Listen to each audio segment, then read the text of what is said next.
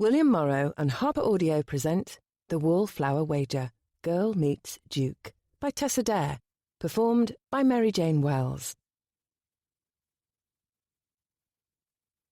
Chapter 1. Over her years of caring for unwanted animals, Lady Penelope Campion had learned a few things. Dogs barked, rabbits hopped, hedgehogs curled up into pincushions. Cats plopped in the middle of the drawing-room carpet and licked themselves in indelicate places. Confused parrots flew out open windows and settled on ledges just out of reach. And Penny leaned over window sashes in her nightdress to rescue them, even if it meant risking her own neck. She couldn't change her nature any more than the lost, lonely, wounded and abandoned creatures filling her house could change theirs. Penny gripped the window casing with one hand and waved a treat with her other. "Come now, sweeting, this way. I've a biscuit for you." Delilah cocked her plumed head and regarded the treat, but she didn't budge. Penny sighed. She had no one to blame but herself, really. She'd forgotten to cover the birdcage completely at sundown, and she'd left a candle burning far too late while she finished a delicious novel. However, she'd never dreamed Delilah could be clever enough to reach between the bars with one talon and unlatch the little door. Once the parrot had escaped her cage, out the window she flew. Penny pursed her lips and whistled. "See, darling, it's a lovely biscuit, isn't it? A ginger snap." "Pretty girl," the parrot chirruped. "Yes, dear.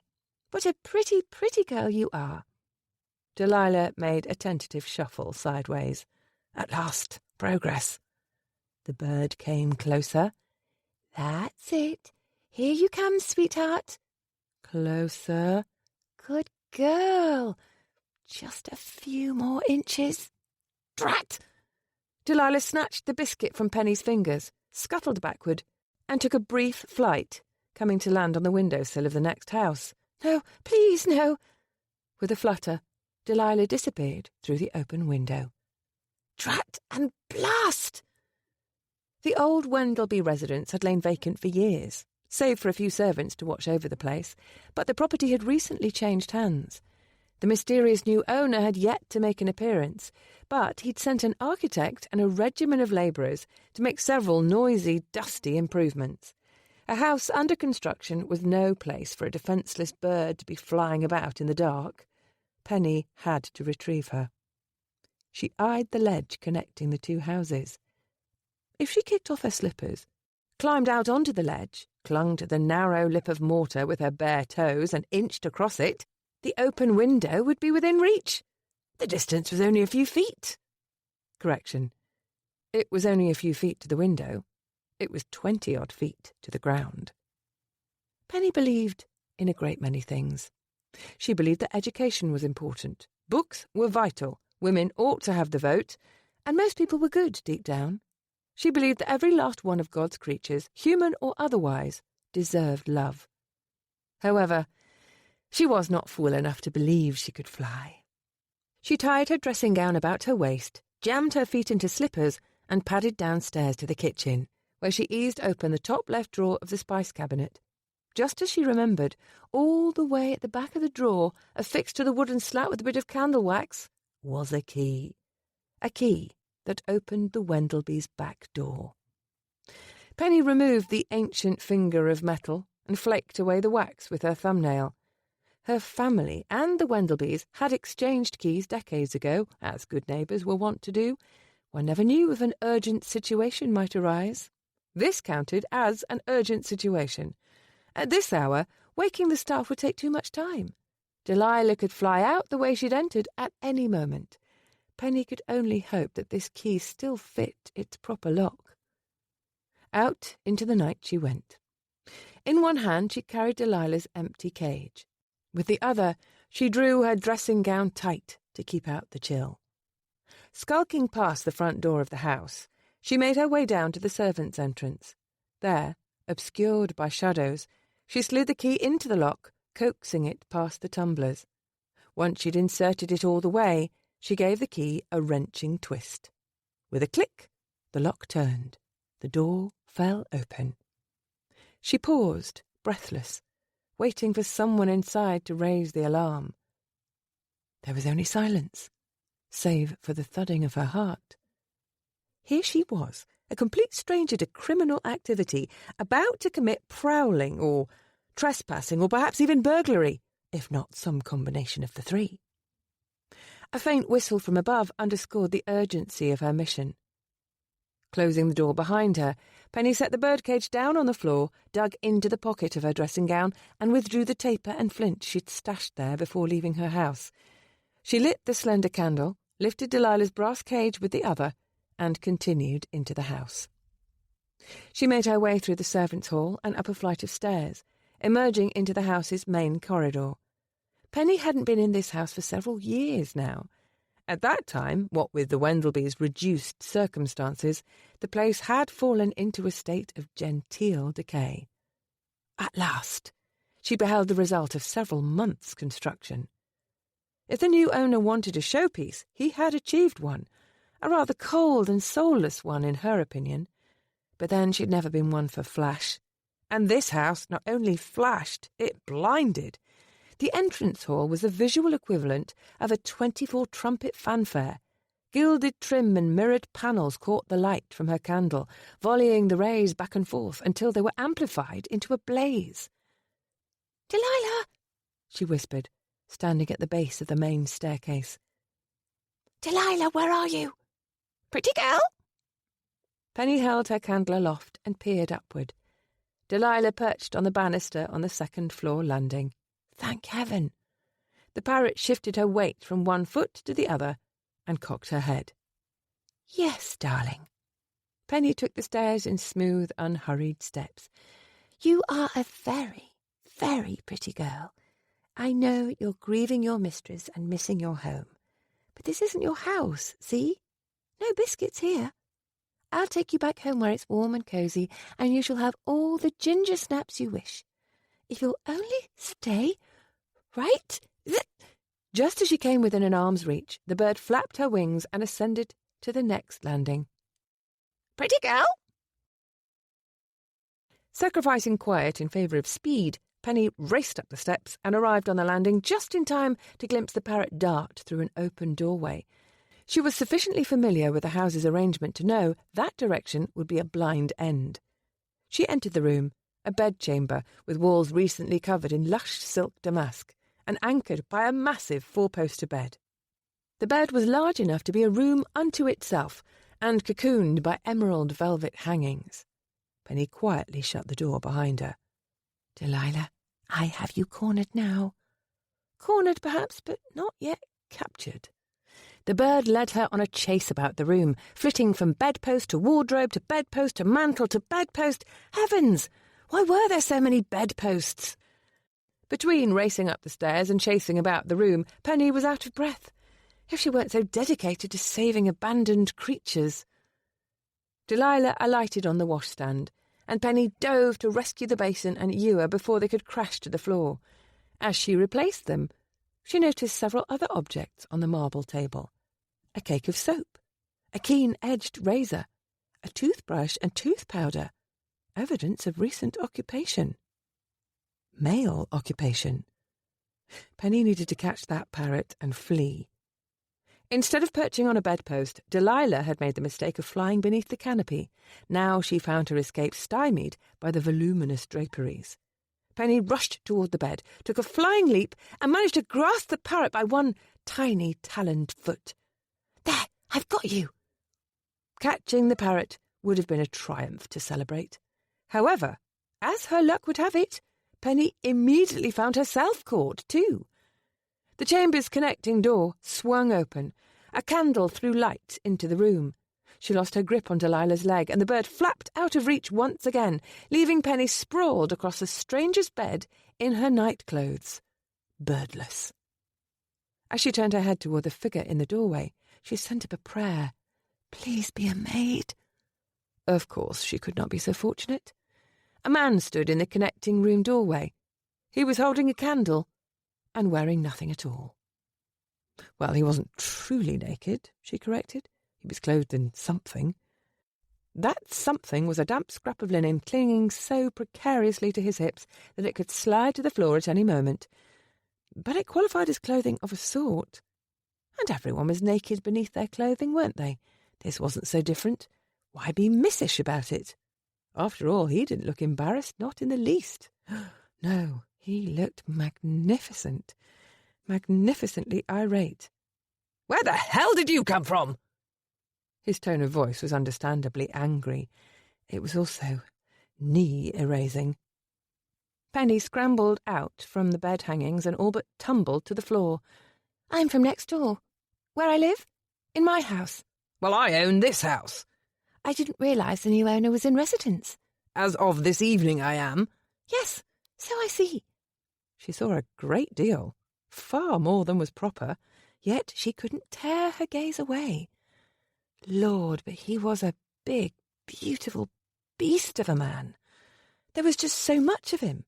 Tall, broad, powerfully muscled, and utterly bare, save for that thin bit of toweling and his thick dark hair. He had a great deal of hair, not only plastered in damp curls on his head, but defining the hard line of his jaw and lightly furring his chest. He had nipples, 2 of them.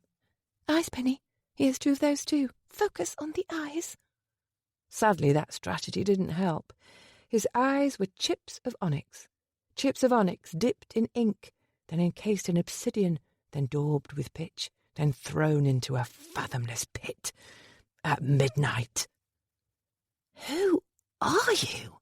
she breathed. "I'm Gabriel Duke." Gabriel Duke. The Gabriel Duke? "Pleased to make your acquaintance," she said out of habit, if only because she could hear her mother tut-tutting all the way from India. "You shouldn't be pleased. No one else is." No, they weren't. The papers had exhausted an ocean of ink on this man, who came from unknown origins and now possessed untold influence. Ruthless, said some. Shameless, said others. Sinfully wealthy, they all agreed. They called him the Duke of Ruin. From somewhere above, Delilah gave a cheeky, almost salacious whistle. The parrot swooped out from beneath the bed hangings and flew all the way across the room, alighting on an unused candle sconce on the opposite wall, placing herself directly behind Penny's new, impressively virile neighbour. "Oh, you traitorous bird!" He flinched and ducked as the parrot swept overhead. "What the devil was that?" "I can explain. I just don't particularly want to."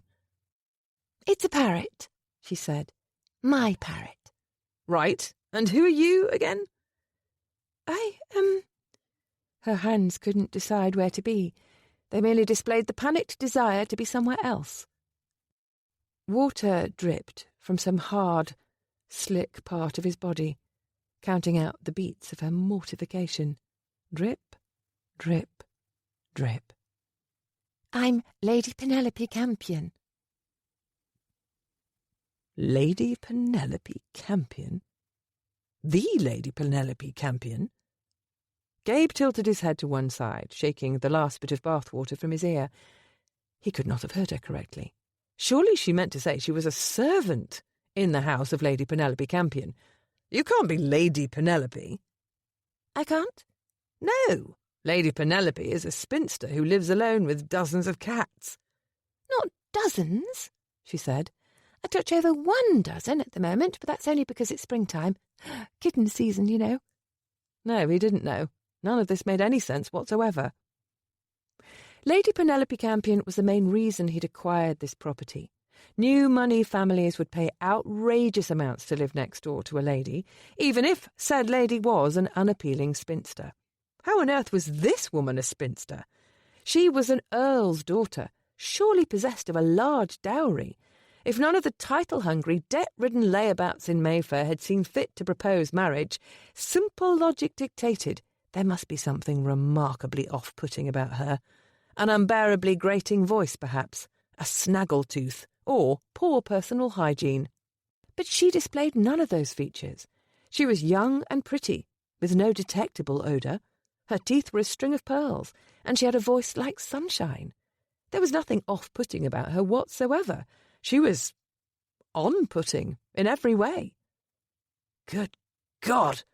He was going to sell this house for a bloody fortune. Assuming the lady wasn't ruined, of course. At her level of society, being ruined didn't take much.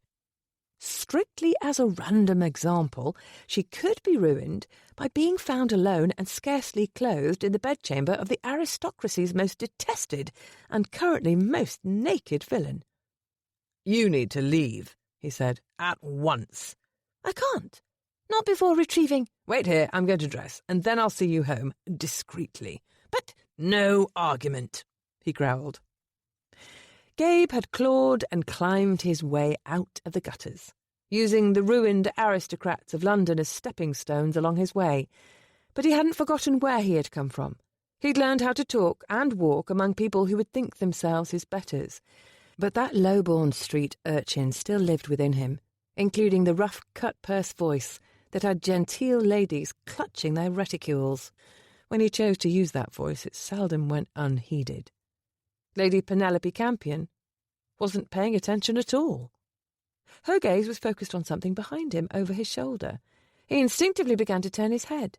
"Stop," she said, with perfect calm. "Don't move." He heard a strange flutter, and in the next moment, it happened. A bird landed on his shoulder. "A parrot," she'd said. The creature's toes prickled along his skin. His muscle twitched with the urge to shrug it off. "No, don't," she said. "I'll come for her." Usually, Gabe would balk at taking orders from a lady or from anyone else. However, this was a decidedly unusual situation. "Pretty girl!" the bird squawked. Gabe set his jaw. "Do you think I haven't noticed that, you cursed pigeon with pretensions?"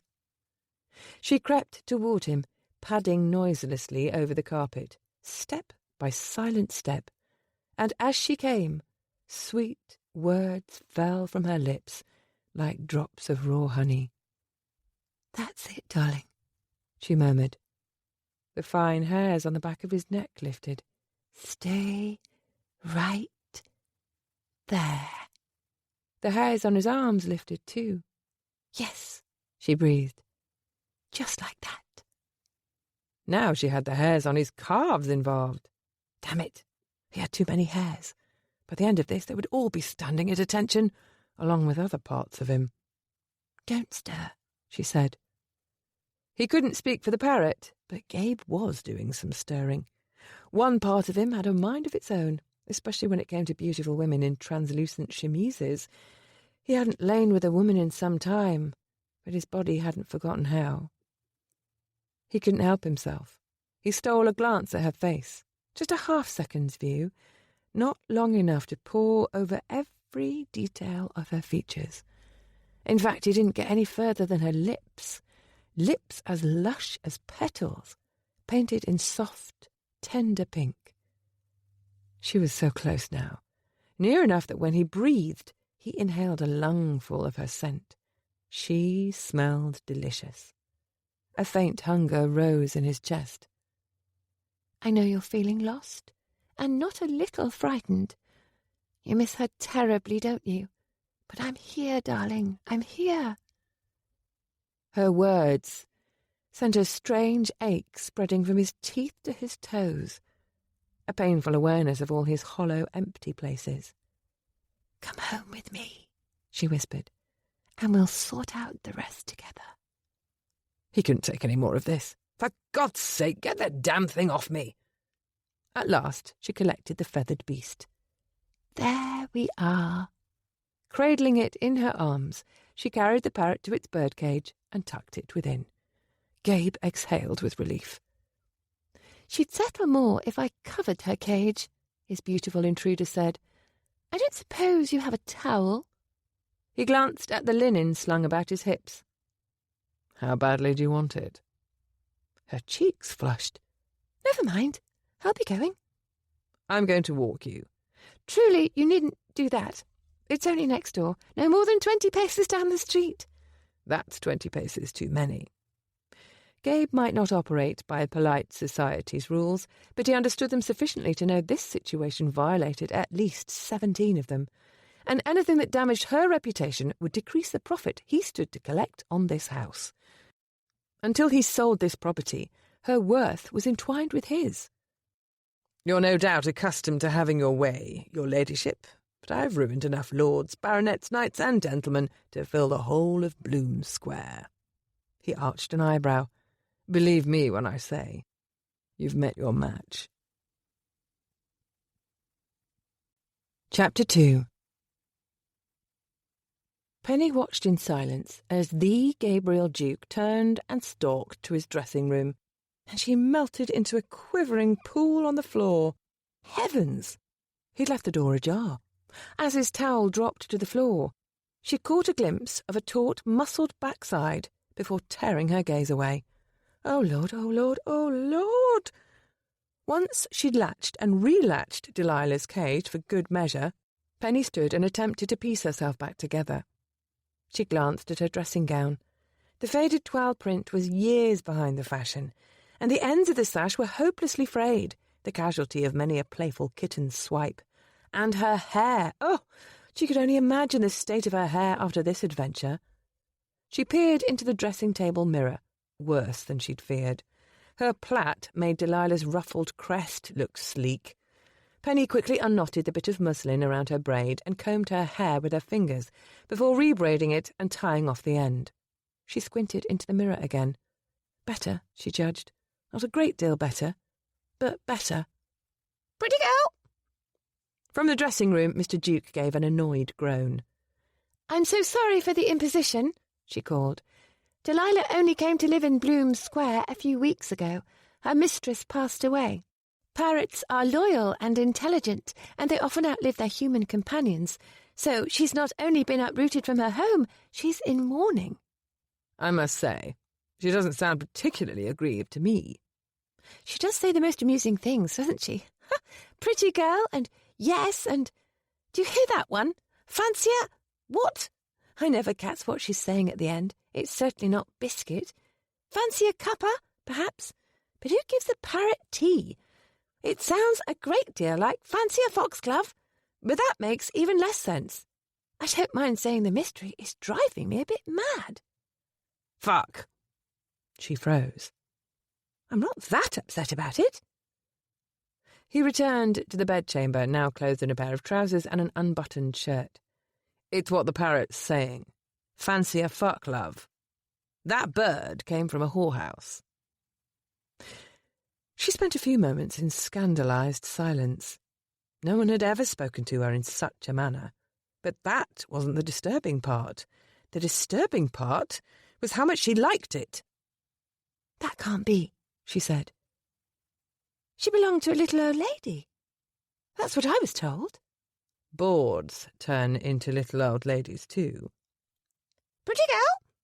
Delilah gave a cheeky whistle. "Fancy a Penny pressed a hand to her mouth. "Oh, no." "Yes, yes, oh, yes." Mr. Duke sat to pull on his boots. "Please tell me I don't need to translate that for you." Penny couldn't think of anything she might say to make this exchange less horrifying. She couldn't have said anything at all. It wasn't that she'd lost her tongue. Her tongue had curled up and died. Boots donned, he strode to the door and held it open for her. Penny gratefully lifted the birdcage and hurried to escape. "I know how fragile a lady's reputation can be," he said. "Just so it's understood, no one can ever know you were here." "Lady Penelope!" Penny jumped in her skin. The housekeeper, Mrs. Burns, stood in the corridor. Her eyes slid to her employer. "Mr. Duke!" Mr. Duke cursed under his breath. If she were the sort to use profanity, Penny would have cursed too. Mrs. Burns had managed the Wendelby house for as long as Penny could remember. When she was a girl, the housekeeper had terrified her. Little had changed in that regard. The woman was even more frightening now, clad in black from head to toe, with her hair parted severely down the centre. The candle she held threw macabre shadows across her face. "Is there some way I can be of service?" she solemnly intoned. "My parrot flew in through the window and I came over to retrieve her," Penny hastily explained. "Mr. Duke was kind enough to help. Mrs. Burns, perhaps you'd be so good as to accompany me home." "That would be prudent." The housekeeper gave her a disapproving look. In the future, my lady, might I suggest you wake a servant to let you in the house?" "Oh, this won't happen again." Penny slid a glance toward Mr. Duke as she moved to leave. "I can promise you that." In fact, Penny had formed a simple plan to cope with this situation. Thank the man for his help, calmly make her retreat, and then never, ever leave her house again. As the owner of properties all over Britain, hotels, townhouses, mines, factories, country estates, Gabe was accustomed to awakening in unfamiliar rooms. 3 things, however, never altered. He always woke with the dawn, he always woke hungry, and he always woke up alone. He had a set of rules when it came to sexual congress. He didn't pay for it, he wouldn't beg for it, and he damned well wasn't going to wed for it. When based in London, he found casual lovers with no difficulty, but lately he'd been moving from place to place so often, he simply couldn't find the time. On this particular morning, he sat up in bed, gave himself a shake, and familiarised himself with his surroundings. Mayfair, Bloom Square. The house that ought to bring a satisfying profit once it was finally ready to be sold. The house next door to her, Lady Penelope Campion, the ageing, frazzled, unsightly spinster who wasn't any of those things, not by a mile. As fortune would have it, Lady Penelope Campion turned out to be a fair-haired, blue-eyed beauty. In his mind's eye, he could still see her sprawled across this bed in her dressing gown, like an all-grown-up Goldilocks, having crept into his house uninvited to test the mattress. Too soft? Too hard? He didn't know her opinion, but Gabe's reaction was the latter. His cock was in its usual morning prime, standing at full mast. He scrubbed his face with one hand and stumbled to the bathroom. He'd been too weary from travel to inspect the new fixtures yesterday, but all looked to be in order this morning. Tiled marble floor and an immense copper tub complete with taps for running water, both hot and cold. Last night he'd settled for a quick, cold dousing. Today he meant to have a hot bath. He settled into the tub and turned the tap marked with an H. The tap shivered, but refused to give up any water. Gabe gave it a gentle shake, then a firm slap. Nothing. In all his life he'd never backed down from a fight, but this had to be his most inane confrontation yet. Fisticuffs with a water tap. He banged on the pipe, and it finally gave way with a rattle and groan. A blast of cold water sprayed him in the face. Needles of ice speared him in the eyes, the mouth, bloody hell, even up his nose. Round 1 to the water tap. Blocking the spray with one hand, he closed the H-tap with the other. Annoyed, he reached for the one marked with a C. A cold bath did have its benefits. After a few minutes of scrubbing in the bollocks shrinking bath water, he'd rinsed his mind of his neighbour's soft, pink lips. Mostly. The remainder of his morning toilette was simple. He brushed his teeth, shaved, combed back his stubborn shock of hair, and dressed. Before leaving the room, he reached for the dull silver coin on the dressing table, a single shilling rubbed smooth, and tucked it in the pocket of his waistcoat. Over the years, a shilling had become his talisman, a reminder of where he'd come from and how far he'd climbed. Gabe never went anywhere without one. He opened the door and bellowed, "Hammond!" His architect appeared a minute later, huffing from the climb up the stairs. "Good morning, Mr. Duke." "It might be a good morning if the hot water taps I paid hundreds to install were functioning." He shook his head. "This house should have been complete months ago." "I know that was your hope, sir." "It was my expectation," Gabe corrected. "I spent 3 years wrangling in Chancery to gain possession of the place. I'm spending thousands to bring it up to modern standards, but I can't turn a profit until I sell it. As I indicated in my correspondence, Mr. Duke, there have been a few obstacles."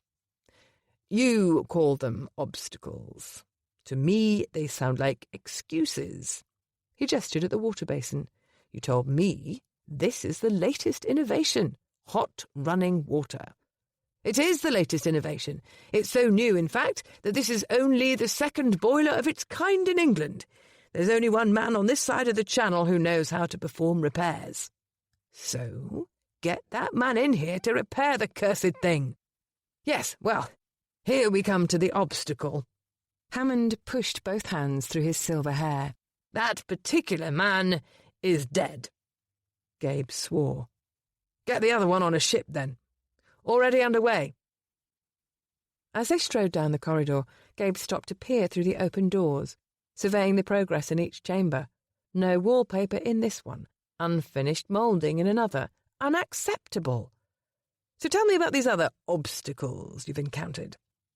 Hammond stared down the staircase and lowered his voice, speaking through unmoving lips. "I'm looking at one of them now." Gabe peered in the same direction. "The housekeeper?" "Oh, good," he muttered. "You see her too." "Should I not?" "I don't know. I'm not certain she's human. Sometimes I think she's a ghost who's been haunting the place for centuries." Gabe gave his architect a worried look. Maybe Hammond needed a holiday. The man was getting on in years. He assessed the housekeeper in the light of day. The woman carried herself with a strict demeanour, and her appearance might as well have been sketched in charcoal, from her severely parted black hair, down her black-buttoned frock, all the way to her polished black shoes. "She looks like the typical housekeeper, if you ask me." "There is nothing typical about that woman," Hammond said. "You'll see. I swear she moves through walls, materialises out of thin air. You'll be walking down a perfectly empty corridor. Suddenly, there she is, right in front of you." Gabe had to admit, she'd certainly appeared out of nowhere last night. "I'm an architect. If there were secret corridors in this house, I'd know, and there aren't. I'm telling you, she's some kind of spirit.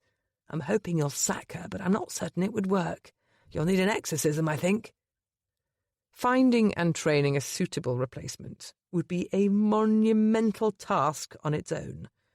Gabe knew the value of a competent employee.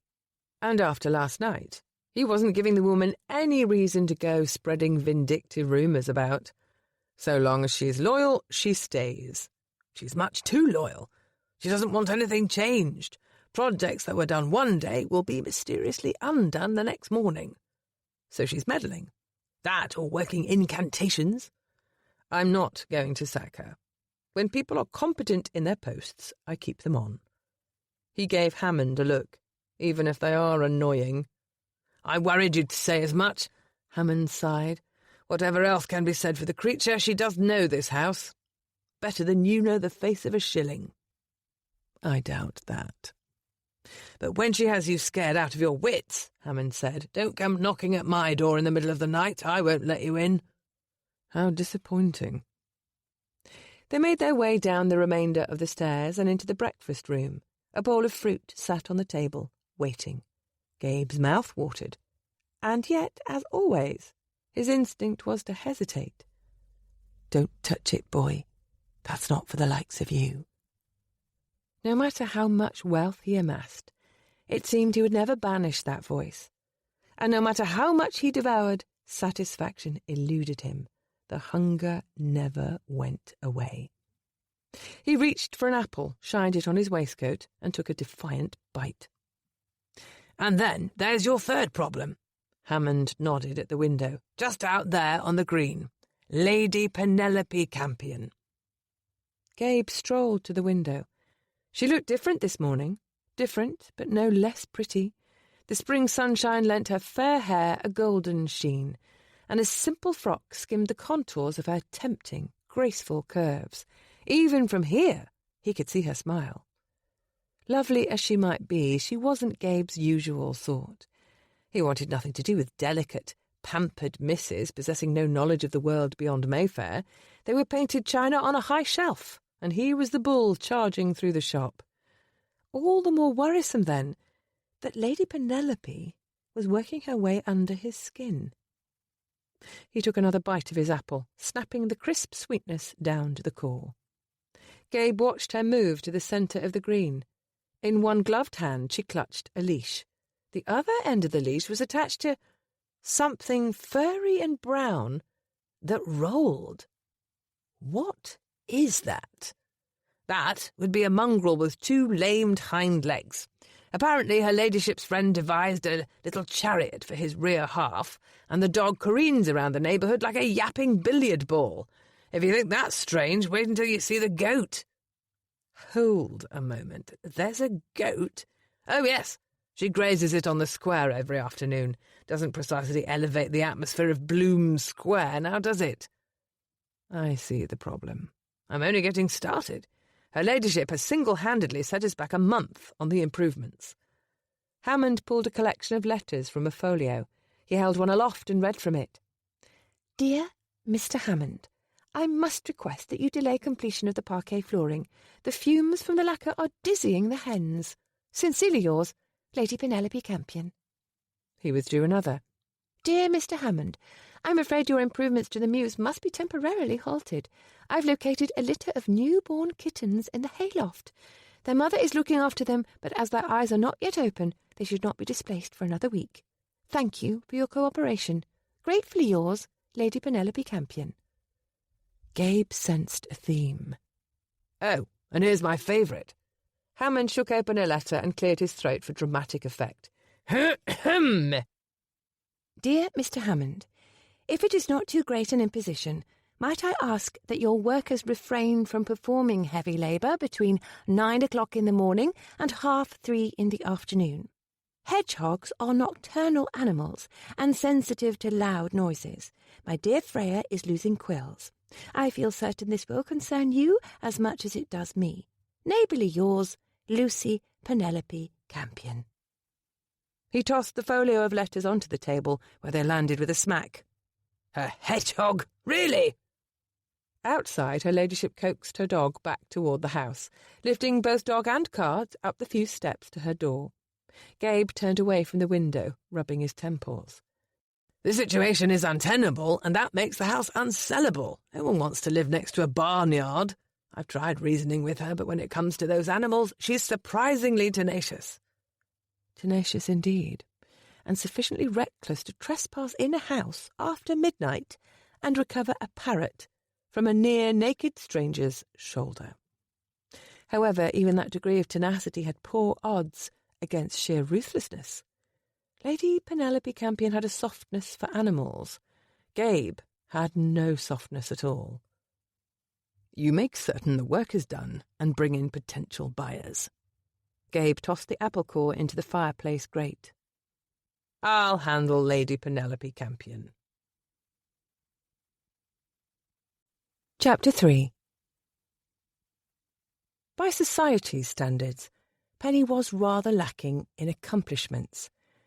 As the daughter of an earl, she'd been given the best possible education. Governesses fluent in 3 languages, a full 2 years at finishing school, then private tutors in art, music, dancing. None of it seemed to take. She'd never found an instrument willing to give up a tune for her, no matter how she strummed, plucked, or begged it. She'd attained only marginal competence in sketching, and dancing, impossible. Penny did, however, emerge from adolescence with unparalleled accomplishment in one pursuit: caring. Nothing pleased her more than looking after those around her, feeding them, warming them, protecting them, giving them a home. She doled out affection from an endless supply. The only problem was, she was running out of people to claim it. She had her family, of course. But first her parents had gone to India as diplomats. Her eldest brother Bradford lived in Cumberland with his wife and managed the family estate. Timothy, the middle child of their threesome, had joined the Royal Navy. Still, she had the most wonderful friends. Never mind that the finishing school girls had scorned her, Penny welcomed the misfits of Bloom Square, Emma, Alexandra, Nicola. Together they made the rounds of the bookshops, walked in the park, and gathered at her house for tea every Thursday. Or at least they had done so, until her friends began to start families of their own. First, Emma's marriage to the Duke of Ashbury had transformed from a convenient arrangement into passionate devotion. Next, Alex had bewitched London's most infamous rake and became Mrs. Chase Raynaud. As for brilliant, inventive Nicola, Penny scanned the note she'd just received, peering hard to make out the breathless scrawl of ink. Can't today. Biscuits burned. Breakthrough near. Next Thursday. Love, N. Penny laid aside the charred scrap of paper and regarded the tray of sandwiches on the tea table, all trimmed of their crusts and ready for a gathering that wouldn't take place. Fortunately, in this house, food seldom went to waste. Taking a sandwich, she crouched near to the floor and whistled. Bixby scampered down the corridor, his 2 front paws clicking over the floorboards, and his lamed hind legs following right behind, rolling along in an ingenious chariot of Nicola's design. After several excited sniffs, the dog gave the crustless triangle a cautious lick. "Go on," she urged. "It's a new recipe. You'll like it." Just as Bixby sank his dart-point teeth into the sandwich, the doorbell rang. Penny rushed to answer it. At the last moment, she hesitated with her hand on the door latch. Could it be him? It wouldn't be him, she told herself. But what if it was? Sensing her unease, Bixby whined and nosed at her ankles. Taking a deep breath to calm her nerves, Penny opened the door.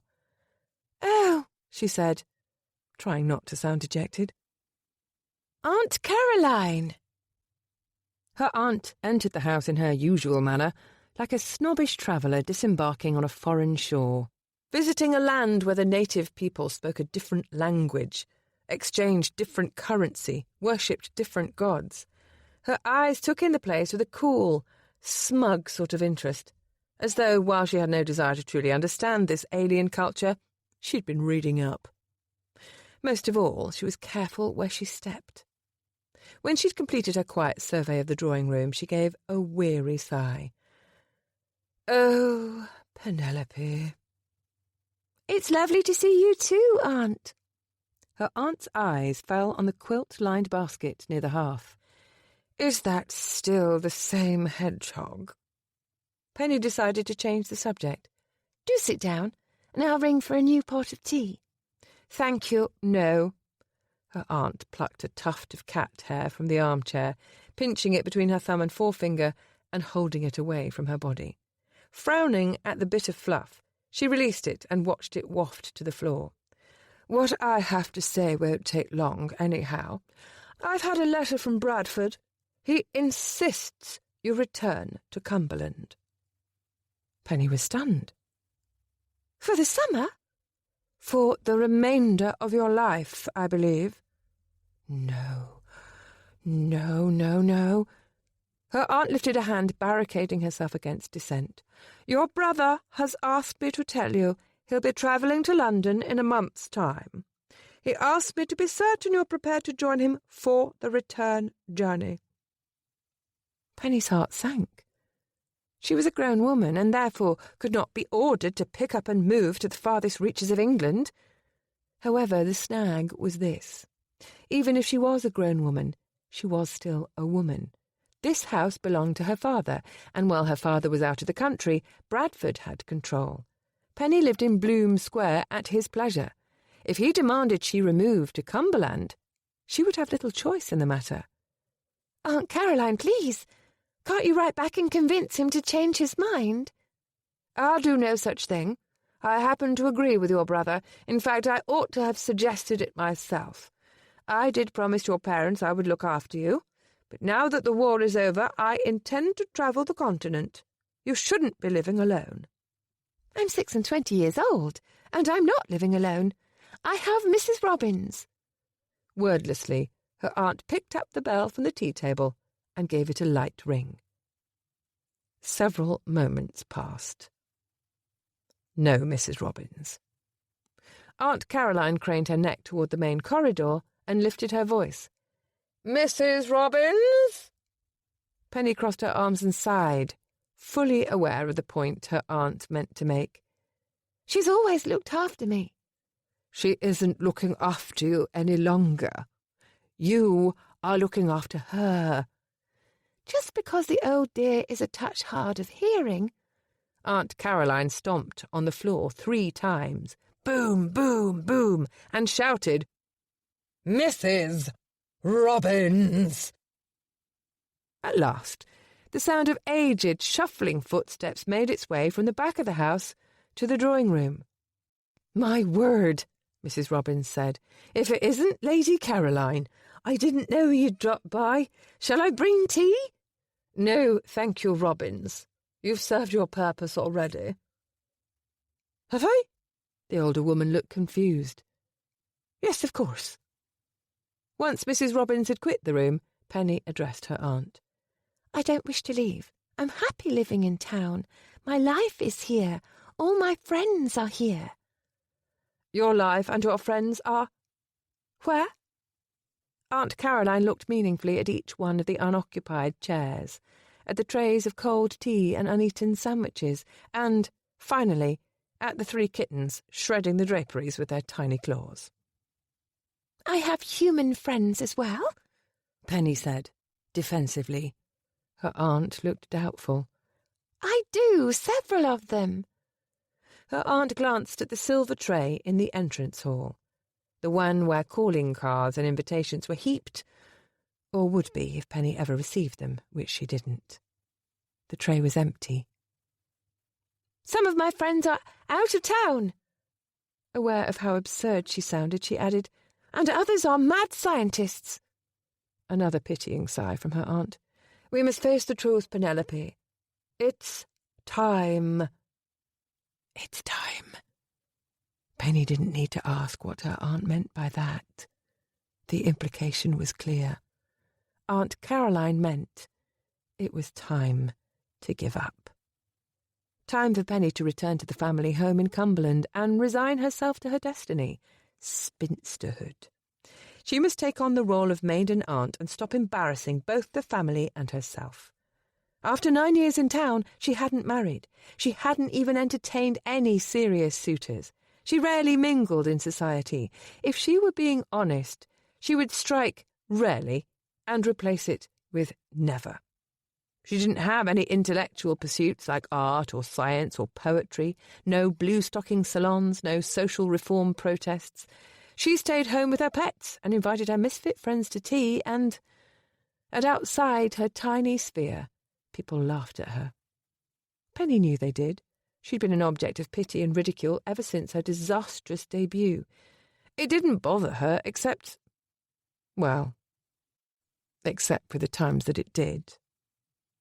As a person who wanted to like everyone, it hurt to know that not everyone liked her in return. Society had long given up on her, now her family as well. But Penny was not giving up on herself. When her aunt moved to leave, she grasped her by the arm. "Wait, is there nothing I can do to change your mind? If you advocated on my behalf, I know Bradford would reconsider." Her aunt was silent. "Aunt Caroline, please, I beg you." Penny could not return to Cumberland, back to the house where she'd passed the darkest hours of her life, the house where she'd learned to bottle shame and store it in a dark place, out of view. "You know how to keep a secret, don't you?" Her aunt pursed her lips. "Very well. To begin, you might order a new wardrobe. Fur and feathers are all well and good, but only when they are worn on purpose and in a fashionable way." "I can order a new wardrobe." It wouldn't include fur and feather adornments, but Penny could promise it would be new. "And once you have a new wardrobe, you must use it. The opera, a dinner party, a ball would be preferable, but we both know that's too much to ask." Ouch! Penny would never live down that humiliating scene.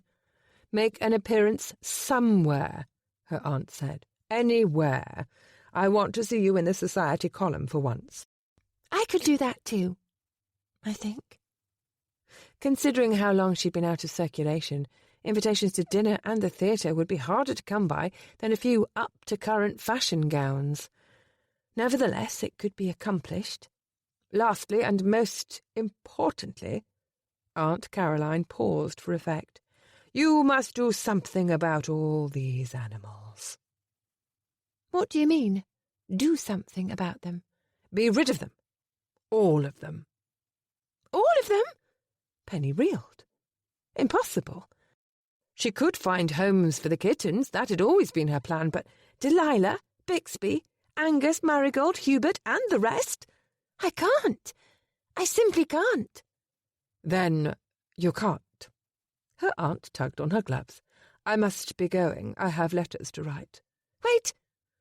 Surely there was a way to convince her aunt that didn't involve abandoning her pets.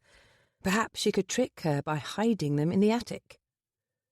"I hope you're not thinking you can hide them in the attic," her aunt said dryly. "I'll know." Drat. Aunt Caroline, I'll try my best. I just need a little time. "According to your brother, you have a month, perhaps less. You know as well as I it takes the mail the better part of a week to arrive from Cumberland." "That leaves only 3 weeks. But that's nothing." "It's what you have." Penny immediately began to pray very hard for rain. Come to think of it, considering the amount of rain England typically saw in springtime, she probably ought to pray for something more. Torrential, bridge flooding, road rutting downpours, a biblical deluge, a plague of frogs. If, by your brother's arrival, I am convinced there's something keeping you in London other than an abundance of animal hair, then, and only then, I might be persuaded to intervene." "Very well," Penny said. "You have a bargain." "A bargain? This isn't a bargain, my girl. I've made you no guarantees. And I'm not convinced you're up to the challenge at all. If anything, we have a wager, and you're facing very long odds." Long odds indeed. After her aunt had gone, Penny closed the door and slumped against it. 3 weeks! 3 weeks to save the creatures depending on her. 3 weeks to save herself. Penny had no idea how she would accomplish it, but this was a wager she had to win. Chapter 4. After that miserable encounter with her aunt, Penny could not have dreamed her day could grow any worse. But here worse came, in the form of Mr. Gabriel Duke, walking across the green directly toward her, right in the middle of Marigold's daily constitutional. The Duke of Ruin, they said. Penny didn't know if the man lived up to his scandal sheet moniker, but he certainly was the Duke of ruining her afternoon. "Lady Penelope." He inclined his head in the grudging suggestion of a bow. Penny needed a few moments before she could look him in the eye. She took in his appearance from the ground up. His fine attire said, "Gentleman." The remainder of his appearance subtracted gentle and simply said, "man." Though he must have shaved between last night and this afternoon, stubbly whiskers ranged up his throat and over his sharply cut jaw. "Well?" Drat! He must have asked her a question, and she'd been wandering so deep in the dark forest of his whiskers she hadn't heard it. She resolved to ignore his effect on her. Her resolution lasted approximately 9 seconds. When he spoke again, his voice was deliciously deep and intimate. "We need to have a chat." She cringed. She'd been afraid he would say that. "Can't we agree to forget last night ever happened?" "I'm afraid it was rather unforgettable." With that she could not argue. "I'm sorry about the parrot, and the trespassing, and the breaking and entering." "I'm not here to talk about the parrot. Right now, my concern is the goat." "Why would you care about Marigold?" "Let me begin with this. I'm different from most men of your acquaintance." She nearly laughed aloud. What an understatement. Penny wasn't unused to men, but there was a difference between a friendly acquaintance and a close-range confrontation with sheer masculine physicality. It felt like someone had taken a mallet to a gong of femininity hidden deep in her belly, and now the vibrations travelled through her bones, summoning an ancient primal force. Penny could think of only one name for it: lust. It made no sense. She'd always been a romantic. She cheered on her friends' unlikely matches. She believed in destiny, soulmates, love at first sight. Penny didn't want any of those things from Gabriel Duke. She wanted to tear off his clothes and look at him, all of him, the way she had last night. It had been too dark in the room, and she hadn't found the courage to stare. When would she see a man so very big, wearing so very little, again? Never. That was when. The thought made her irritable and sulky. Good Lord, Penny. He's a person. not merely a collection of muscles with an intriguing distribution of hair. Unlike most gentlemen, I did not inherit a fortune, he continued. I built one. I did that by acquiring things that are undervalued and then selling them for more than I paid, hence a profit. Do you follow me? If you're asking whether I comprehend basic mathematics, then yes, I follow you. Good. He looked in the direction of the house that so inconveniently abutted hers. When the Wendelbys could not pay their debts, I acquired their property. Now I mean to sell it at a profit. And therefore you've undertaken several months of improvements. The improvements to the house will add to its value, but the property's main selling point is right here. You mean the square? I mean you. His words took her by surprise. Me? Yes, you. Do you have any idea how much a social climbing family would pay to take up residence next door to a lady? No. Well, I do, and it's an outrageous figure. They envision themselves rubbing elbows with the elite, climbing the rungs of society, living in elegance and luxury. If they gaze out the drawing-room window and see their aristocratic neighbour playing goat-herdess on the green like some absurd imitation of Marie Antoinette, it ruins the effect. People run their dogs on the green all the time. Dogs are pets. Marigold is a pet too, and she needs to browse. She can't subsist on alfalfa alone. She's prone to bloating. Bloating, he echoed, incredulous. She has sensitive digestion. That doesn't look like bloating to me. He tilted his head and regarded Marigold's swollen underbelly. That looks like breeding. Penny stepped back, offended. She is not breeding. It's impossible. There are no bucks for miles. You're certain of that? Yes, I'm certain. No one keeps goats in the middle of Mayfair. She bit her tongue before she made his argument for him. I'm telling you, it's impossible. If she's not in the mews or the back garden, I keep her on a short lead. His eyebrow quirked with derision. Spoken like the guardian of many a ruined young female in this neighbourhood, I'd wager. I beg your pardon. Marigold is not that kind of goat. Whatever you say. I don't care about the creature's virtue. I just want her removed from the square. I told you she needs to browse. Her diet requires shrubs and fresh grasses. Hay and corn are well enough for Angus, but... Hold a moment. Angus? Angus is a Highland steer. I rescued him when he was a calf, but he's 3 years old now, grown and healthy as anything. He blinked at her. You have a fully grown bull? A steer? Living in your back garden? Don't be silly. Angus lives in the mews. The otter is in the back garden. An otter? He grumbled something that sounded like holy, immaculate mother of goats. This is ridiculous. Mr. Duke, the variety of pets I keep may be unusual, but an attachment to animals isn't. Have you never had a pet of your own? No. Don't you like animals? Certainly I like animals.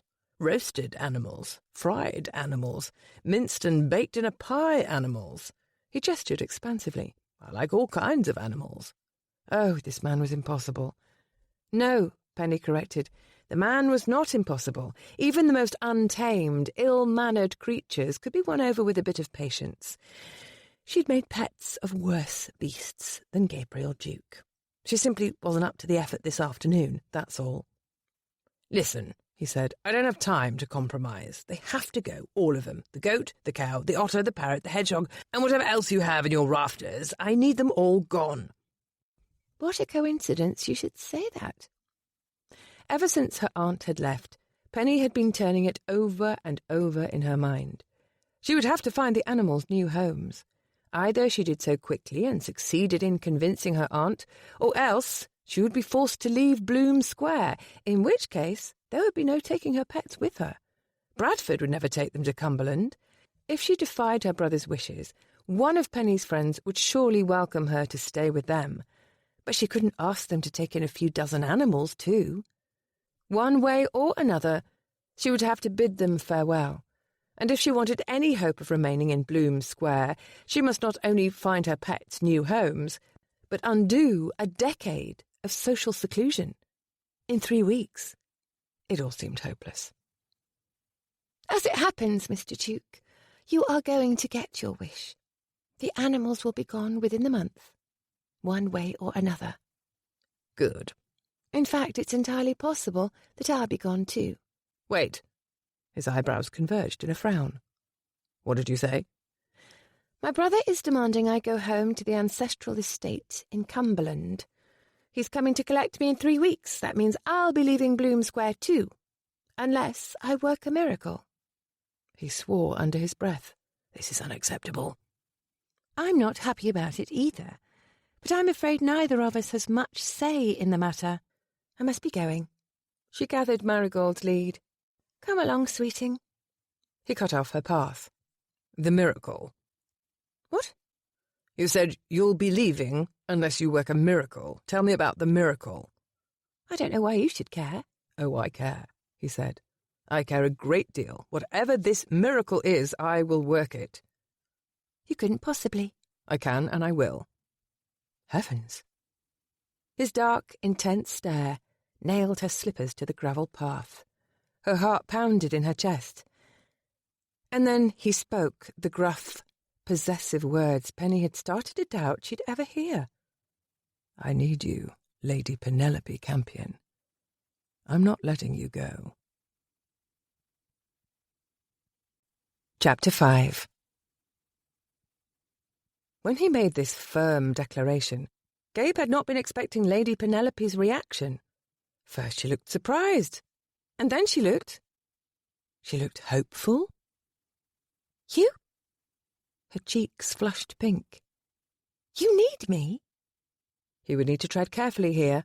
She was sheltered, naive, and she did not want to be a spinster. So much was clear from simply staring into her china blue eyes. She'd been saving that soft, blushing sweetness for years, waiting to lavish it on the right man. Gabe was not, and never would be, the right man. Not for her, not for anyone. If her ladyship had formed any notions otherwise, she was a fool. I need you, he clarified, to continue residing in Bloom Square if I'm to sell the house at a handsome profit, which I fully intend to do. She blinked several times in succession. Yes, of course, I knew that. It's kind of you to offer your help, that's all. Kind? What an innocent she was. If she could glimpse the ugliness in his past, the ruthless hunger that consumed his mind, the blackness of his heart, she would learn the enormity of her mistake. But he'd never allow anyone near the yawning, empty pit of his soul. Posted warnings were the best he could offer. For her own sake, she had better heed them. Listen to me, he said sternly. My motives are never kind. Neither are they generous or charitable or good. They're money-driven and entirely selfish. You do well to remember that. So would he. So, he said, what are the terms of this miracle you've mentioned? My aunt has promised she'll try to change my brother's mind about taking me home to the country, but only if I meet her conditions. And those would be? A new fashionable wardrobe, to begin. Well, that's not even a challenge. Certainly nothing approaching a miracle. It's the easy part, yes. My dear friend Emma was a seamstress before she married. I know she'd help. She took a deep breath. But there's more. I also had to begin moving in society again. He shook his head. Do we have different definitions of the word miracle? Because that doesn't sound difficult either. You don't understand. I haven't socialised within the tongue in almost a decade. By now they've forgotten I even exist. Yet somehow I'm meant to make my grand re-entrance. She wants to see me in the society column. Gabe was forced to admit that sounded a touch more complicated than the first condition, and it certainly wasn't something well suited to his own talents. He wouldn't be caught dead at a ball, and despite his many mentions in the papers, none was in the society column. Nevertheless, the task was well within the realm of possibility. There were several lords and gentlemen in his debt he could press for invitations, if it came to that. You mentioned a third thing your aunt's demanding. The same thing you're demanding. Be rid of the animals. She gave the goat a fond scratch behind the ear. "It will break my heart, but I have no choice. I must find them new homes." "Done." "Done?" He shrugged. "As good as done, anyway. I'll find them homes, all of them." "Just like that?" "Just like that. It'll take a week at the most." "I don't think you understand," she said. "My pets came to me wounded, abandoned, untamed. They're the animals no one else wanted. It won't be an easy task finding them safe, loving homes, with people who'll treat them as part of the family." Part of the family? She lived in a fantasy land. Even if such safe, loving homes existed in the real world, Gabe wouldn't know how to recognise them. Fortunately, he wasn't above a falsehood or two. "Not to worry. Leave it to me. I'll find them excellent homes." She scanned him with narrow, doubting eyes. "Forgive me, Mr. Duke, but I'm not at all convinced you're qualified to take on this sort of—" Her all-too-perceptive statement was interrupted by a flurry of barking. This would not have been remarkable had said barking not been emanating from a pavement in front of her house. She turned toward the noise. "Oh no, not again?"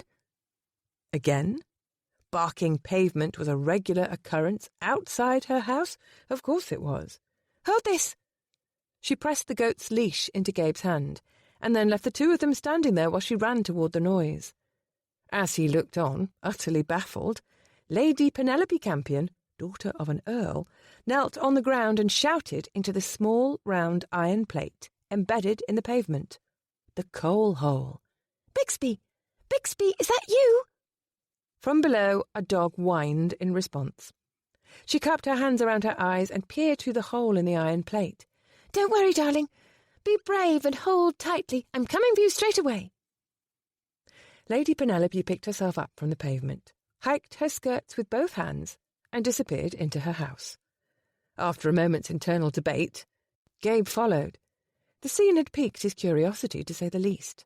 Not to mention, his alternative seemed to be milling about the square tending the goat. The hell he would. "Come along, you," he grumbled. He pulled the goat up the stairs and through the door Lady Penelope had just bashed open. As he entered, the infernal parrot squawked at him from an adjacent room. "Yes, yes, yes!" Gabe closed the front door behind him and loosed the goat to make a meal of something unfortunate. Hopefully the bird. "I'm coming, Bixby," Lady Penelope called in the distance. Gabe followed the sound down the corridor and then down a flight of stairs. He emerged into the kitchen. There were no servants to be seen, and a kettle looked to be boiling dry on the hob. A jumble of felines curled by the fireplace. "I'm here, Bixby. Just hold on a little longer." A heavy door at one end of the kitchen stood ajar. Gabe crossed to it and nudged it open further. Nothing but darkness. A darkness that scurried. After blinking a few times, he could discern that this was the coal store, and it sat directly beneath the iron plate she'd been shouting through a few moments ago. A small mountain of coal rose at a steep angle, leading from the ground to the coal chute at the top. And there, somewhere in the darkness at the top of the heap, was Bixby, presumably. The dog emitted a feeble whine. "Nearly there." Lady Penelope attempted to scale the mountain, scrambling up the heap on hands and knees, pushing aside loose chunks of coal as she went. Gabe shook his arms free of his coat and flung it aside. "What the devil has he done?" "He's stuck. It's happened before. He finds a rat, and then he chases it into the store and up the chute, and then his cart gets stuck on the coal hole hook and—" Yes, this cart. So this was the rolling dog. "His back legs are lamed and—" She scrambled higher, dislodging yet more coal. "There's no time to explain. I have to unhook him, or he could slip and hang himself." Gabe yanked open his cuffs and pushed his sleeves to his elbows. "I'll do it." "I'm almost—" She lost her footing and slid back to the ground, losing all her progress. He reached for a shovel propped against the wall. "Stand aside." At last she relented, backing away from the mountain of coal. Gabe climbed as far as the ceiling would allow and dug into the coal, lifting a shovelful of sooty lumps from the top and heaving them to the cellar floor. Once he found a rhythm, he made quick work of it, jabbing the spade into the coal heap again and again, employing not only the force of his arms, but his back and legs as well. His muscles retained the memory of what he'd tried to forget. Shoveling coal was nothing he hadn't done before, just something he'd sworn to never do again. While Gabe worked, she called out encouragement from below. Not to him, of course, to the dog. "Just a bit longer, Bixby." The dog's whines grew mournful. Gabe could nearly reach him now. He tossed the shovel aside and cleared more coal from beneath the chute. When he created enough space, he flattened himself on his belly and wriggled over the coal, using his elbows to drag himself forward until he'd reached the spot beneath the chute. There he was, the little mongrel, scarcely bigger than a rat himself. He was caught on the iron hook of the coal hole plate, hung up by a bit of leather strap, and struggling against the dead weight of his stumpy hind legs and cart. "Easy there, easy." Gabe stretched his hand up the chute, twisting for the best angle. Couldn't quite reach. Even if he could, he had no idea what he was reaching for. How did this cart fit together? Was there a buckle or button he'd need to undo in order to free the dog? If so, it was hopeless. He didn't have enough light or space to complete any manoeuvre requiring dexterity. "Very well, dog, you'll have to do your part." Gabe turned onto his side and reached up into the chute again, this time fumbling blind. When his fingertips brushed against fur, he lifted the dog's weight in his palm and pushed upward, straining his shoulder nearly out of its socket, hoping he'd give Bixby enough slack to wriggle free. "Come on, you little bastard," he said through gritted teeth. "I've destroyed a full suit of clothing on your account, and I'm not handing your mistress a dead dog at the end of it." Thank God, it worked. Gabe knew the moment Bixby was free, because the dog slid down the chute and landed on his face. With a scrabble of sharp little claws, he fled to his mistress. By the time Gabe disengaged the abandoned cart from the hook and made his way down, he found her seated on the kitchen floor, cooing over the soot-covered dog in her arms. "Bixby!" The pup licked at her neck and face. "You are a naughty, naughty, naughty boy, and I love you so very much." Gabe cleared his throat. "Cart's broken." "My friend Nicola will mend it." He set the mangled contraption to the side and shut the door to the coal store. The moment he turned around, Lady Penelope flung herself at him and wrapped her arms around his shoulders. "Thank you." Gabe winced, pulling free of her embrace. "You've hurt your shoulder." "It's nothing." "It's not out of joint, I hope?" She prodded his shoulder, undeterred by his grimace. "When we were children, my brother Timothy dislocated his shoulder when he fell out of a tree. Even after it healed, he could pop it in and out of joint whenever he pleased. He used to do it just to make me scream." "It's not out of joint. Let it alone." Ignoring his protests, she pushed him toward a kitchen stool and made him sit. After unknotting his cravat with bossy motions, she circled to stand behind him and slid her hand inside the collar of his shirt. "Holy God." "You've a cramp in your muscle." She stroked her fingertips along his shoulder until she found the source of his pain. He sucked a breath through his teeth. "Oh dear, that does hurt, doesn't it?" Yes, it bloody well hurt." He flinched from her touch. She shushed him. "Be still. It won't release until you've calmed." "Your ladyship, you are anything but calming." "You're not particularly cuddly yourself," she said. "Luckily, I have some experience soothing prickly beasts." She pressed her fingers against the knot of muscle, kneading gently. "That's it," she whispered. "Just breathe." Her fingers weaved through his hair, stroking it back from his brow.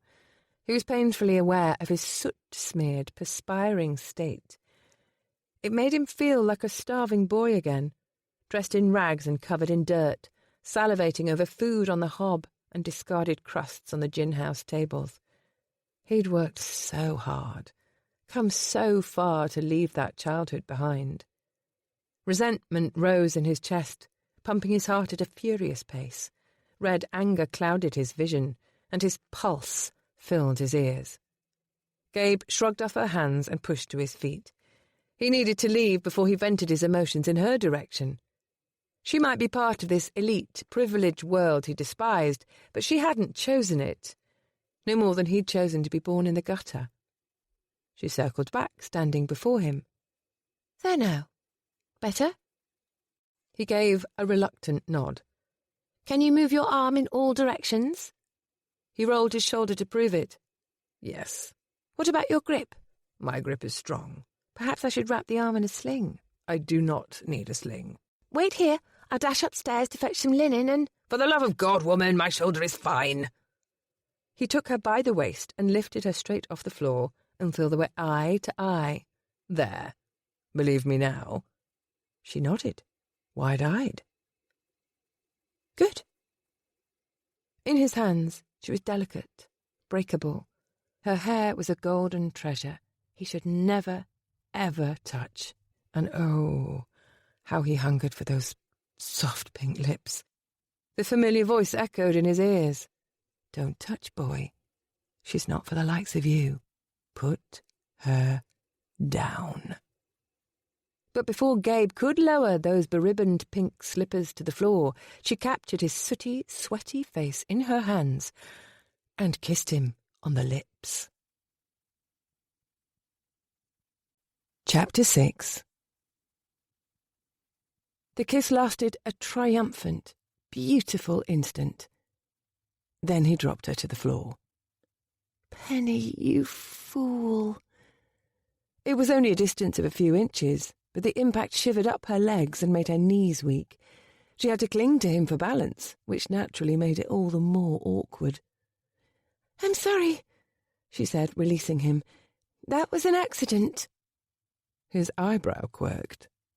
I mean, it wasn't an accident. People accidentally bump heads, don't they, or knees? No one bumps lips on accident. I did it purposely. She could hear herself blathering, but she couldn't seem to stop. I was grateful for your help with Bixby and more than a little overwhelmed by that display of brute strength, all that flexing. He stared hard at her mouth, likely in disbelief at the nonsensical words streaming out of it. She bit her lip. Would you believe me if I said I was dizzy from the altitude? No.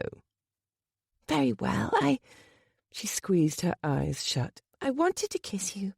I can't explain why. I have no excuses. At any rate, don't worry. It was clearly a mistake, and I promise it won't happen again.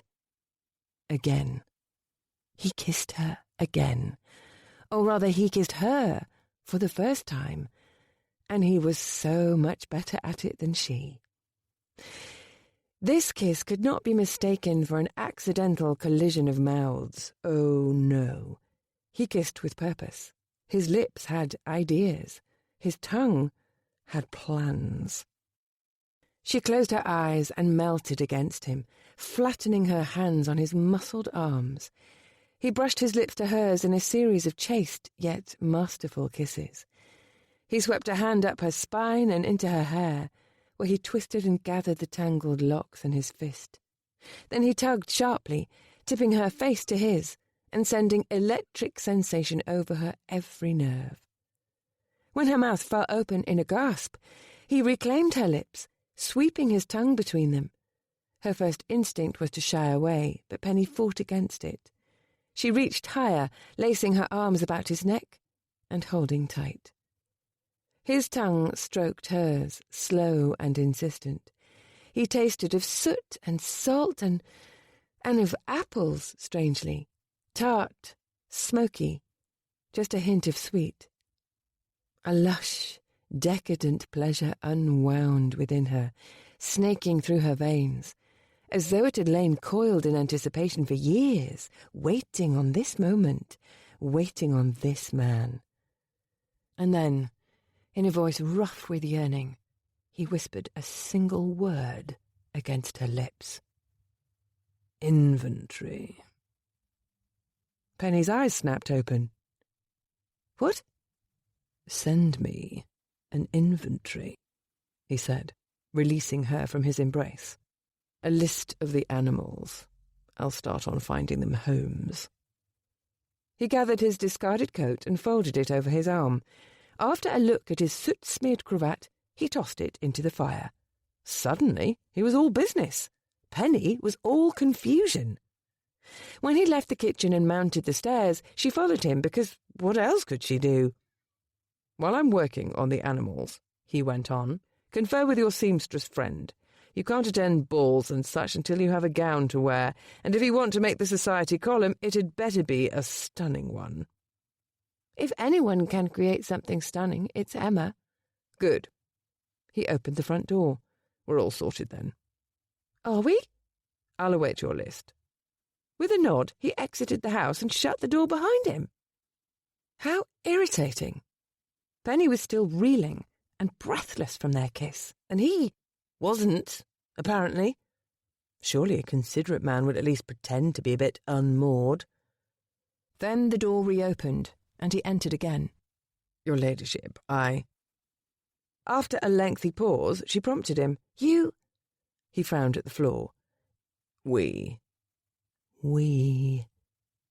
He said this as though it were a complete sentence. But even after several moments of contemplation, Penny could not make sense of it. With an annoyed shake of his head, he wrenched open the door for the third time, stormed through it, and slammed it behind him with such decisive force that the portraits rattled on the wall. Penny smiled to herself. With that, she could be satisfied. Tap, tap, tap. The next day, Gabe found himself sitting in his office. In fact, he'd been sitting there for hours now, not reviewing any of the many papers, contracts, or ledgers awaiting his attention, but merely staring into space and tapping a shilling against the desk. Tap, tap, tap. She'd meant to kiss him. She'd wanted to kiss him. She'd said as much, explicitly. And she'd seemed perfectly content to be kissed in return. More than content. He hadn't taken advantage of her. He'd just been colossally stupid. With a creaking groan, he allowed his head to slowly fall forward until his brow met the desk blotter, and then he stayed there, trying not to recall the sweet freshness of her kiss, or the hot joy that had blazed through him when her breasts met his chest. Colossally stupid. "Mr. Duke, you'll never guess what." Gabe lifted his head. Hammond fidgeted in the doorway. "I'd something to show you, but perhaps this isn't a good time." No. Gabe launched to his feet. "It's a good time." It was, in fact, the best possible time. He'd never been so happy to be interrupted. Hammond led him to the upstairs bath, where he gestured expansively toward the tub. "Behold, the latest in modern conveniences, hot running water." "You're certain this time?" "The tradesman repaired the boiler yesterday. I tested it just this morning, piping hot." As his architect turned the tap, Gabe crossed his arms and kept a safe distance. He'd let Hammond take the chances today.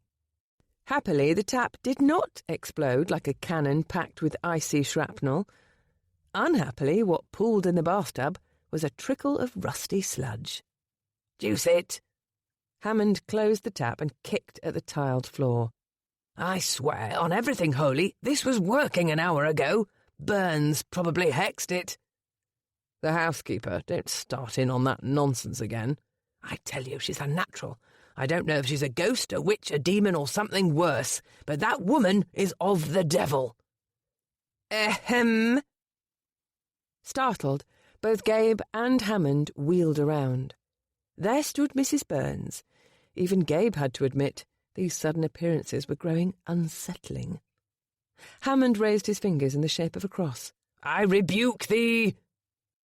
"Good afternoon, Mrs. Burns," Gabe said. "We didn't hear your footsteps."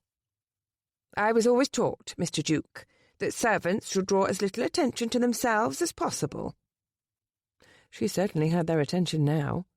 Wordlessly, Hammond lifted his arm, extended a single finger, and poked the housekeeper in the shoulder. Mrs. Burns stared at him. "Yes, Mr. Hammond."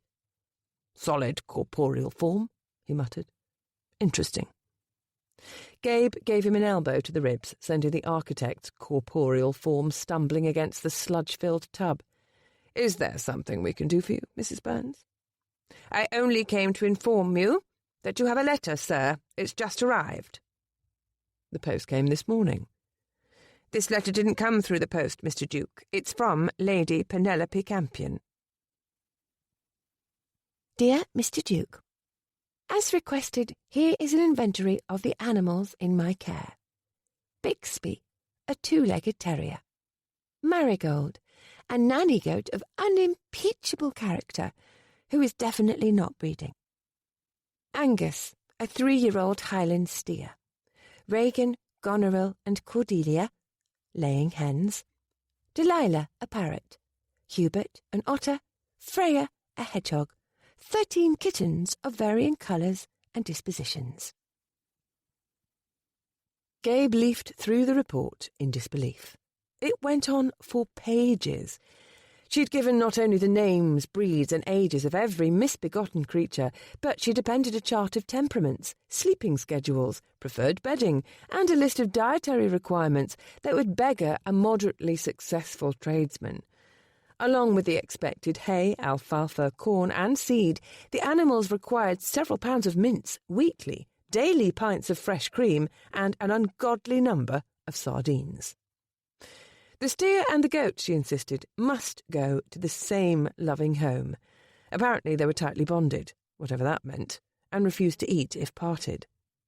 The laying hens did not actually lay with any regularity. Their previous owners had grown frustrated with this paltry production, and thus they had come into her ladyship's care. And the lucky bastard who accepted a 10-year-old hedgehog, well, he must not only provide a steady supply of mealworms, but remain ever mindful of certain traumatic experiences in her youth. He had to read that bit 3 times to believe it. Traumatic experiences in her youth. Unbelievable. The world teemed with children who received less food and attention than she gave the least of these creatures. Gabe knew it well. He'd been one of them. At the workhouse, he'd subsisted on broth, bread, and a few morsels of cheese every week, when his diet hadn't been restricted as a punishment for misbehaviour, which it usually was. He didn't have time for this, and he didn't trust himself to linger over the task either. That would mean calling on Lady Penelope at least as many times as there were creatures on this list. Considering they had less than a month to resettle the animals, that would mean seeing her virtually every day. Too many opportunities for stupidity. Loving homes, his eye. He was tempted to escort all the creatures on a loving journey to the nearest butcher. What her ladyship didn't know wouldn't hurt her. Then again, if her ladyship happened to discover it later, it would likely come back to hurt him. And even Gabe wasn't quite so ruthless as to send an innocent hedgehog to slaughter.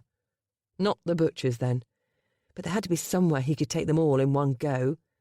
He didn't suppose a menagerie would be interested in an ancient hedgehog or a trio of laying hens.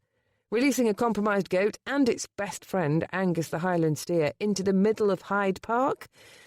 That seemed unlikely to go unnoticed. A city the size of London offered few, if any, possibilities. What he needed was a farm.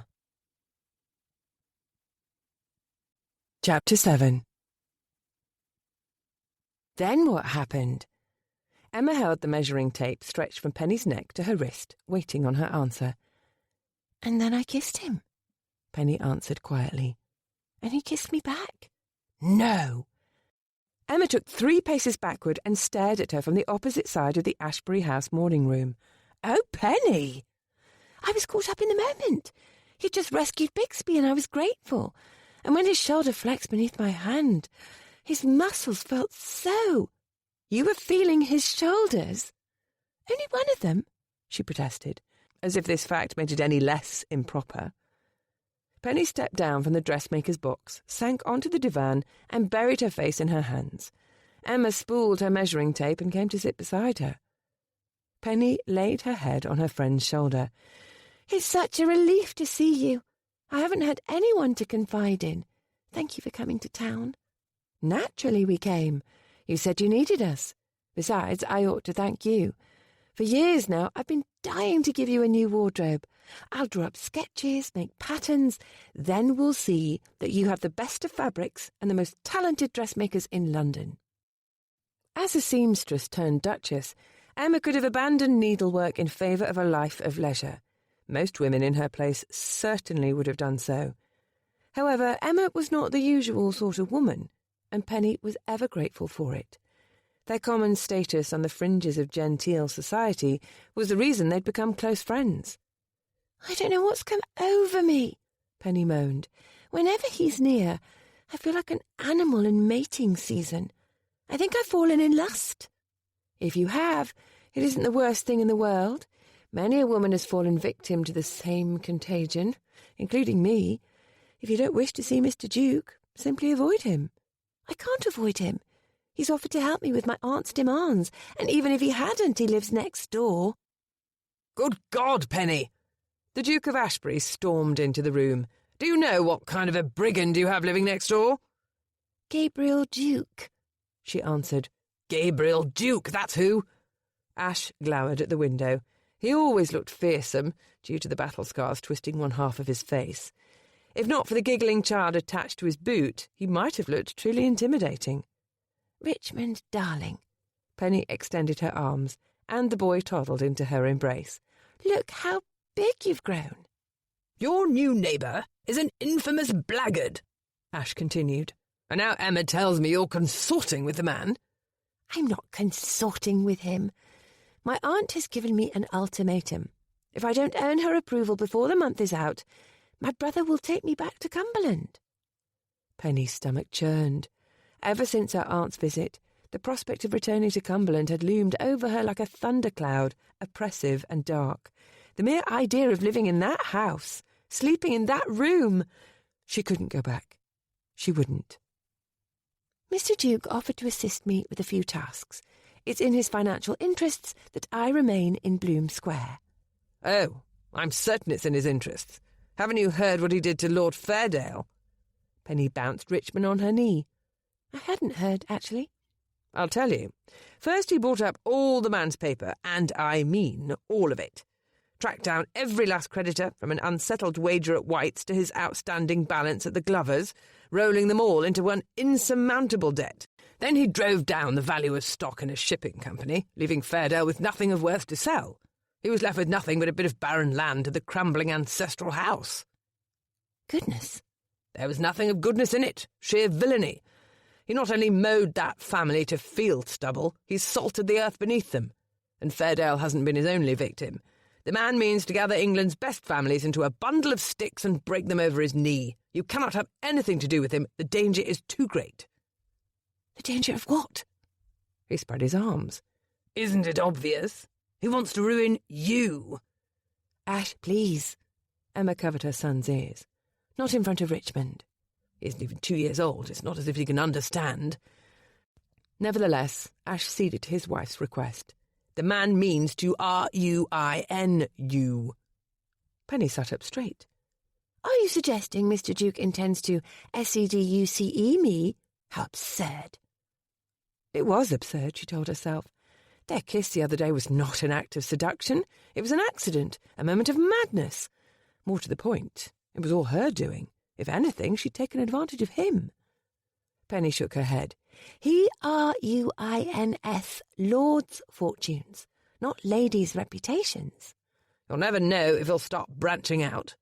If the villain has designs on your dowry, you are too inexperienced to handle him." "Oh, I think Penny can handle him," Emma said innocently. "She's handled the man quite capably thus far."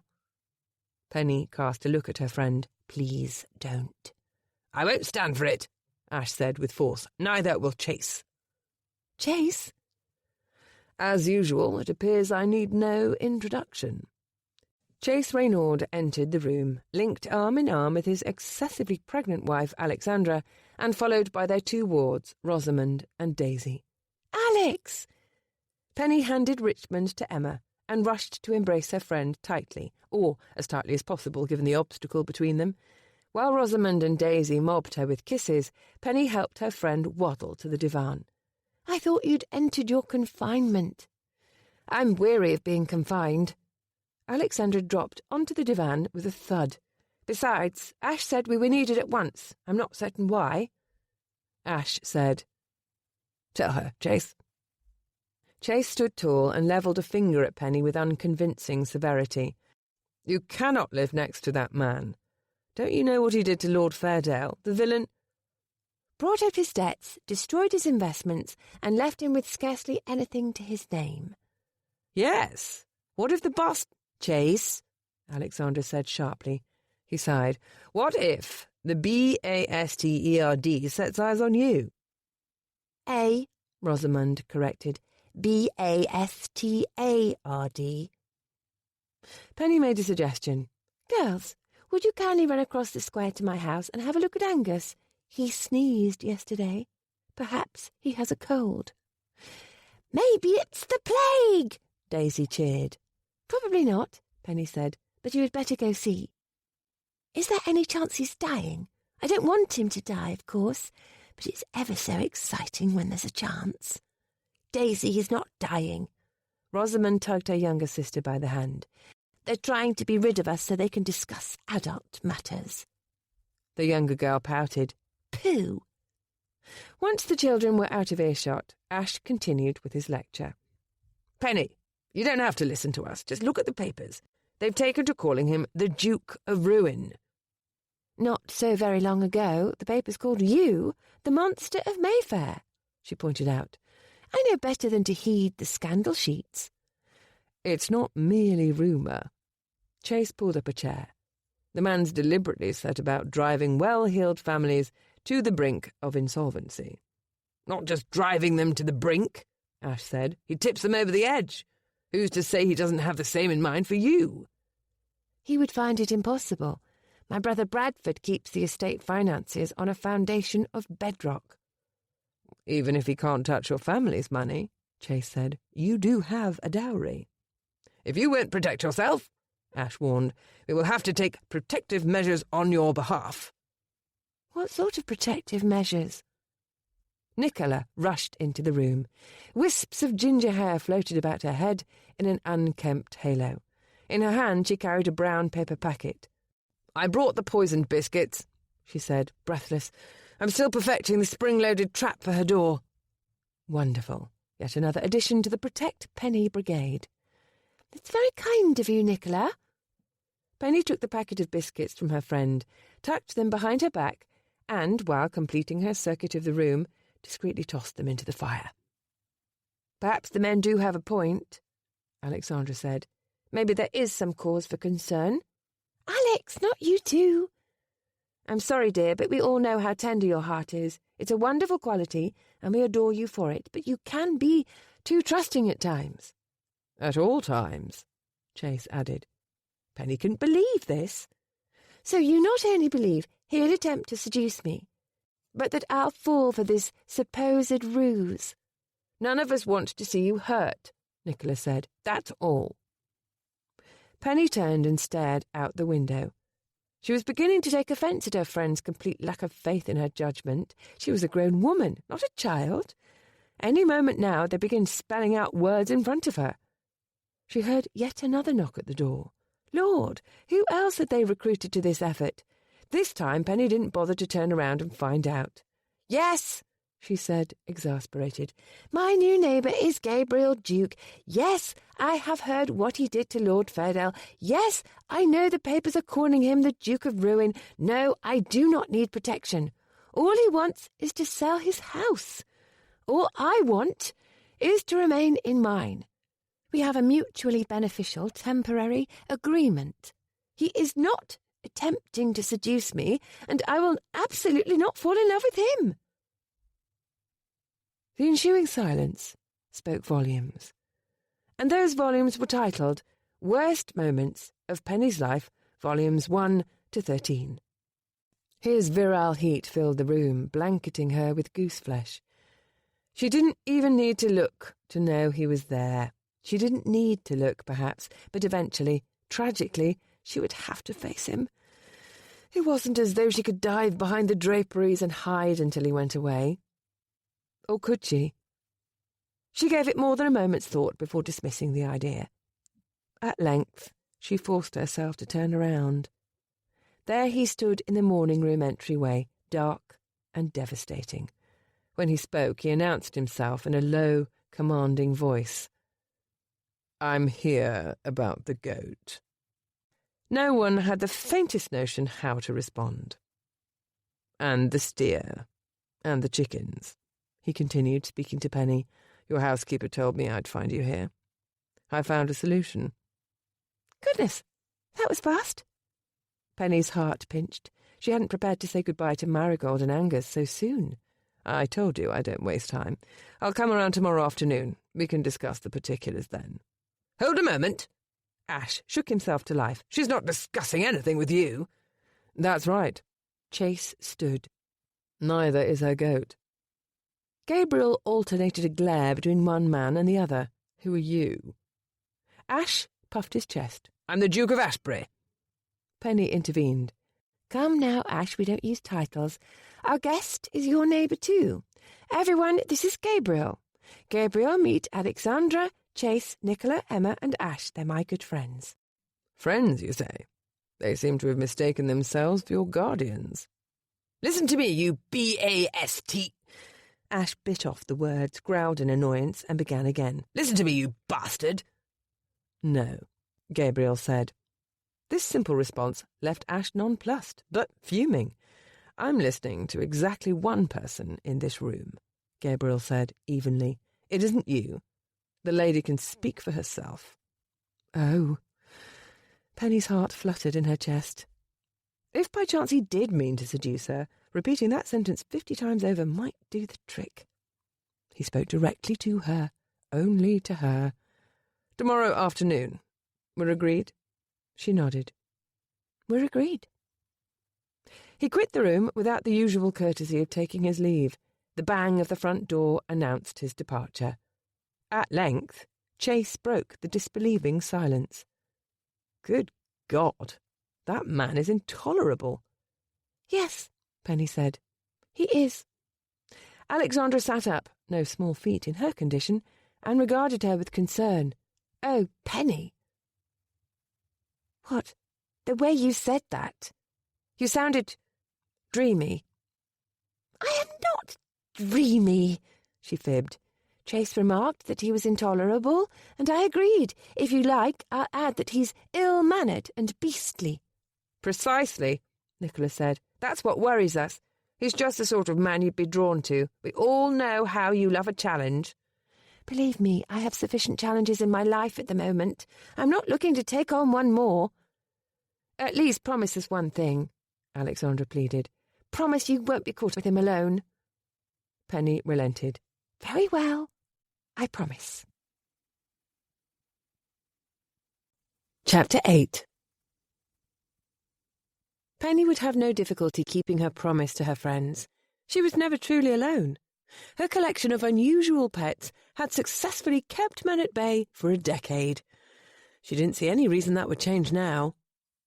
The following afternoon, she was just bringing in Marigold from her browse in the square when the rumble of the approaching cartwheels pulled her out of the stables and into the alley.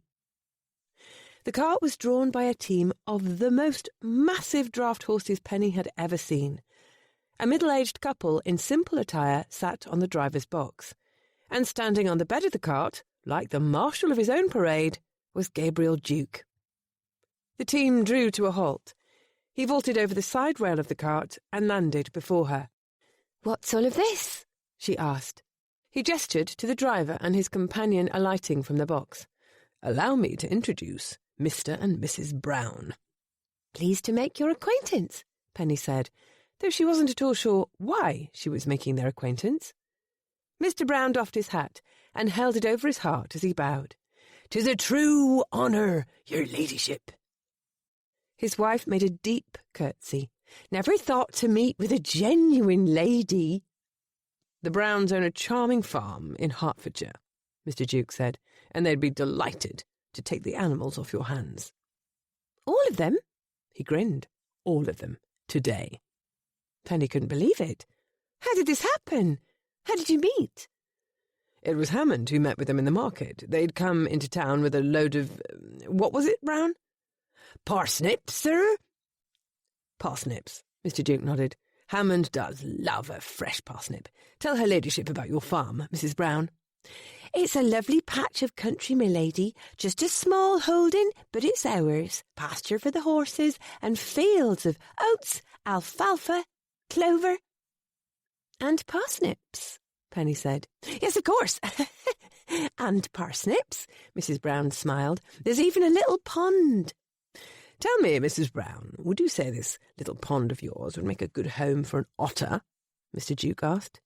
I dare say it would make the ideal home for an otter, sir. Well, then, how convenient. Did you hear that, your ladyship? They can take the otter too. Go on, then. Box him up. Penny narrowed her eyes, suspicious. I assume Mr. Duke has explained to you that many of these animals require special care. Mrs. Brown clasped her hands together. God never blessed us with children of our own, milady. It would be a true joy to look after the animals. We need creatures to love. Indeed. Mr. Brown gave Angus a smack on the rump. I'd wager this old girl is a fine milker. That's a Highland steer, Penny said. Oh! The farmer, if indeed he was a farmer, peeked under Angus's tail. So he is. Out in Herefordshire, Mrs. Brown elbowed her husband. Hertfordshire? Out in Hertfordshire, we don't often see this breed. Penny would have pointed out that the breeding organs of cattle remained largely the same regardless. She didn't bother. Whoever these people were, they were not parsnip farmers from Hertfordshire. They weren't farmers of any sort. Well, then, Mr. Duke clapped his hands. Shall we load them all up? Just how far did he intend to carry this ruse? Did he think Penny had taken a head-first tumble off a parsnip wagon? By all means, she said. And while you do that, I'll fetch my things. Your things? Yes, of course. With no offence intended to Mr. and Mrs. Brown, I have to see and judge the place for myself. The journey will take 2 days. His tone was clipped, each way. She smiled. I'll pack accordingly. Fine. You do that. Mr. and Mrs. Brown will be waiting. Before she could take his bluff to the next level, Mr. Brown intervened. Hold a moment, sir. What is this mischief, I ask you? 2 days' journey in either direction? Inconceivable! The man's amiable country accent had transformed into full-throated Shakespearean declamation, complete with trilled R's and flourishes of the hand. The woman purporting to be Mrs. Brown confronted Mr. Duke in a faintly Irish lilt. We agreed to a one-time engagement, sir, a single afternoon playing the humble farmer and his wife. What's this about travelling to Hertfordshire? We've a Drury Lane performance in a few hours. I'm not giving my scheming little understudy a chance at Lady Macbeth. I'll have you know, I make an appearance in the first act, sir, the farmer bellowed. I cannot miss the curtain. As if anyone would notice, Harold. You're naught but scenery. Harold puffed his chest. In the theatre, there are no insignificant roles. Oh, to be sure there aren't. Size doesn't matter. Keep telling yourself as much. Mr. Duke dug in his pocket for money. Just go, the both of you. Penny waited until the actors had gone. You are unbelievable. And unimaginative, too. A parsnip farm. Very well, there's no farm. But in my defence, I had every intention of purchasing the first available bit of pasture. The first available? You promised me they'd have the best available, with people who care. You handed me a mile-long list of animals. Where am I supposed to find a pension home for ageing livestock? This was a terrible idea. I should never have accepted your offer to help. If you're going to mock me, there's no point in this at all. You agree with my aunt. I'm silly and pathetic, and it's time for me to give up. She turned to retreat into the house. Perhaps you're right. Oh, no, you don't. He caught her by the wrist. The two of us were from different breeds, different species even. I can't pretend to fathom what you're doing with all these animals. However, I doubt you approve of the way I live my life either. That was fair to say, she supposed. There is, however, one thing we have in common. I'm stubborn as hell, and I'd formed the impression that you don't surrender easily either. Or was I mistaken? You weren't mistaken. It's settled then. His gaze held her captive. I'm not giving up, and neither are you.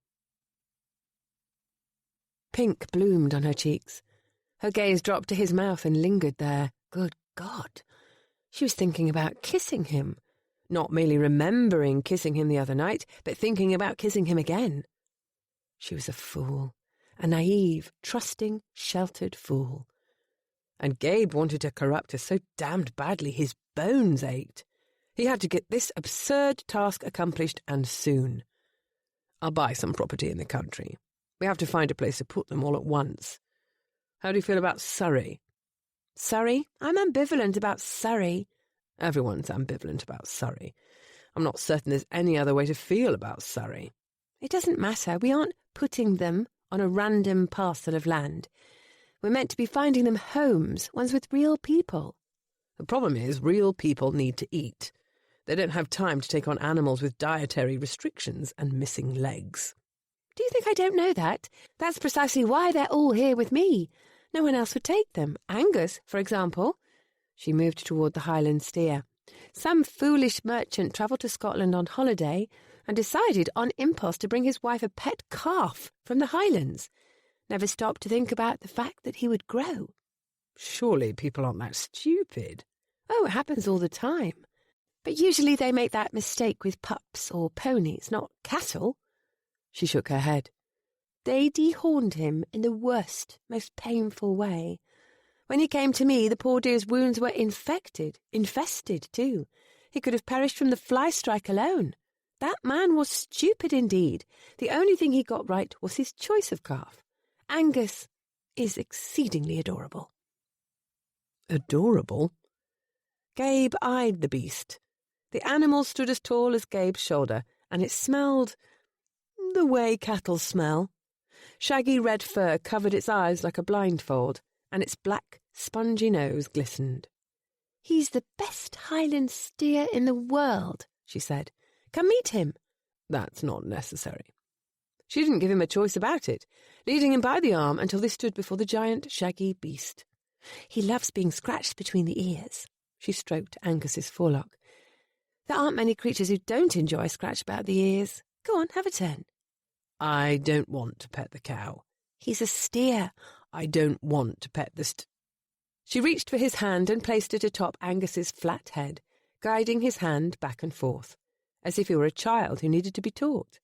"See? He's softer than he looks."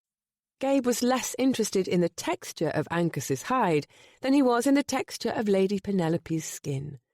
Her hand was small and graceful atop his, but it was not the soft, delicate hand he would expect of a fine lady. Her skin was crossed here and there with lines and scars, some faded, some still pink.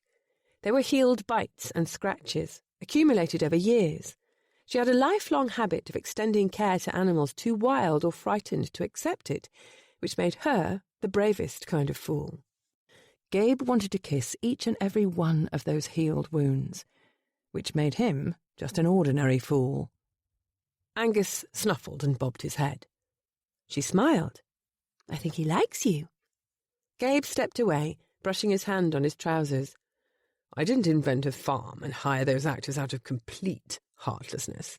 It's a practical matter. Settling the animals one by one will mean we'd be spending a great deal of time together. That's a bad idea."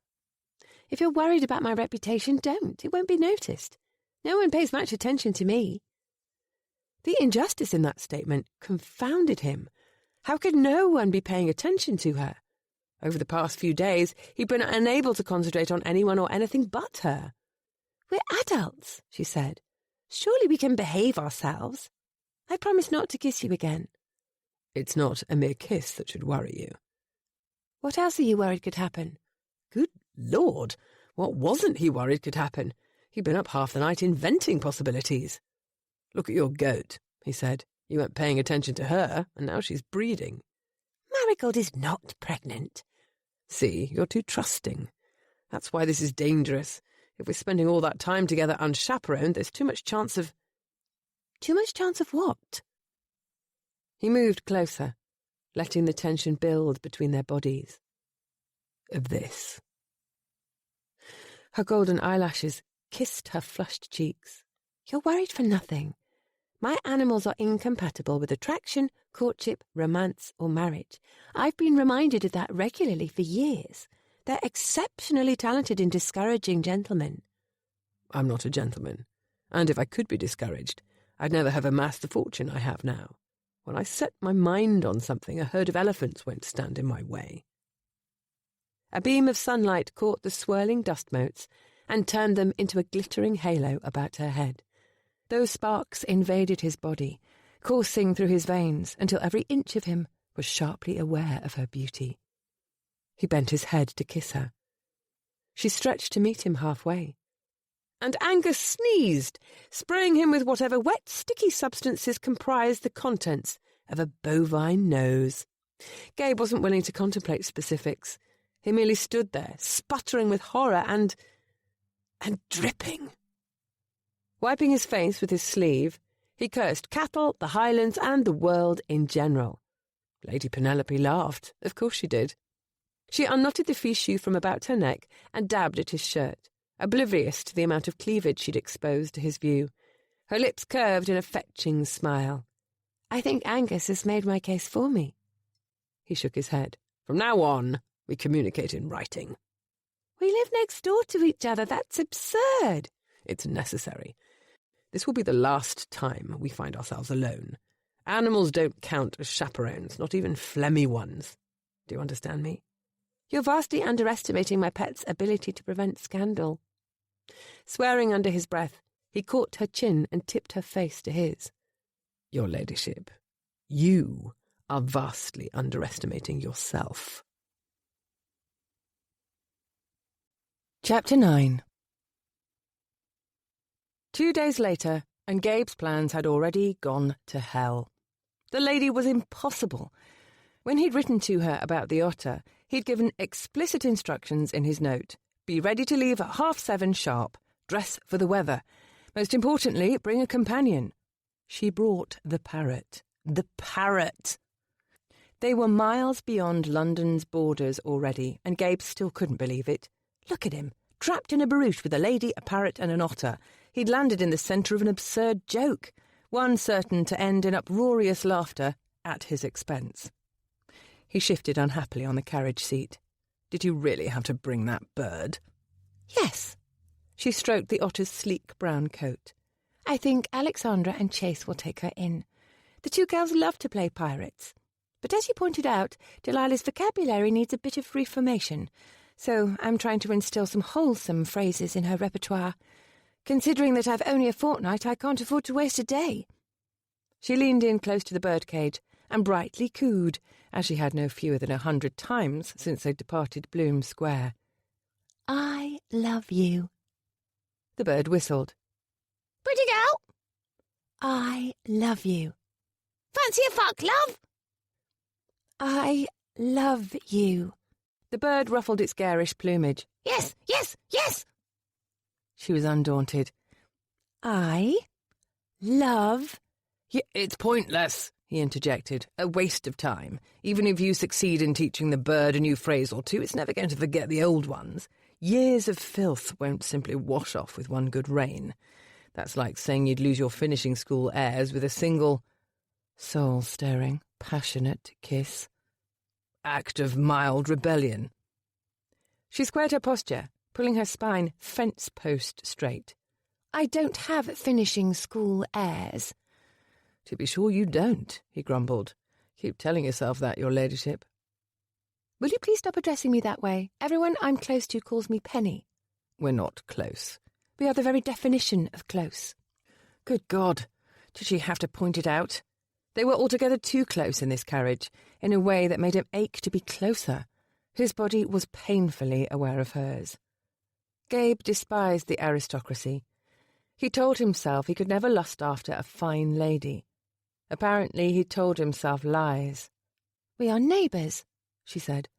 Our houses stand right beside each other. That makes us close. It doesn't make us friends.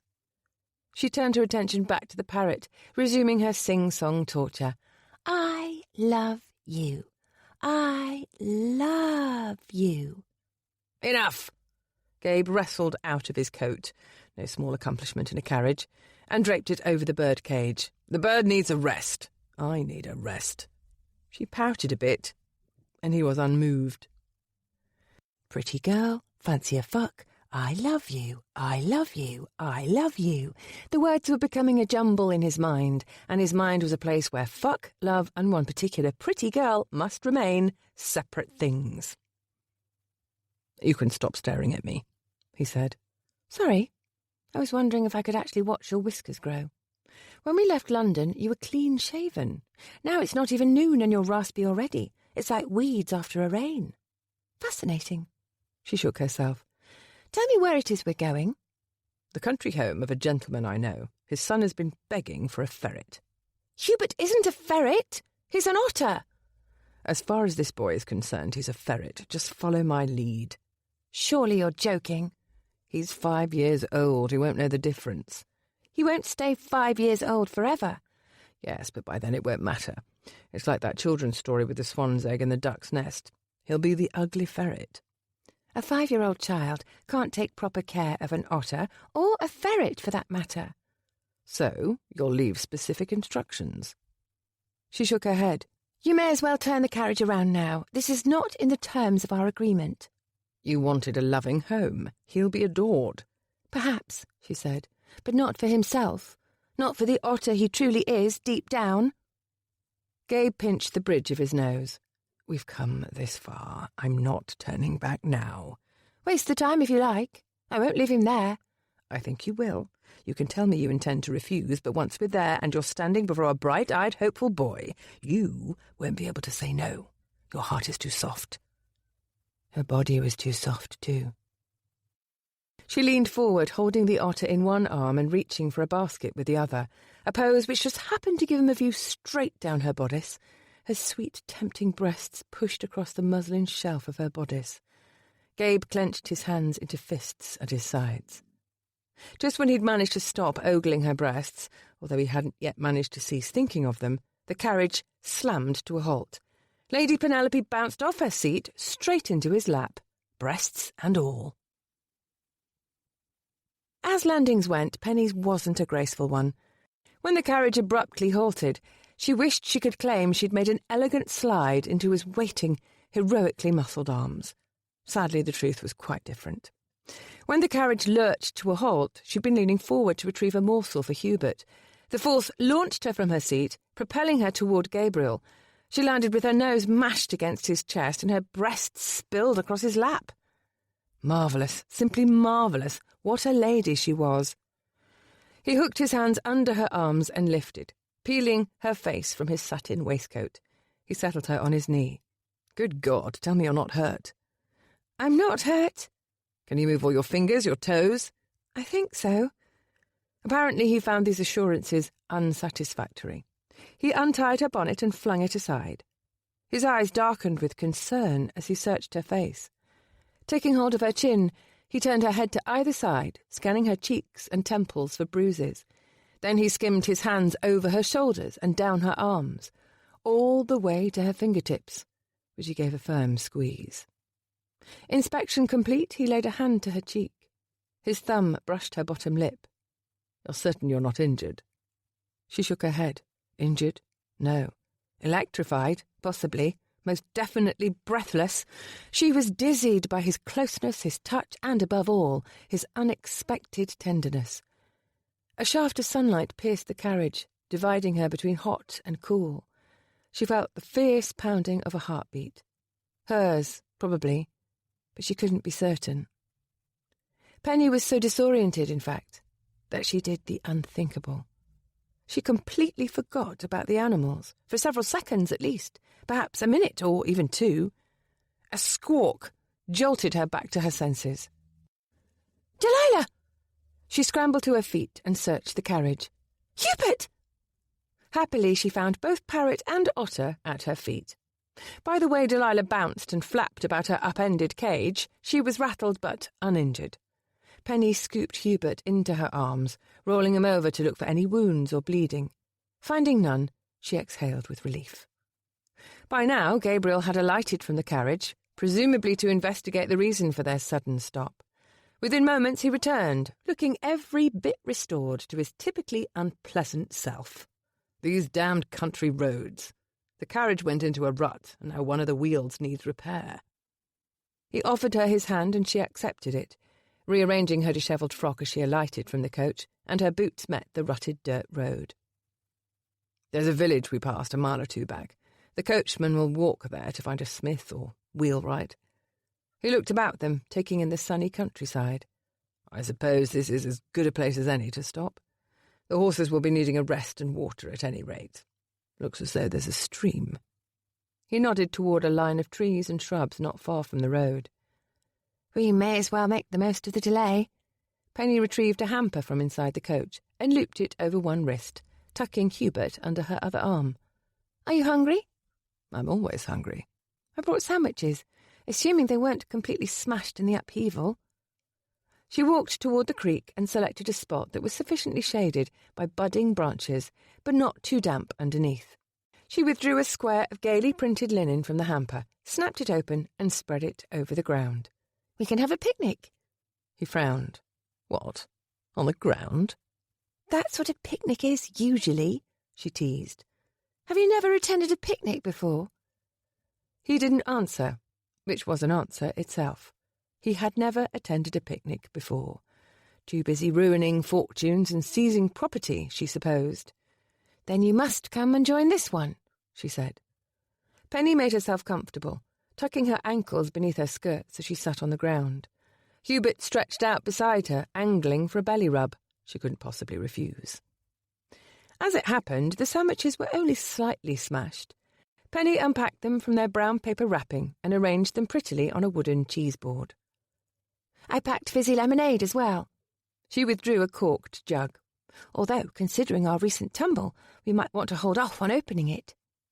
She presented him with a platter of sandwiches. "Here." He took one from the tray and angled it for inspection. "What sort of sandwiches are these?" "Just try them." Penny knew from experience that revealing her recipes in advance wasn't a good idea. People tended to look askance at her unconventional ingredients. But once given a fair try, her sandwiches never failed to win over even the most choosy of palates. "Go on," she said. "I made them myself. Have a taste." Oh, God. The taste. As his teeth sank through the sandwich, Gabe experienced a sensation that, for him, was exceedingly rare. Regret. The flavour hit him like a punch to the face. His jaw muscles ceased to function. They simply refused to chew. The mouthful of whatever this was, as it clearly did not qualify as food, sat on his tongue, growing softer and slimier. "What," he said, finally choking it down, "was that?" "It's my latest recipe," she beamed. "Roast leaf." "It's gone off. That's not like any roast beef sandwich I've ever tasted." No, not roast beef. Roast leaf." He stared at her. "I'm a vegetarian," she explained. "I don't eat meat, so I create my own substitutions with vegetables. Roast leaf, for example. I start with whatever greens are in the market, boil and mash them with salt, then press them into a roast for the oven. According to the cookery book, it's every bit as satisfying as the real thing." "Your cookery book is a book of lies." To her credit, she took it gamely. "I'm still perfecting the roast leaf. Perhaps it needs more work. Try the others. The ones on brown bread are tuna-ish. Brined turnip flakes in place of fish, and the white bread is sham. Sham is everyone's favourite. Doesn't the colour look just like ham? The secret is beetroot." Gabe tried them both. The tuna-ish was a dubious improvement over the roast leaf. As for the sham, he might very well be his favourite of the three, but considering the choices, that wasn't saying much. He stuffed the remainder of the sandwich into his mouth and chewed. "Well?" she prompted. "Are you asking my honest opinion?" "But of course." "They're revolting," he swallowed with reluctance. "All of them." "I like them. My friends like them." "No, they don't. Your friends find your sandwiches revolting, too. They just don't want to tell you so because they're afraid of hurting your feelings." He shook his head as he reached for another triangle of white bread and sham. "If the sandwiches are so revolting, why are you eating more of them?" "Because I'm hungry and I don't waste food. And like you and your friends, I never had the luxury of being choosy." He tore off half the sandwich with a resentful bite. As a boy on the streets, he would have begged for the scraps she threw her dog. In the workhouse, on the 2 days a week they were given meat, he'd sucked the gristle and marrow from every last bone. This woman, no, this lady, could fill her dinner table until it creaked beneath the weight of roasts, joints of mutton, game fowl, lobster. Instead, she ate this. On purpose. The thought made him viscerally, irrationally angry. He pulled the shilling from his waistcoat pocket and tapped it against his thigh. "I don't know why I'm bothering to explain. You wouldn't understand. Can't understand. You've never known true deprivation." "You're right," she agreed. Gabe didn't want her to agree. He wanted to stay angry. "I haven't known that kind of hunger. I choose not to eat animals, and I know it's a luxury to have that choice. It's a luxury to have any choice. And I also know people find me ridiculous." "Not ridiculous." He flipped the shilling into the air and caught it one-handed, his fingers trapping the coin against his palm. "Sheltered, trusting and naive." "I'm not so sheltered and naive as you imagine." He could only laugh. "I'm being sincere." She picked at a blade of grass. "My youth wasn't idyllic either." "Let me guess. Beau Brummel snubbed you at a party once. I can only imagine how the nightmares haunt you to this day." "You know nothing of my life." "So there were more trials, were there?" He flipped the shilling into the air again, catching it easily. "The milliners ran out of pink ribbon." "Stop being cruel." "The world is cruel. This world is, anyway. Tell me, your ladyship, what's it like in your fairy-tale land?" She snatched the shilling from his hand. As he looked on in irritation, she stood, cocked her arm, and winged the coin with all her strength. He pushed to his feet. "You just tossed away a perfectly good shilling. I can't imagine a better example of your pampered existence. That's a day's wages for a working man." "You have millions of shillings, as you're so fond of telling everyone." "Yes, but never forget that I came from far less. I couldn't forget that, even if I tried." "I have tried to forget where I came from, to deny the past. You don't know how I've tried." Her voice crumbled at the edges. "I may not have known poverty, but that doesn't mean I haven't known pain." Gabe pushed a hand through his hair. He recognized the ring of truth in her voice. She was being honest, and he was being an ass. Her character was finally coming into focus. He didn't know who or what had hurt her, but the blade had sunk deep. The world didn't hold enough kittens to fill that wound, but that hadn't stopped her from trying. Gabe gentled his voice. "Listen." "Oh, no!" She wheeled around. "Hubert's missing." "Who's missing?" "Hubert, the otter.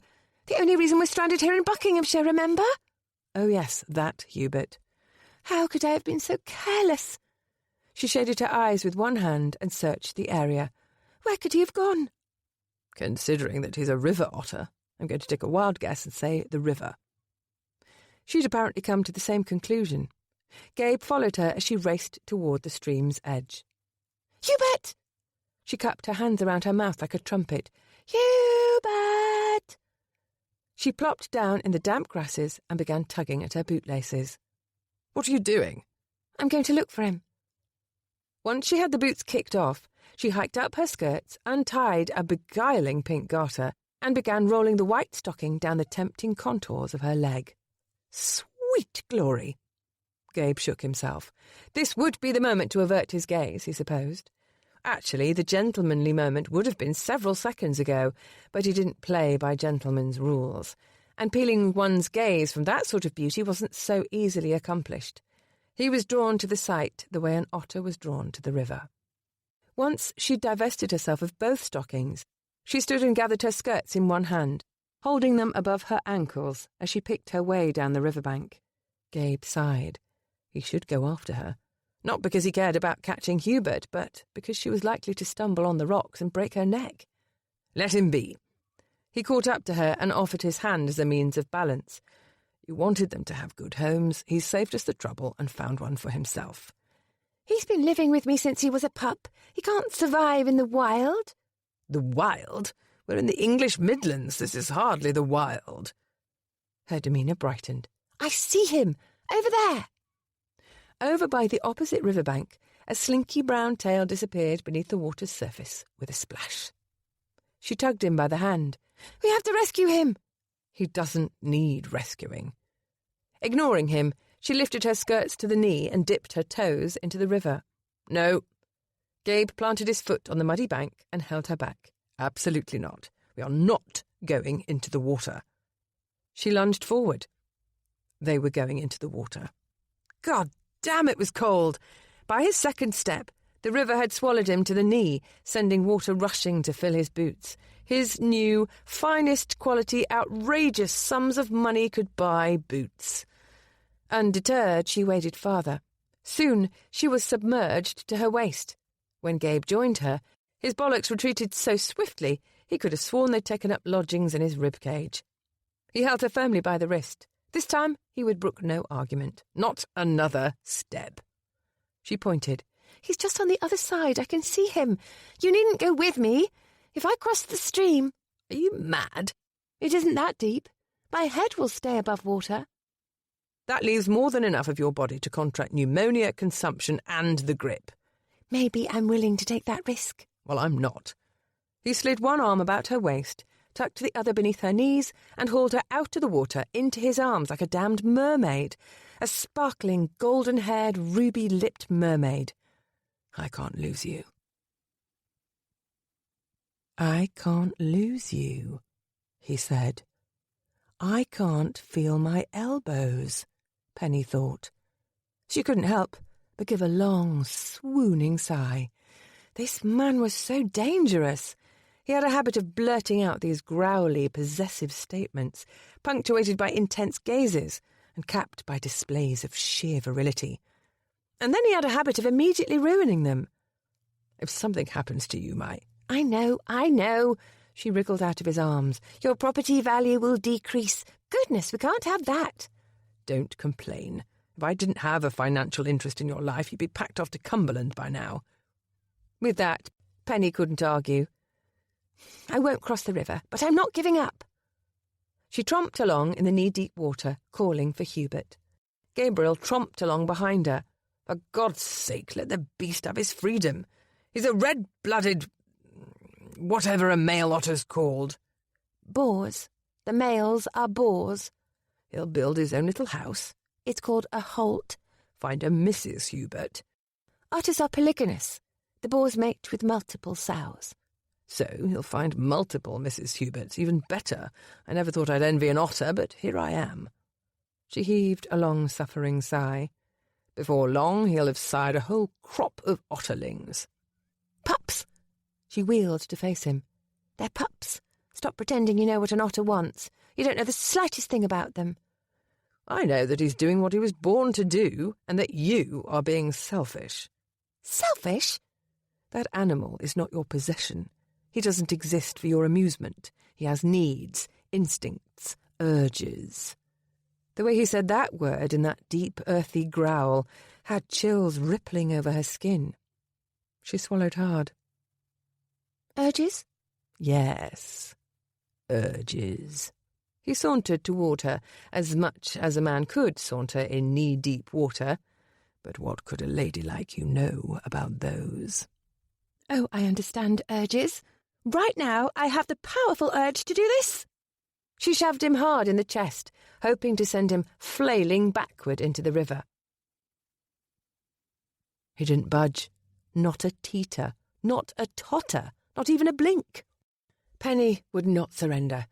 She took a step in reverse and then tried again, adding the weight of her body to the effort. This time he was ready for her. He caught her wrists in his hands, stopping her before she could even make contact. Now, your ladyship, this is most unbecoming behaviour. I know that. She clenched her hands into fists.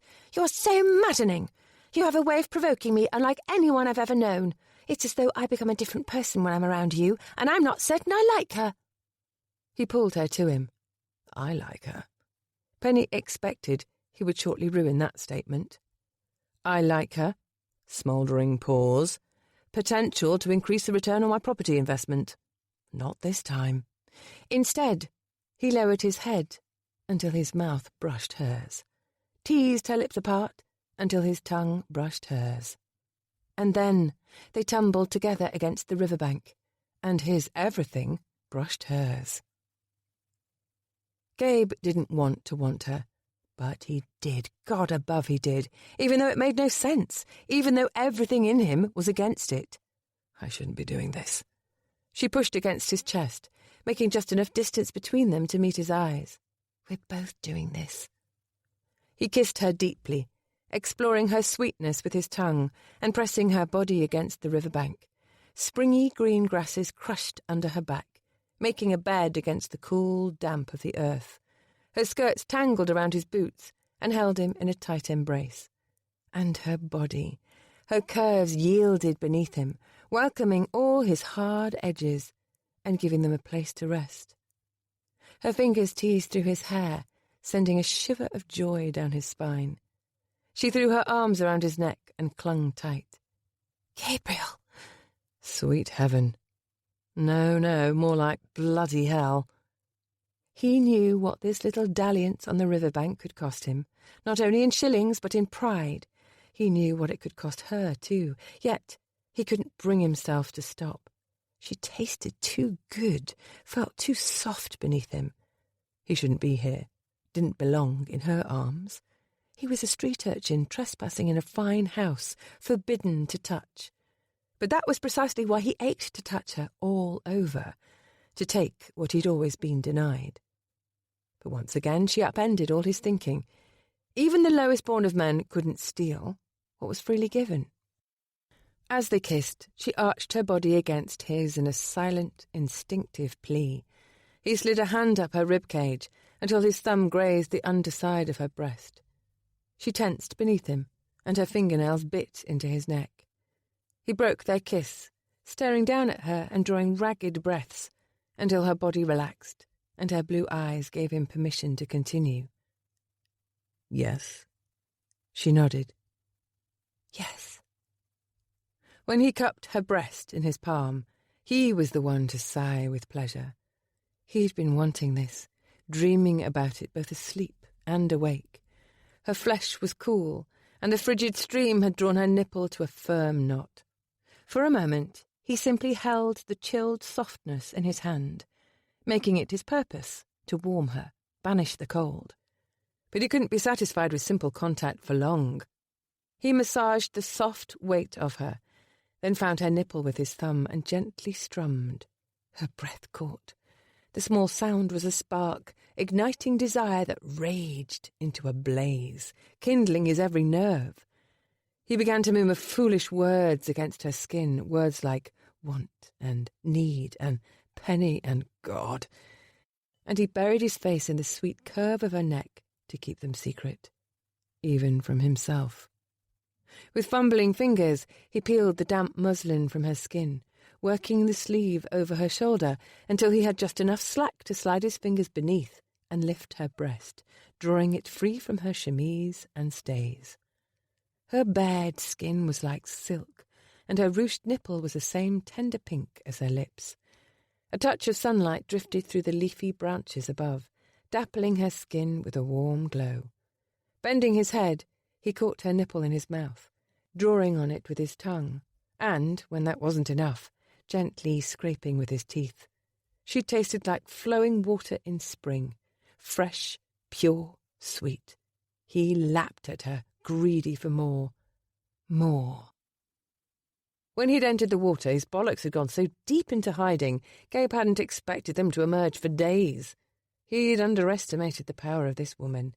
His cock hardened against his trousers placket, straining the buttons and insistently pressing against her hip. Her pelvis tilted, bringing him in exquisite contact with her cleft. The keen spear of pleasure damned near ran him through. He sent his hand on a downward journey, exploring the rolling landscape of her waist, hips, thighs. Her soaked skirt clung to her legs, revealing the contours of her body. When he reached the hem of her frock, he worried the edge between fingers and thumb. He thought of her stockings lying discarded on the grass. He shouldn't. He did. Parting the clinging fabric from her skin, he reached beneath to encircle her bare ankle with his hand. As he swept his touch up her calf, she jerked in surprise. Her hand caught his, trapping it just below her knee. He paused at once. Ticklish. He could scarcely scrape the word from his throat. She shook her head. What is it? Her kiss-flushed lips curved in a coy little smile. I think it's the urges. He couldn't help but grin in response. These teasing hints of her naughty side were driving him mad with curiosity. He wanted to pry her open at the delicate pink seams and explore the sensual woman within. But at the centre of this woman was a heart, a soft, vulnerable one, made to be broken. He damned well didn't trust himself with that organ, and if she possessed any caution, she wouldn't let him anywhere near it. "Mr. Duke!" The call came from the direction of the road. "Mr. Duke, are you there?" "Oh, no!" Pushing against his chest, Lady Penelope scrambled out from beneath him. "He's returned." "One moment," Gabe called out. He offered a hand and helped her to her feet. "Stay here. I'll go ahead and make some excuse for you." "What excuse?" "I don't know. I'll tell him you've gone to relieve yourself." "Really?" She wrinkled her nose. "Can't you at least say I'm gathering flowers or something?" She picked at her wet, muddy frock. "And slipped into the stream in the process, I suppose, with a good roll in the mud on the way down." He shrugged. "If you prefer." "It's just so embarrassing. As if I don't generate heaps of humiliations on my own. Now I have to go borrowing them." "You, He hesitated. "Not that I mind, but you may want to fix your frock." She glanced downward. Seeing her exposed breast, she quickly tucked it back in her stays. "See what I mean? Heaps of humiliations. Heaps!" Gabe wondered if the past quarter hour went into her heaps of humiliations, or whether she regarded it as something else. He wondered, but he wasn't going to ask. On his part, he wouldn't be filing this memory under the heading of humiliations. Oh no. It was going straight into the stash of fantasies that every man kept under his mattress, figuratively, if not literally. He was never going to forget the taste of her, pure and sweet, the way her skin moved like satin under his hands, warming to his touch. And the way she'd responded to him, that was already etched on his brain. "I think it's the urges," she'd said. The worrisome part of it was, their urges had gone unsatisfied. They would remain so, he told himself. This afternoon had been a mistake, an enjoyable mistake, but a mistake nonetheless. Time to revive his judgment. Gabe could survive deprivation of all sorts, including this one. He would not put his hands on Lady Penelope Campion again. Absolutely not. Definitely not. Probably not. Damn. Chapter 10. To make her story plausible, Penny decided she might as well pick some wildflowers while she waited for the men to repair the carriage wheel. So that was how she passed the next quarter hour, picking wildflowers, standing in sunny places in a futile attempt to dry her frock, keeping an eye out for Hubert, and thinking about Gabriel's tongue on her nipple, licking, swirling, sucking. Sigh. Other ladies, and no doubt a good many gentlemen, would view their tangled, passionate interlude as a mistake. Penny? Never. She had not an inkling of regret. She felt awake, alive, and rather proud of herself, really. She had never dreamed she would feel such raw, carnal sensations. Her friends had marriages where love and desire were intertwined, two strands in a tightly braided cord. But Penny had always believed it couldn't be that way for her. The chance had been stolen from her long ago, when she was too young to even understand what she'd lost. But today, she thought of the way he'd paused when she'd touched his hand, when she hadn't known whether she wished to drag his touch higher or push it away.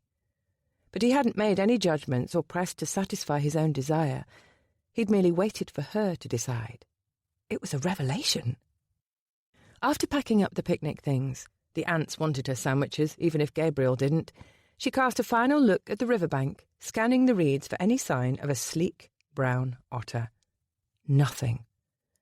If Hubert had wanted to return to her, she supposed he would have done so. Perhaps Gabriel was right. He was pursuing the life he was born to have, a life that didn't include Penny. Farewell, Hubert. I wish you many happy years.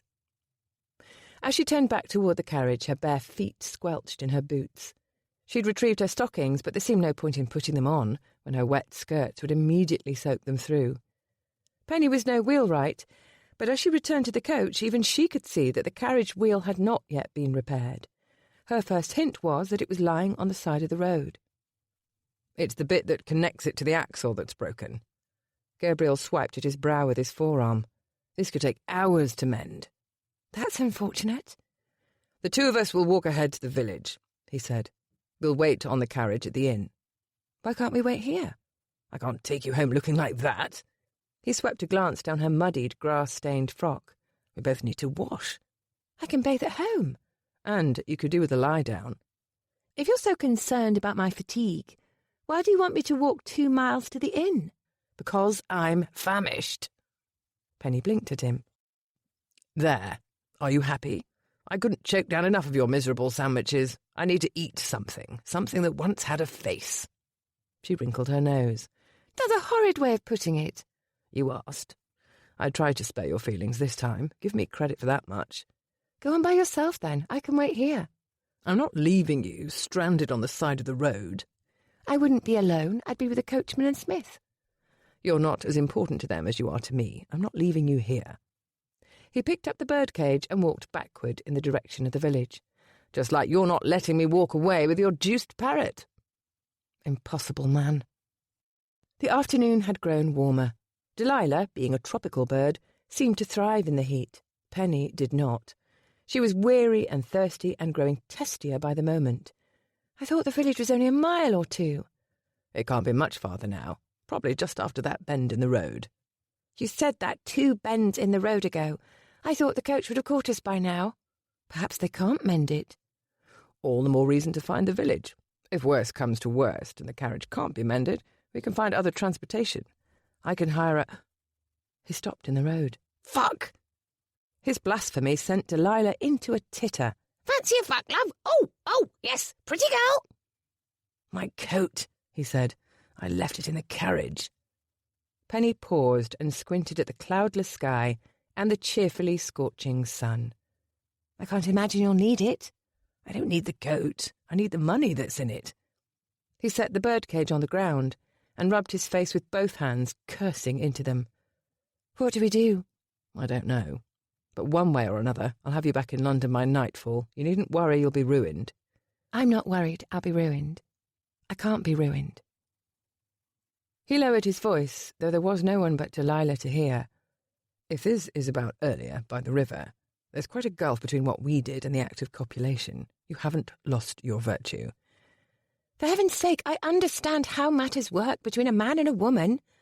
She wiped sweat from her brow. I can't be ruined, because that would suggest I have prospects to ruin in the first place. I'm still unmarried, despite being an earl's daughter, despite having a considerable dowry. No suitors are beating down my door. There is no way in hell that your unmarried state is due to a lack of interest.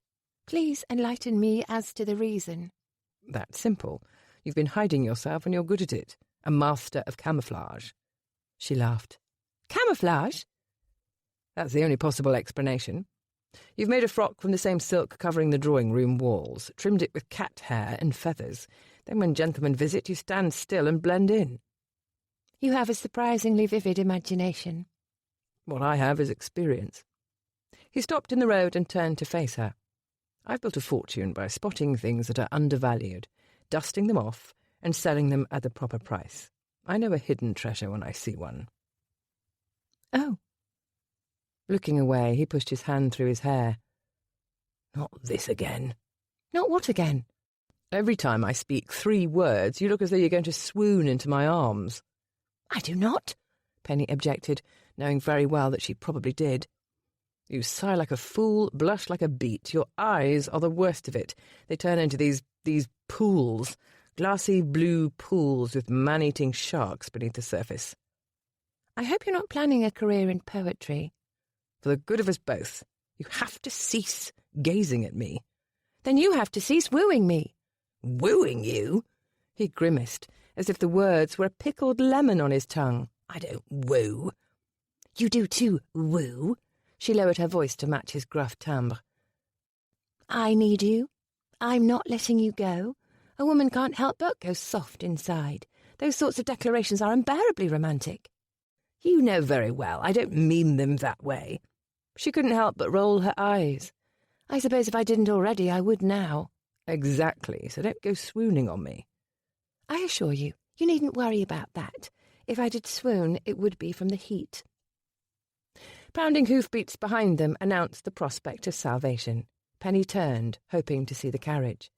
It wasn't Gabriel's carriage, but it was the next best thing. A stagecoach passing their way. Penny darted to the centre of the road, waving her arms, until the driver pulled his team to a stop. "You're a guardian angel," Penny said. "Can we ride to the village?" The driver looked them over warily, taking in their bedraggled attire. In that state, you'd have to ride up top with the trunks. "We can do that." Penny extended her hand to the driver. "Will you help me up?" The driver didn't take her hand. Not so hasty. I need the fare in advance. How much? Gabriel asked. Let's see. The driver squinted. Fare for the two of you, plus twopence for the baggage. "Oh, this isn't baggage." Penny lifted the cage for him to see. "She's a parrot." And that's fare for two of you, plus threepence for the parrot, a shilling all told. Penny reached for her reticule. She didn't have her reticule. Her reticule was back in the carriage, along with Gabriel's coat. Deuce it, Gabriel said dramatically. If only I had a shilling. She sighed. I was certain I had one here somewhere. He made a show of patting all his pockets. Oh, that's right. Someone tossed it away. "Please," Peggy begged the driver, "take pity on us. We've had an accident. It's only to the next village." Sorry, miss. The driver flicked the reins, setting the horses in motion. No fare, no ride. In silence, Penny and Gabriel watched the stagecoach travel down the road until it rounded a curve and disappeared. On they walked. There was simply nothing else to do. I always keep a shilling in my pocket, Gabriel muttered after a few minutes of angry silence. Always. Do you know why I always keep a shilling in my pocket? Because everything I am today, everything I've earned, it all started there. I was once worth a single shilling. Now I'm worth hundreds of thousands of pounds. "No, you aren't." Shall I produce the bank ledgers to prove it? "Ledgers are meaningless. I have a sum placed on me, you know, a dowry of 40,000. And yet, if I were to lose my virtue, some would deem me worthless." You could never be worthless. "I could certainly drive down the price of your house. You never miss a chance to remind me." He shook his head. That's not the point. "Here is the point." She stepped into his path, forcing him to meet her eyes, man-eating sharks and all. "No one can be reduced to numbers in a ledger, or a stack of banknotes, or a single silver coin. We are humans, with souls and hearts and passion and love. Every last one of us is priceless. Even you."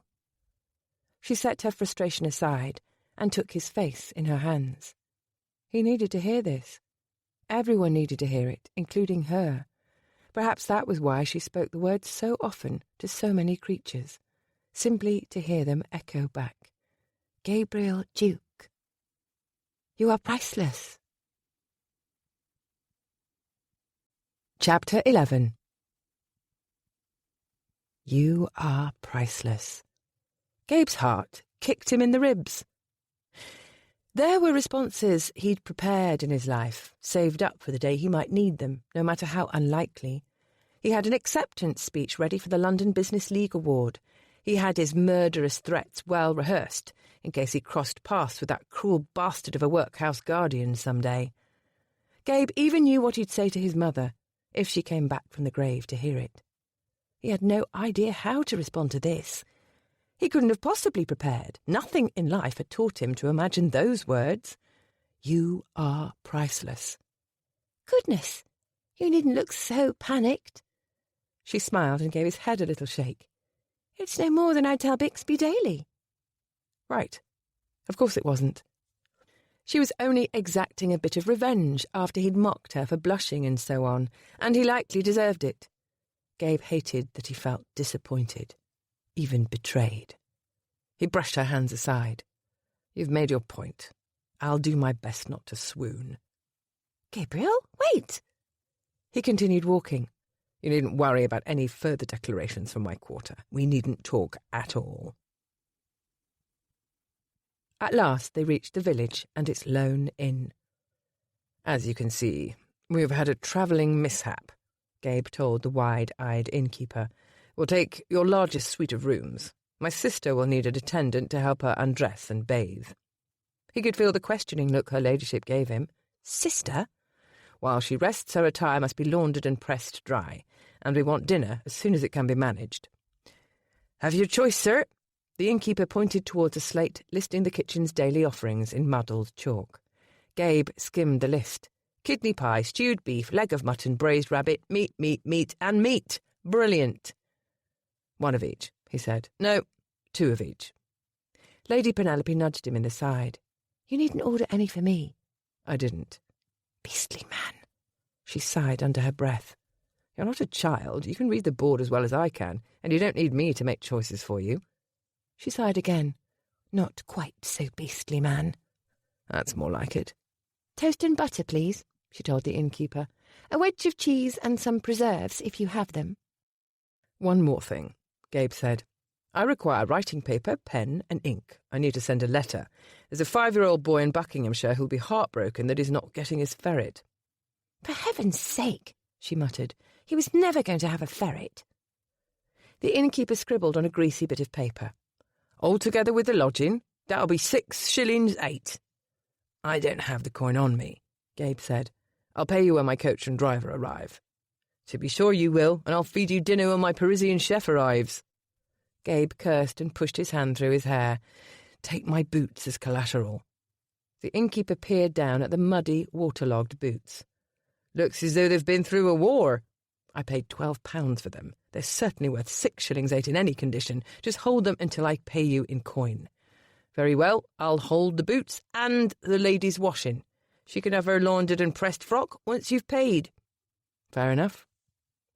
They took the largest suite of rooms the inn had to offer, a bedchamber for her ladyship to bathe and have a lie down, a sitting room where he could eat and dash off a letter, and, most importantly, an antechamber between the two. At the door to the suite they parted ways. The serving girls brought hot water to her room, trays of food to his. All was as it should be, completely separate. Once alone, Gabe tucked his shirt over his head and draped it over a chair near the fireplace to dry. Once he'd finished a much-needed wash at the basin, he sat down to his dinner. A proper dinner. Real, actual food, rather than falsehoods on a plate. No schmidney pie or braised crabbit, or whatever fool name she would invent. He picked up a knife and speared a bit of stewed beef with a satisfying jab. He was on his second plate of steaming hot kidney pie by the time his chewing slowed. And that's when he heard it. The faintest sounds escaping her room, sweeping across the antechamber and sliding under the door to him. The sounds of bathing. A splash, a trickle, a faint series of drips. It all added up to torture, pure, liquid torture. He pushed his plate away, propped his elbows on the table, and buried his face in his hands with a groan. Even plugging his ears didn't help. When he closed his eyes, he could picture her, naked in a shallow tub, her feet dangling over the lip at one end, and her head reclined against the other, and all that water embracing her with heat, lapping at her nakedness, pouring over her most secret curves and furrows. He was immediately, startlingly hard. Gabe drummed the table with his fingers. This would be the perfect time for a rainstorm, a riot, an explosion, a choir of tuneless schoolchildren, something, anything loud. Nothing. Nothing but soft, devastating, erotic sounds. Perhaps he could trick his mind. He might convince himself the sounds weren't from bathing. Instead, he'd imagine her to be making soup, unappetizing soup, workhouse soup, watery broth with a few scattered lumps of... She sighed a long, languid sigh. Curse it. Strategy ruined. No one sighed languid sighs while making soup. Christ alive! Women took ridiculously long baths. Was it possible to die of priapism? Perhaps she'd volunteered him as some doctor's investigatory case. "Make haste," he silently willed her. "Be done with it." In his mind's eye, he saw her dipping a sponge beneath a blanket of soap bubbles, and then pressing it against the back of her neck, just beneath the frizzled golden curls at her nape. She gave the sponge a long, firm squeeze, sending a warm cascade down her back. One mischievous rivulet strayed, trickling over her collarbone, burrowing between her breasts, and sliding down to her navel before it disappeared into a tuft of honey-coloured curls. "Enough!" He pushed back in his chair and unbuttoned his trousers. He took his cock in hand, spreading the moisture welling at the tip all the way down his shaft. Closing his eyes, he pictured her naked. She was still in the bath, but now he was the water, warming her, caressing her, licking her all over. He needn't content himself with a single rosy pink nipple, not this time. He pushed her breasts together and feasted on both, nibbling and sucking. She moaned and bucked beneath him, gripping his hair and guiding him downward, where he ran his tongue along the seam of her sweet, wet... He tightened his grip, stroking faster.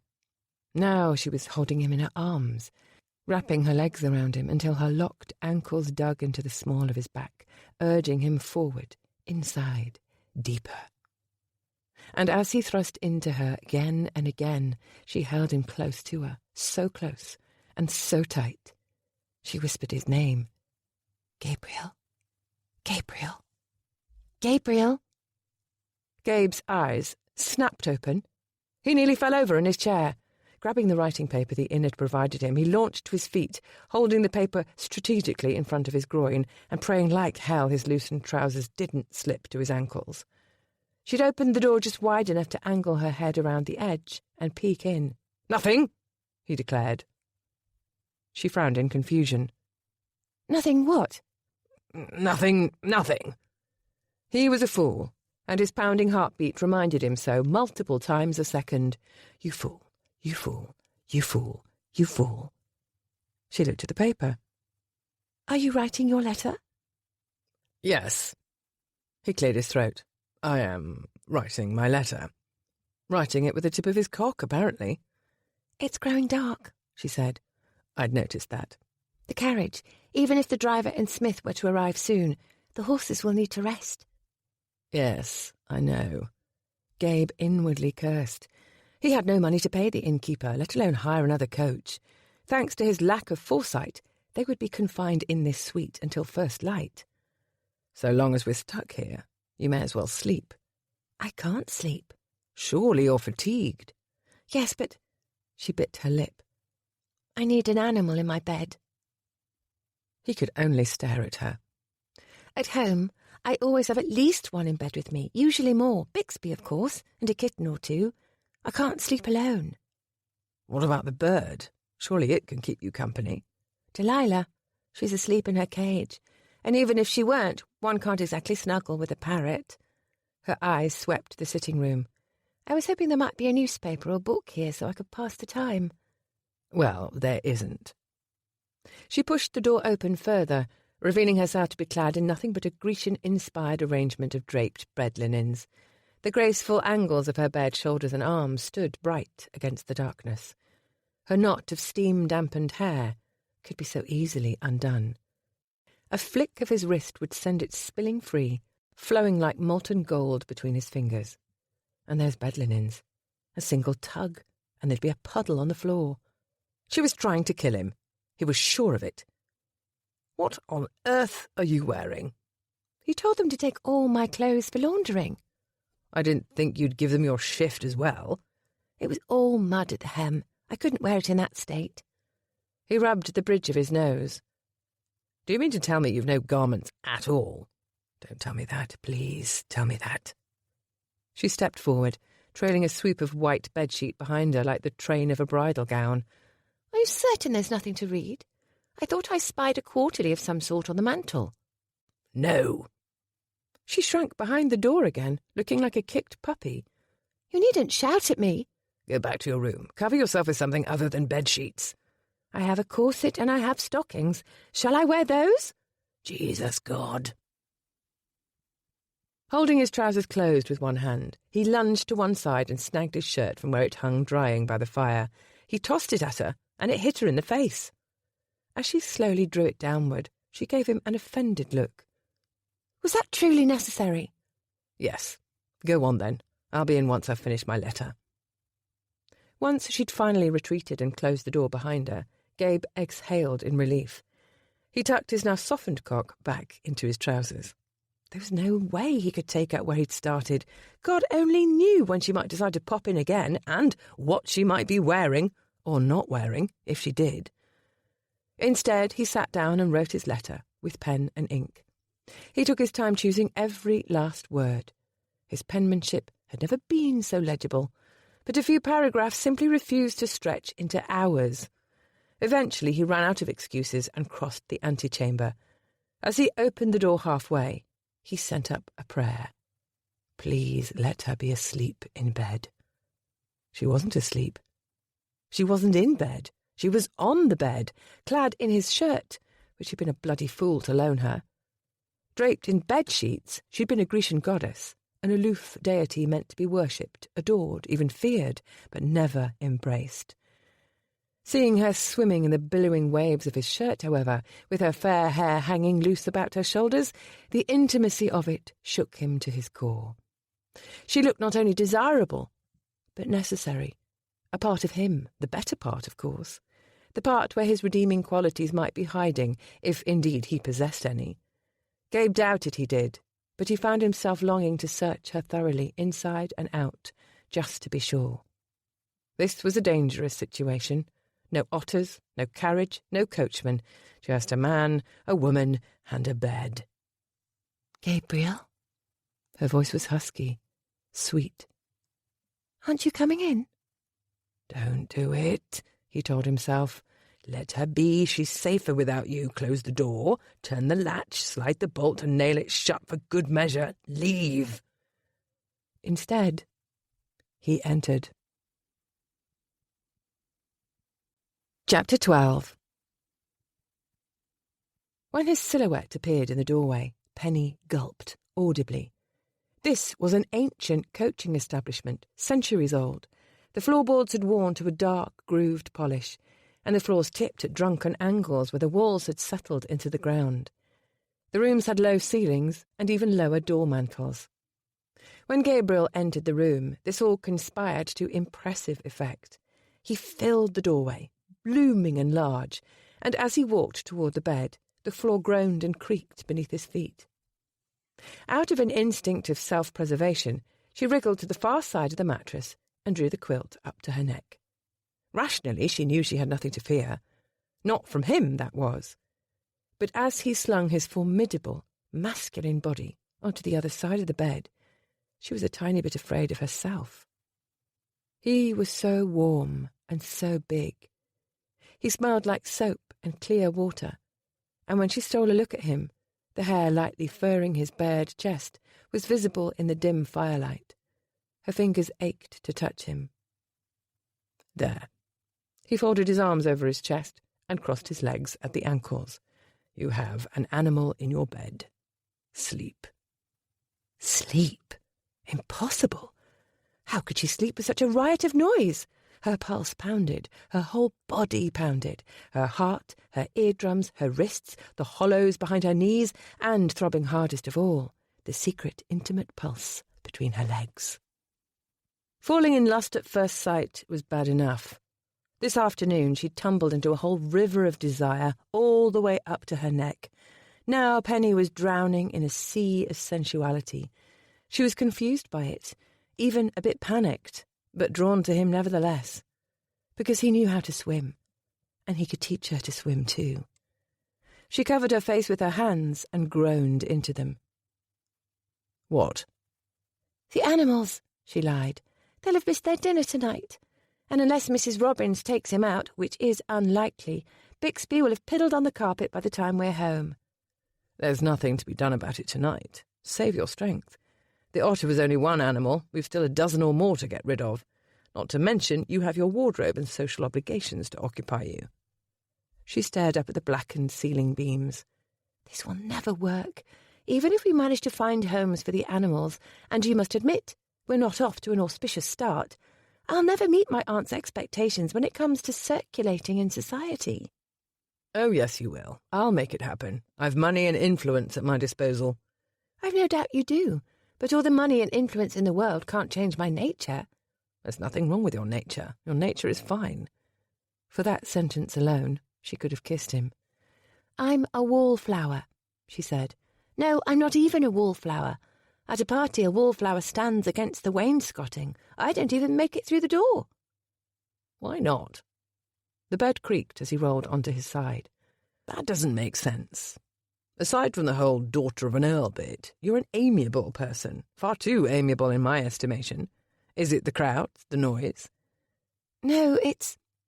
Cringing, she turned to face him. It's the hedgehog. To that he had no response other than a blank look. She supposed she shouldn't have expected one. I was 16 the year of my debut. I'd been dreading it for years. At finishing school, I hadn't fit in with the other girls. I was always more comfortable with animals than people. While the rest of the pupils were painting flowers with their watercolours, I was returning fledglings to their nests, making friends with hedgehogs like Freya. She picked at a loose thread on the quilt. As you can imagine, the other pupils poked fun at me, laughed at my expense. You know how girls are at that age. Actually, I'm not certain I do. It doesn't matter. Eventually, I found truer friends. But when I first came to London, I felt rather alone and completely unprepared. My parents were in India, and my Aunt Caroline is a formidable woman. She insisted I enter society. I didn't want a formal debut, so we compromised, settling on an introduction at Almack's. Almack's? He pulled a face. I know, it's horrid. Do you know they only serve lemonade and biscuits now? I hear they're not even good. Anyhow, I was so nervous. I didn't think I could face the ordeal on my own, so I tucked Freya into my pocket. Your gown had pockets. Every gown should have pockets. My Aunt Caroline always insisted, and it's the one thing on which we agree. She frowned in concentration. Where was I? At Almack's for your grand social debut, eating dry biscuits and hiding a hedgehog in your pocket. Yes, well, there's not much else to tell. My first dance was with Bernard Wendelby. He asked me out of family obligation, of course. He didn't wish to be there any more than I did. Our steps crossed during the quadrille and his hip collided with mine. I suppose you can see where this is going. He nodded slowly. My mind is painting a picture. Good, she said brightly. No need to describe it for you then. Oh, no, you don't. I want to hear every last detail. She'd feared he would say that. Freya startled, pricking Bernard with her quills. Bernard jumped in alarm, stepping on my foot. I stumbled forward, sprawling onto the floor, and Freya fell out of my pocket.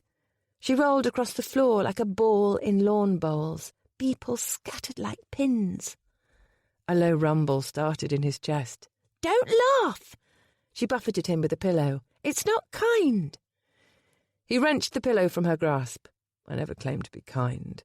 I was humiliated. It wasn't funny. Not at the time, perhaps. Here and now, it is exceedingly funny, and you know it. Penny supposed it was. It had been years, hadn't it? At the time, her friends had attempted to console her. They told her that in time the mortification would fade, and the episode would be an amusing story for dinner parties. Except that she didn't attend many parties after that. Now, so removed from that world of Mayfair snobbery, Penny could look back on the scene and appreciate the absurd humour. Once she started giggling, she couldn't stop. The worst of it, she wiped away tears of laughter, the worst of it was, one of the patronesses, I can't recall which one, fainted into the lemonade. She was standing behind me when I fell, and when she saw the hedgehog rolling across the floor, she buried a giggle in her palm. She thought it was my head. That I'd somehow decapitated myself when I hit the floor, and my head had gone rolling. He shook his head. Astounding. I never dreamed I'd say this about Almack's, but I wish I'd been there. If you want to visit, you'll have to find someone else to take you. My voucher was revoked, she said proudly. For life. A pity. He propped his head on the folded arm and regarded her intently. So what's the true reason? The true reason for what? Your retreat from society, your life as a wallflower. I just told you. You told me a story about one embarrassing moment years in the past. I'm to believe an earl's daughter was exiled from the Tong over a hedgehog? He shook his head. No, there must be more to it than that. A knot of panic rose in her throat. She didn't have another story prepared. Everyone accepted the hedgehog incident as reason enough. Everyone but him, it would seem. I believe it's your turn, she said, deflecting the question. If you want to hear more about my tragic youth, you had better share a story from your own. I don't have any stories fit for a lady's ears. Come now, man of mystery. Tell me something, anything. Your family, your schooling, where you were raised. Surely you have a scar somewhere with an interesting story behind it. Smiling coyly, she poked him in the ribs. Here, perhaps? He winced in indignation. What do you think you're... She ran a tickling stroke down the underside of his arm. Or maybe it's here. Minx. He grabbed her wrist and ducked his head under her arm, lifting her over his shoulder. She shrieked with laughter as he dragged her out from under the quilts. For a moment she managed to wrestle out of his grasp, but he yanked her back with a tug on her ankle, turning her over his knee. She tickled his belly, and when he cursed and flinched, she gained the advantage. She straddled his thighs. When he reached for her, she caught his hands and tucked them firmly under her knees. She braced her hands on his torso. There. She had him pinned to the bed at his hips, hands and chest.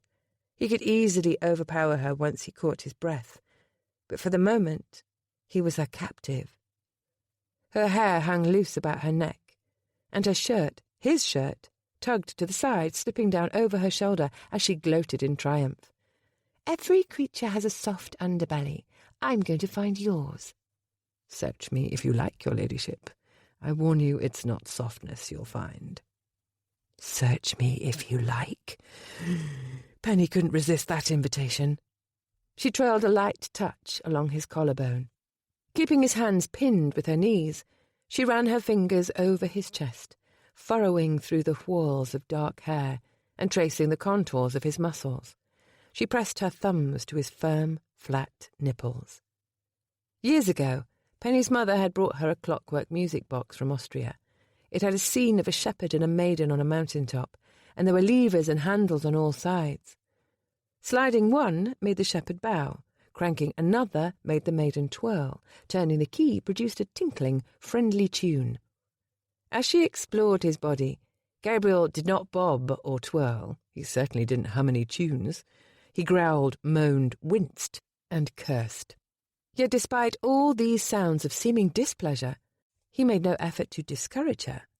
He made his body hers to explore, just as she'd been longing to do ever since he'd come upon her that first night, draped in a towel and dripping wet. With one finger, she drew a teasing line down the centre of his chest, all the way down to his navel. He bucked his hips. His erection grazed her sex, and she gasped at the sudden contact. Their bodies were separated by the fine lawn of his shirt and the wool of his trousers, but she could feel him, his length, his heat, his hardness, his desire. She'd felt triumphant in tackling him to the bed, but that was nothing compared to the surge of power rushing through her now, the thick, hot column of arousal wedged between her thighs. It was for her, all for her. Excitement rocketed through her body and came to settle in her sex, melting into a soft, throbbing ache. Desperate to soothe that ache, she rocked against him. The friction sent a pulse of bliss through her body. Judging by his tortured groan, he felt it too. His head fell back against the mattress. God, yes, again. Ask nicely. She levered her weight onto her knees, pressing his hands deeper into the straw-tick mattress and lifting her pelvis to break contact. Ask me by my name. After a grumble of complaint, he gave in. Lady Penny, she corrected. Call me Penny. She was every bit as desperate as he was for more, but she couldn't let the opportunity slip from her grasp. She'd been asking him to use her name for days now, and this might be her one chance to make him comply. He gritted his teeth. For the love of God, woman. Penny! Fine, Penny, there. Are you happy, Penny? How many times do you wish to hear it, Penny? Damn it, Penny. I've been craving this the whole cursed day, Penny. I'm going mad with lust, Penny, Penny, Penny, Penny. She lowered his hips to his. Christ! That will do for now. Thank God. She shifted gently, easing to and fro, until his hardness nestled snug against her cleft. Instinct took over. Penny braced herself on locked arms, hands flat against his chest, as she rubbed her body over his in a slow, steady rhythm. "That's it," he murmured, rocking beneath her. "Just like that. It's good." She nodded, too drunk on sensation to be missish or shy. "So good." "Go on, then." "Go on and what?" "Ride me," he whispered. "Use me. Take your pleasure." She hesitated. "Have you never? Perhaps they don't teach that at finishing school." He moved as though he would free his arms. "I'll show you." "No." She clasped his biceps, holding him down. "I don't need help." She had a big, beautiful man at her mercy, and she wasn't going to relinquish control. Oh, she was under no illusions that she had him physically overpowered. He could have flipped their places at any instant. She hadn't taken the reins. He'd given her the reins, and that made it all the better. She decided how to begin, when to stop, whether to tease them both with grazing friction or grind her hips. She set the pace. It was hers to grant or deny him mercy when he pleaded in a whisper, "Faster." With every motion, slow or quick, firm or gentle, her pleasure spiraled higher. Her breathing grew uneven, and she flushed with heat. She fell forward to kiss him, searching his mouth, exploring. As their tongues tangled, his whiskers scraped her lips and chin. Her nipples puckered to knots, exquisitely sensitive. With every movement, they kissed the hard planes of his chest. Bliss rushed at her from all sides, propelling her toward that distant promise of satisfaction. Her rhythm lost all elegance. Her hips jerked and bounced as her urgency grew. "Yes." His voice was strained. "Hold nothing back. I want to feel you come against me. I want to hear the sounds you make." His words of encouragement had the opposite effect. For the first time, she felt a moment's trepidation. She'd never climaxed with another person. It had taken her years to feel comfortable with herself, let alone a man. When the pleasure broke, she would be bared to him, more naked than naked. She let her brow fall against his shoulder, hiding her face. She whimpered against his skin. "Hold me." In an instant he freed his hands and wrapped his arms around her, stroking her hair and caressing her back, giving her the safety she needed. "I have you, love. I have you." As she began to move once more, his hands slid down her back. He cupped and squeezed her bottom, guiding her, urging her, dragging her over his hard length again and again and again, holding her through that last unnerving moment of nothingness and pushing her into the brightness on the other side.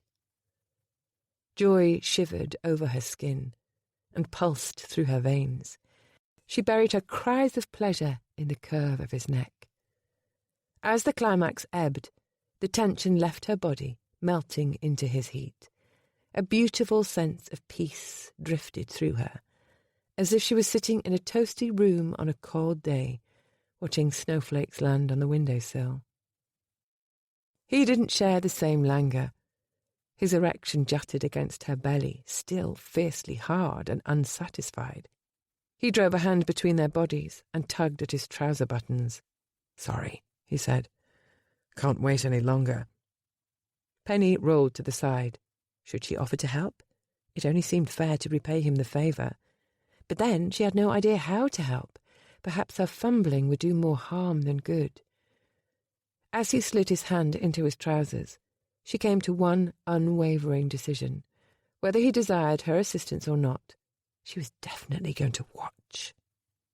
Unfortunately, there wasn't much to see. Before her eyes could adjust to the firelight, he had his hand tightly wrapped around the object of her curiosity and then he pumped his fist so quickly she saw nothing but a shadowy blur. In a matter of moments, his body jerked, and he made a low, guttural sound. With his free hand, he groped for a corner of tangled bedsheet.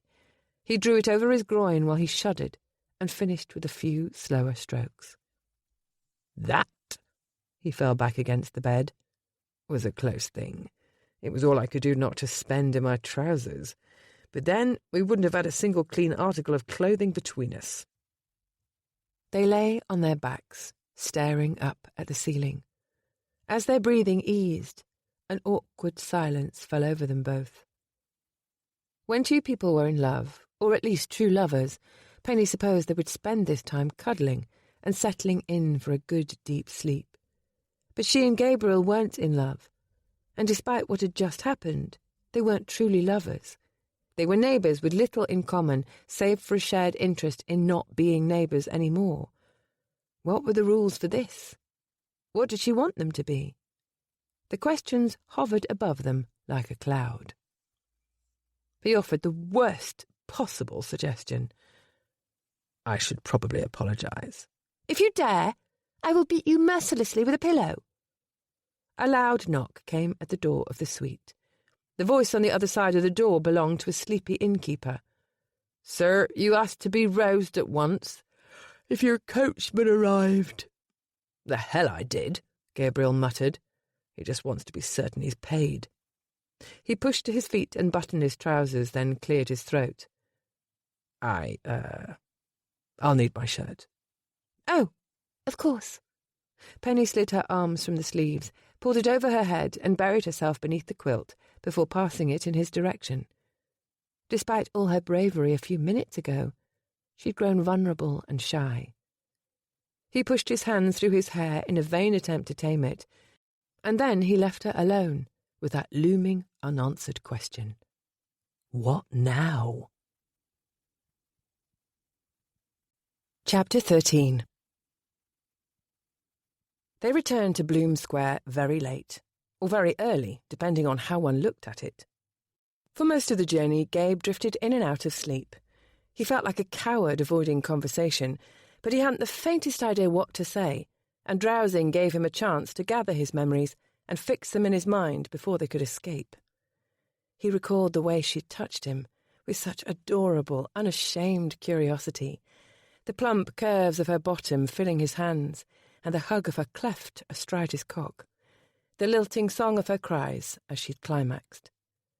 If all that wasn't torture enough, her pleasure had been embossed on his shirt. Her scent lingered about him even now, warm and intoxicating. The coachman slowed the horses to a walk as they entered Mayfair, keeping the noise to a minimum. As morning dawned, a drifting fog obscured the streets and wrapped the city in a blanket of hush. Gabe looked down the alley in both directions before he handed her down from the carriage. As expected, even after a thorough laundering and pressing, her lacy, once blushing pink frock was a shambles. I'll see you in. They entered through the horse stalls, or, in Penny's case, goat and steer stalls, and naturally she had to stop to soothe them with loving pats and generous forkfuls of hay and alfalfa. As they moved through the back garden, she paused to scatter corn for the chickens and cast a sorrowful look towards Hubert's empty washtub. Come along. He drew her arm through his and pulled her toward the house. Stay any longer out here and someone's bound to see you. And if they do? We are merely two neighbours having a morning chat in the back garden. How could that be scandalous? He exhaled. Perhaps you're right. No one pays much attention to me anyway.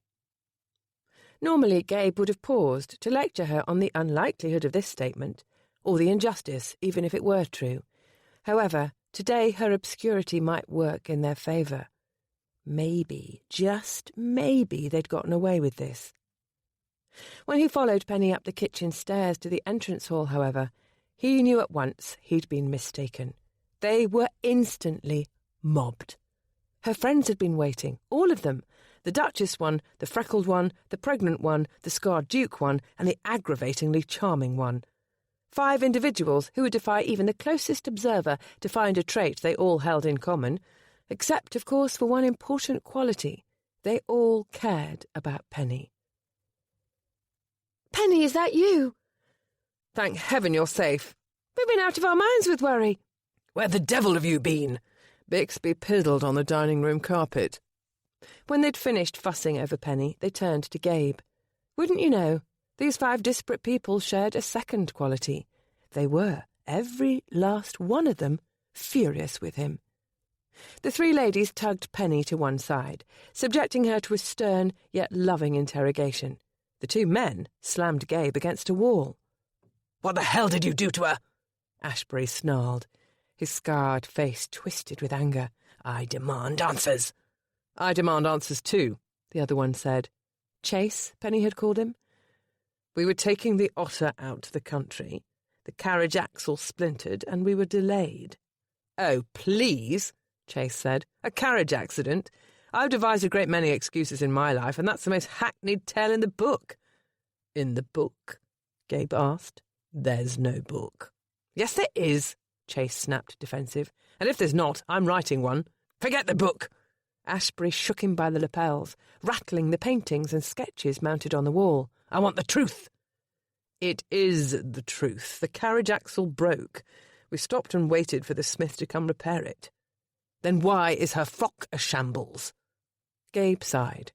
"The Otter escaped into the river. She insisted on chasing after it. She rushed into the water, tumbled onto the muddy bank, and got tangled in the reeds." Chase looked peevish. "Well, that sounds entirely too plausible where Penny is concerned." "Then I assume we're done here." Gabe moved to leave. "Not so fast." Ashbury slammed him back against the wall, rattling the artwork again. "What happened to her frock is inconsequential. I want to know where you were all night." Across the hall, Penny was relating the same story to her friends. "We walked to the village, and after that we— Oh, there you are, darling." Bixby nosed at her ankles, and she crouched to smother him with love in return. "After that what?" Nicola prodded. "After that we stopped over at an inn." At this, Emma and Alex exchanged concerned looks. Nicola was not so delicate. "An inn?" Penny hushed her, not wanting Ash or Chase to hear. "It was that or wait in a carriage. You're making it sound so terrible." "Because it is terrible." "It wasn't. Truly, it was—" "Erotic, wonderful, confusing, perfectly safe." "You should have fed him the poisoned biscuits." "Nicola," Alexandra said in a pointed murmur, "Penny says she found the arrangements acceptable." "Well, I don't find them acceptable." Nicola raised her voice. "How can you be so calm about this? She spent the night with a man, Alex, that man, at an inn." "An inn?" Ashbury growled. "You spent the night at an inn?" "Her ladyship needed to eat, rest, and stay warm. It was the best option, unless you would prefer me to have returned her home with pneumonia." "I suppose there was only one room available, with one bed." Chase crossed his arms. "That one's in the book too." "The suite had 3 rooms." "You shared the same suite?" Ashbury gave him another violent shake. Chase intervened. "Ash, that's enough. Let the man go." With reluctance, the Duke released Gabe and fell back a few steps. "It's my turn now." Chase took his place, grasping Gabe by the lapels and slamming him back against the wall. Jesus Christ, the man was stronger than he looked. This time, one of the framed sketches tumbled to the floor. "You know," Gabe said, "Lady Penelope might actually like some of this artwork. Take a bit more care." Ash retrieved the small oval frame from the floor. It held a phenomenally ugly sketch of a cross-eyed, squish-faced pug. "This is hideous." "Yes," Chase agreed. "It's probably her favourite." Gabe grabbed the framed sketch from the Duke's hands and rehung it on the nail. "I wasn't about to leave her unguarded in a strange inn. She needed protection." "And we're to believe she was safe with you?" Ashbury asked, incredulous. "You're the one she needs protection from." Gabe found it difficult to argue with that. "I don't understand this," Chase said. "Penny promised us she'd take a companion." Gabe chuckled wryly. "Oh, she did." "Penny!"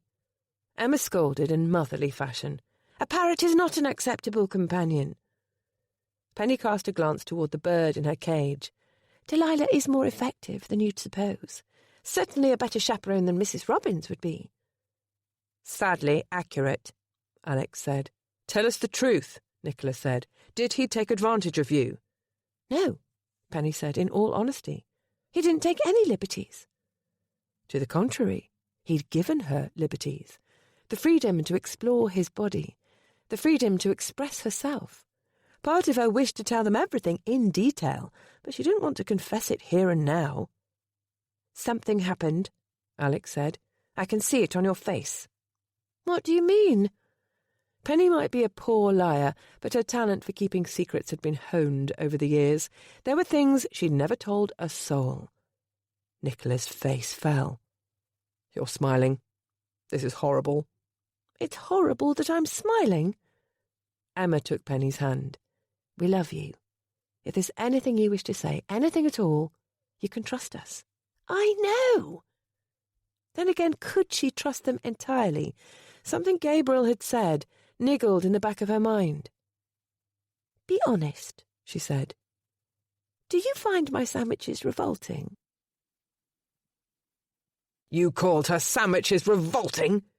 Chase went red with anger. How dare you? I told her the truth. They are revolting. Of course they are. He jabbed a finger in Gabe's face. And that's expressly why we never tell her so. Gabe batted his finger away. So you lie to her. Better than breaking her heart. Breaking her heart? Good God, man. They're sandwiches. Those are not mere sandwiches, Chase said through gritted teeth. They're a test. You failed it. Ashbury paced the narrow entrance hall, muttering angrily. If anything happened between the two of you last night, so help me God! Gabe pulled his lapels straight. If anything happened between us last night, it wouldn't be any of your concern. Unmannerly scut! Ashbury shouted. Thou reeky, burly-boned gudgeon! Gabe had no idea how to respond to that. He curses in Shakespeare, Chase explained. It's annoying, I know. You get used to it.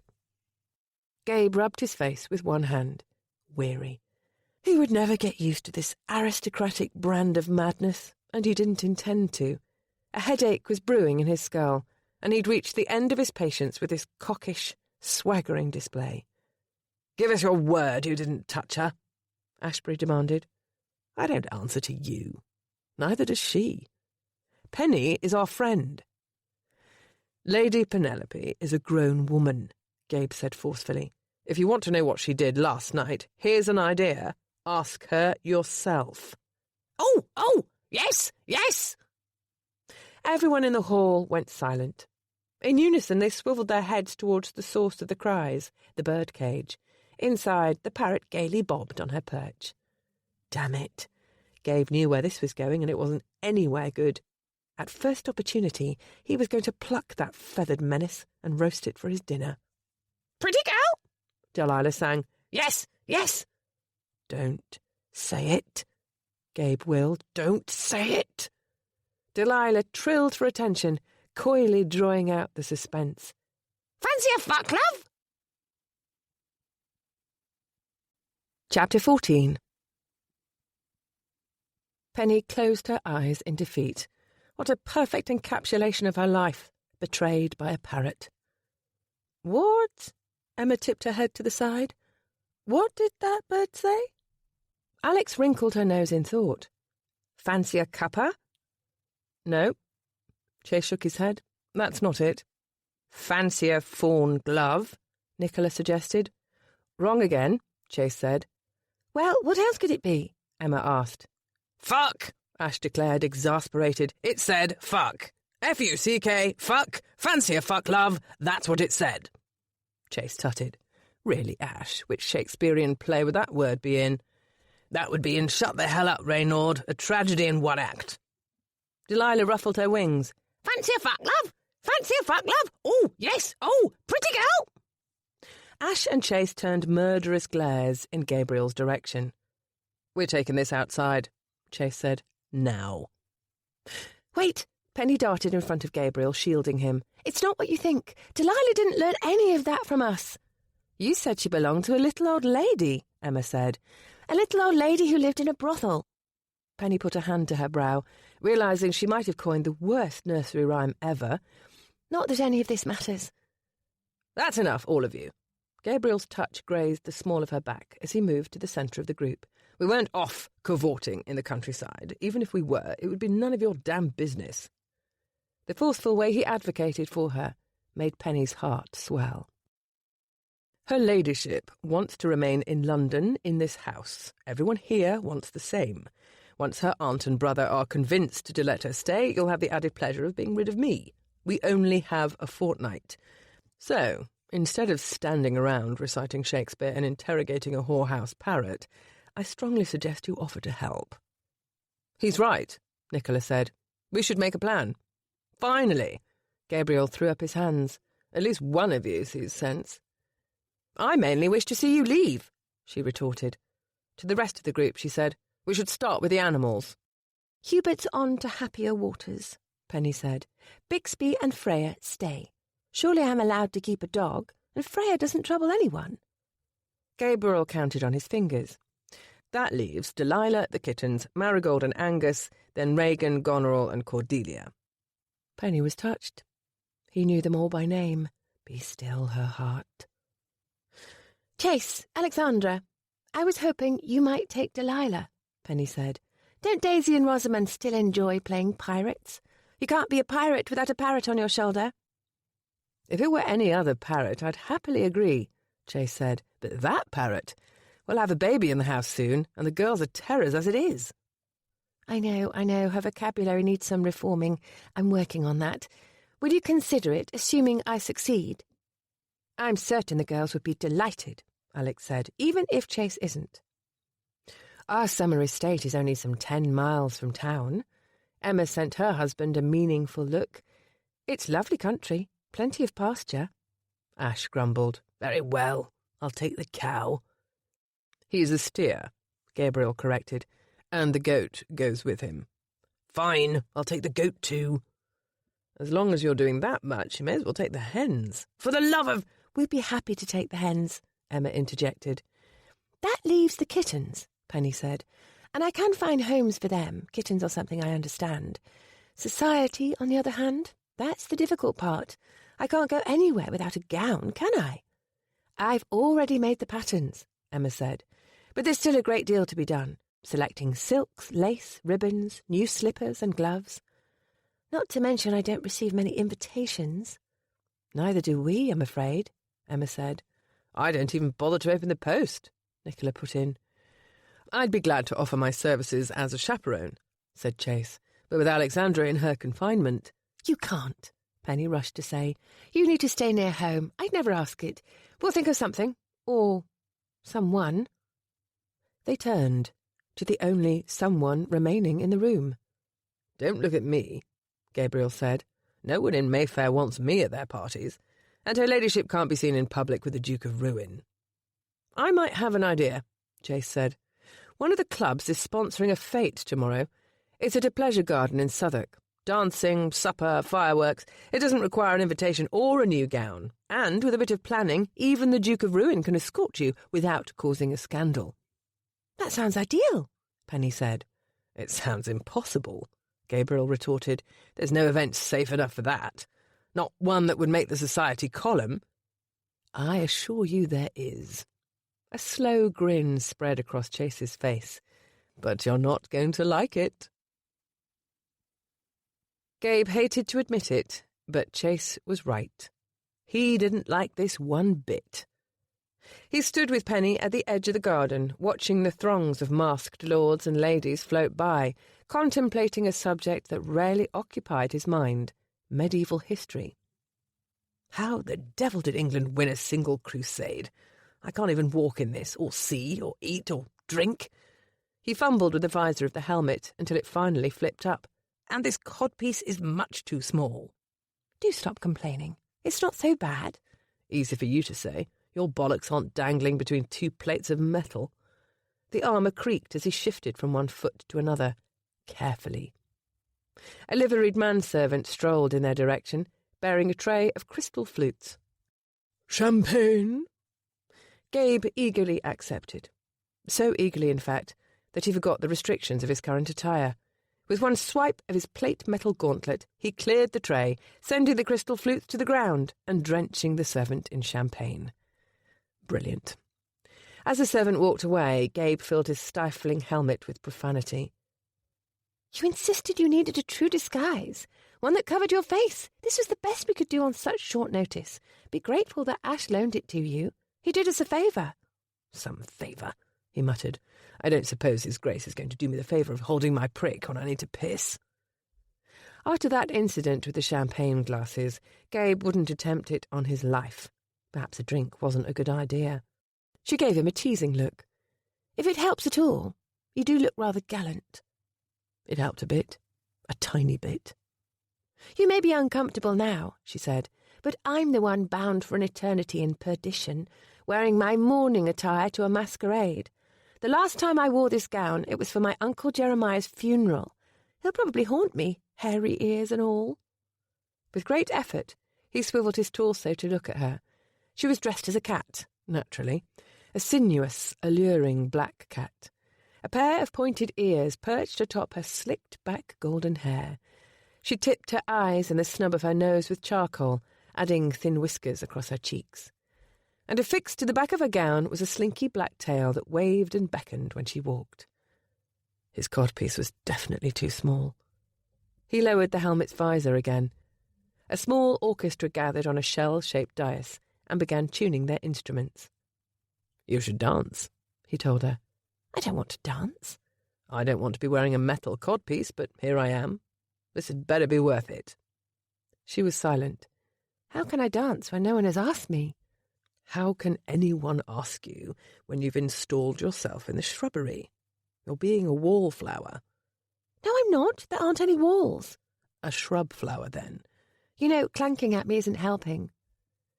Gabe thought of asking what would help, but there seemed little point. Whatever it was, he wouldn't be able to do it. He couldn't introduce her to anyone in this crowd of elites, couldn't make her feel confident when he had no idea what he was doing, and he damned well couldn't ask her to dance. Even in a suit of shining armour, he wasn't fit to be her hero. "I would do this for you if I could," he said. "But I can't." "I know." "You won't convince your aunt you're circulating in society if you spend the night hiding in the bushes." "I'm frustrated with myself, believe me. A masquerade is supposed to be a chance to put on a different face, isn't it? An opportunity to be someone else for a few hours. Yet I can't seem to manage it. I'm still me beneath the mask." "I know what you mean." Gabe was still himself beneath the armour too, an interloper among the aristocrats, unwelcome, inadequate. "We are who we are, I suppose." "We are who we are," she agreed. Gabe despised the defeated note in her voice. He liked who she was beneath the mask, and when he was in her company, he almost liked who he was too. The idea that anyone would overlook her made him vaguely furious. "You don't have to dance." He gestured clumsily with a metal-plated arm. "Strike up a conversation with someone. Anyone." "I do see someone I know." She lifted on tiptoe and craned her neck. "That man over there. He's a distant cousin." "The one dressed as a Russian prince?" "The one who actually is a Russian prince." Of course he was. As if Gabe needed one more reminder of the vast gulf between their stations. "Go on, then." She hesitated. He creaked sideways, moving closer. "The hedgehog was ages ago. Everyone will have forgotten it." She tensed. "I'm not so certain." "Why, Lady Penelope Campion! Is that truly you?" Of all the people she could bump into at her first true social foray in years, it would be the Irving twins. "My dear Lady Penelope," Thomasina took Penny's hands in hers and squeezed. "How long has it been?" Not long enough. Tansy and Thomasina Irving had been the bane of her life at finishing school. Unlike some of the other girls, they were never cruel outright. They would never risk making an enemy of an earl's daughter. However, they never missed an opportunity to needle her, and since there were two of them, they pricked from both sides. Tonight they were dressed as peacocks. They each wore a gown of shimmering teal-blue satin, with matching gloves and slippers. Fan-shaped arrays of peacock feathers sprouted from their posteriors. "Why, we haven't seen you since your debut at—" Tansy conferred with her sister. "Almack's, wasn't it?" "I can't say I recall," Thomasina answered blithely. Falsely. "It doesn't matter. What's wonderful is that you're here now." Penny knew they were baiting her, and she felt helpless to challenge them. With Gabriel she could be tart and witty, but with these girls she was straight back to her 16th summer. All the old feelings rose to the fore.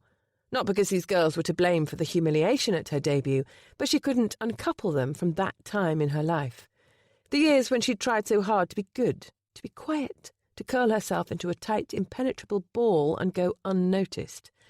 Instead of going unnoticed, she'd made herself a spectacle, mowing down the crowd at Almack's. "Won't you introduce us to your friend?" Thomasina swept an unsubtly flirtatious glance up Gabriel's armoured figure. "What a fine figure you must strike at the round table." "At any table," Tansy giggled. Penny seethed. "It wouldn't be a masquerade if I gave him away now, would it?" "I suppose we'll have to tease it out of him," Thomasina said. Was it Penny's imagination, or did her gaze linger on his codpiece? "Get your eyes off him, you vulture!" She chastened herself for entertaining a thought so mean. It was unkind to vultures. "But you shall be dancing, Lady Penelope," Tansy said. "Our brother is here. I'm certain he'd stand up with you." "That's kind of you, but I don't wish to dance this evening." "What a shame!" Thomasina smiled. "How is that hedgehog of yours? Not still with us, I suppose?" "Actually, she is. Going on 10 years now. By now I'd wager she's in good company. You must have a house full of dear little waifs." Tansy latched on to her sister's arm. "Oh, Tommy, remember the frog?" As the sisters laughed, Penny wanted to inch backward until she disappeared into the shrubbery. "What a sweet thing you were," said Thomasina. "Always so fond of God's lesser creatures. What's the latest beast in your collection, I wonder?" "Me!" Metal clanged as Gabriel flipped the helmet's visor. "I'm her latest beast." The Irving sisters choked on their laughter, then swallowed it hard. He took a clanking step forward, towering over them. "Let me tell you, Lady Penelope has her hands full. I'm vicious, untamed. I won't come to heel." He leaned forward, lowering his voice to a growl. "And I bite." He turned, and, confronted with the wall of hedges, stormed through it like the Ottomans breaching the walls of Tyre. Once he cleared a path with his armoured body, he extended a gauntlet, inviting Penny to follow. She put her gloved hand in his shining one. Rather than leading her through, he pulled her to him, slid his hand to her backside, and lifted her off her feet, keeping her slippers free of trampled shrubs. Her beast in shining armour. As he carried her through the hedge, she waved farewell to the bug-eyed Irving sisters. "It's been lovely seeing you." Once he toted her a short distance from the pleasure garden, he set her down. After several moments of increasingly comic difficulty, he yanked the helmet off his head and chucked it aside with a curse. Penny went to retrieve the helmet. "Leave it," he said. "It belongs to Ash." "Exactly." His face was the red-purple shade of beets, and his dark hair stood up at wild angles. In the darkness, he looked every bit as wild and dangerous as he'd just professed to be. Penny took his face in her hands and gave him a firm kiss on the lips. "Thank you. That was magnificent." "It was stupid. If rumours reach your aunt, or worse, the society column." She helped him remove his gauntlet. "We can't do anything about that tonight." "I knew this was a mistake. I can't abide this society shite." "The Irving twins have always been obnoxious." "It's not only them. It's all of it." He stared at the scene of torches and merriment. "This is why I despise the aristocracy. The only way they survive is by holding themselves above the rest of the world. And it's not enough for them to sneer at the poor or to abuse the working class. They have to turn on their own as well. They'd mock you just because you don't like to waltz and you keep a pet hedgehog." "You laughed at the hedgehog," she reminded him. Understandably so. It's amusing. It's an amusing story. It's not who you are. He unbuckled a shin plate and shunted it to the ground with such force it bounced off the turf. You're worth 1,000 of any lady there. Let's leave, get you into some proper attire, and find ourselves some dinner. She stroked her fingertips over his brow. I can tell from the pulsing vein in your forehead you're hungry. I'm always hungry. My only regret is that we'll miss the fireworks. You want fireworks? He cocked his eyebrow. I can give you fireworks. Well then, Penny could scarcely wait. Chapter 15. It wasn't the most lucrative of Gabe's investments, but there were times when owning one of the largest hotels in London came in useful. This was one of those times. For one thing, he kept spare clothing in his private suite, and thus was able to shed that ridiculous suit of armour. For another, it offered a uniquely impressive location for a private dinner overlooking the fireworks display. Careful. He led her by the hand, helping her up the last few rungs of a ladder and guiding her onto the rooftop veranda. We'll be able to view the fireworks from here. Yes, I should think we will. The awed hush in her voice thrilled him, as did the way she clutched his arm. I feel like I'm floating in one of those hot air balloons. I have the servants coming up with dinner soon. Thank you.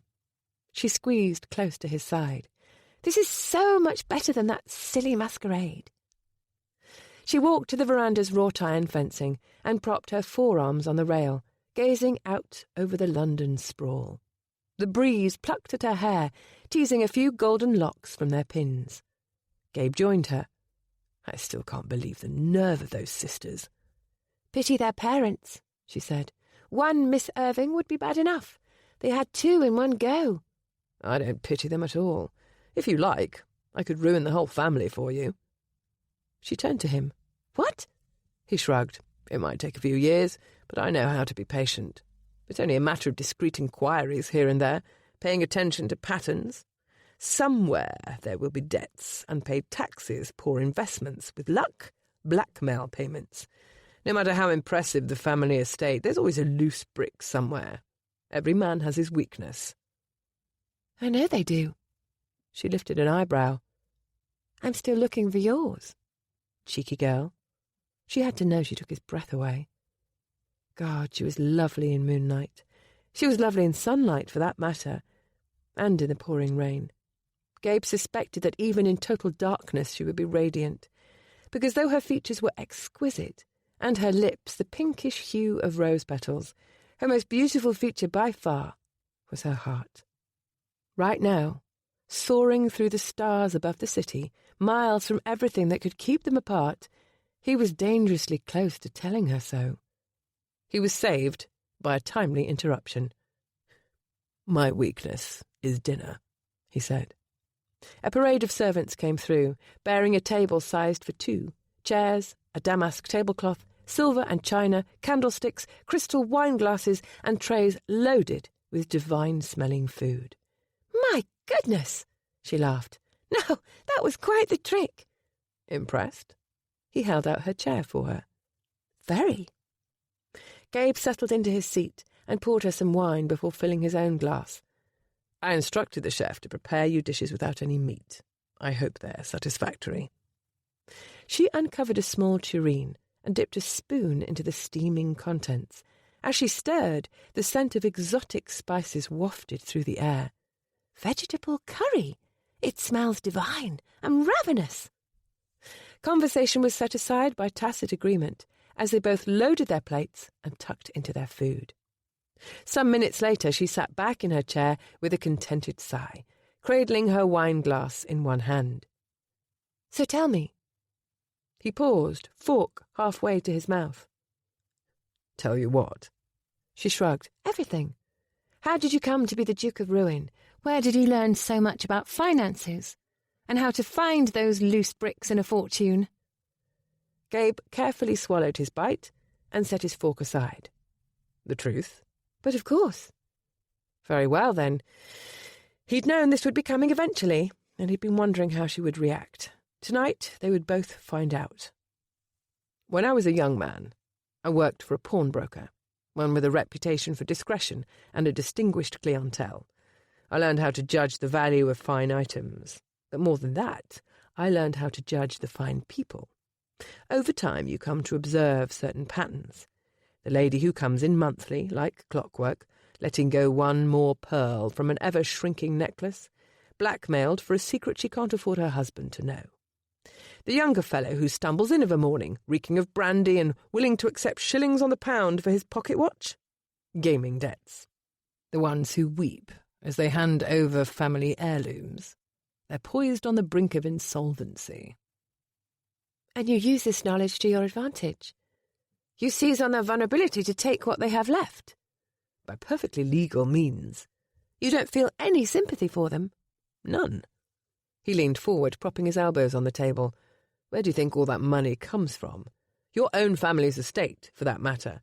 Parcels of land granted with the wave of a king's hand centuries ago. That's the land here in Britain, of course. When that wasn't enough, they grabbed more from every corner of the world. The aristocracy built fortunes on the backs of serfs, peasants, tenant farmers, slaves. I don't suffer a moment's shame when I take their wealth from them. You realise that when you say them, you also mean me, my family, my friends. I'm aware of that. She poked at a dish of sherry trifle with her spoon. Before the pawnbroker, where were you? On the street, thieving. How do you think I met the pawnbroker? I had to sell the pocket watch and baubles somewhere. And before that? The workhouse, mostly. The workhouse? How dreadful. Could have been worse. I was out of the cold, at least. Meagre meals are better than none. They taught us to read and write and do sums. Gabe had also learned how to grind bones with a rock until his fingers bled, and how to survive savage beatings from a schoolmaster who took a cruel joy in meting them out. But those were lessons better left unmentioned. What about your parents? Never knew them. The one falsehood in his tale. I'm sorry, she said. I'm not. So you were raised in the workhouse, and here you are now at the top of the world. She propped an elbow on the table and rested her chin in her hand. It's remarkable, Gabriel. You must be proud. Was he proud? He'd always thought so, but now he wasn't so sure. A sense of pride implied satisfaction. By now, everything he'd amassed ought to feel like enough, but it didn't. Satisfaction eluded him again and again. The hunger never went away. He pushed back from the table. The fireworks will be starting soon. He guided her over to a heap of pillows and plush, sumptuous blankets, velvet, satin, embroidered silk. They relaxed into the jumble of luxury and stared up at the clear night sky. Alexandra would know the name of each and every star up there, Penny said. She found a comet, you know. It's named for her. That's impressive. I have remarkably accomplished friends. Alex is our astronomer. Emma's a magician with needle and thread. And Nicola, well, Nicola has a dozen brilliant ideas a day. Only half of them are new biscuit recipes. And what about you? I'm the one who invites them over for tea and kittens and horrid sandwiches. She nudged him in the ribs. I don't have any remarkable talents. I just try to make my friends feel at home. That is a remarkable talent. A damned rare one, too. She laughed in self-deprecating fashion. No, truly, ask any hotelier. People with welcoming dispositions are in short supply. That's good to know. A spinster never knows when she might need respectable employment. They lapsed into silence, staring into the vast, starry night. He'd stared into darkness many times in his life. Nothing ever made a man feel so alone. He inched his hand to the side until his little finger brushed against hers. Just that feathery touch made his breath catch. They clasped hands, interlacing their fingers and holding tight. His heart was beating in his throat. A rocket whistled into the air, exploding above them with a shock of sound and a burst of golden sparks. "Make love to me," she said quietly. His thudding heart stopped. She rolled under her side, facing him. Her fingers went to the buttons of his shirt, and she slipped them loose, one by one, by one. Her hand stole under the fabric, caressing his chest. Her lips brushed his. The sweetness of her kiss made his whole body ache. No, no, no. With heroic effort he pulled away. Your first time should be special. Gabriel, we're currently on a rooftop, lying atop a mountain of satin pillows, staring up at a sky bursting with fireworks. I should think this meets the special requirement. A burst of shimmering red bloomed amid the stars, conspiring with her against him. Your first time should be with someone special, he said. There's absolutely nothing ordinary about you. Once again, you can cross that requirement off the list. I meant your husband. She plopped back on the pillows and groaned. You're supposed to be dangerous and passionate, not principled. I've made a career of ruining fortunes, but I've never ruined a woman. I damn well won't start with you. I despise that word, ruined, as if passion is an unforgivable transgression and virginity is the only measure of a woman's worth. She looked at him. Is that what you believe? That making love tonight would make me worthless tomorrow? Of course not. But it might make your property worthless tomorrow. Is that it? No, I'm not thinking of that at all. In fact, he'd forgotten it completely. His financial interests weren't the reason for their bargain anymore. At some point, he'd stopped caring about the damned house, and he'd started caring about Penny instead. Nothing could make you less valuable tomorrow. But this might make you less marriageable tomorrow if word got about. After the masquerade, word may already be about. He cursed. Don't remind me. What does it matter? She propped herself on her elbow. Perhaps I'll never marry. Perhaps my brother will cut off my funds. I have a bit of money stashed away. I have friends. Why should I care about my dwindling marriage prospects? I'd rather seize control of my life, be free to do anything I wish. She teased the fingertips through the hair on his chest.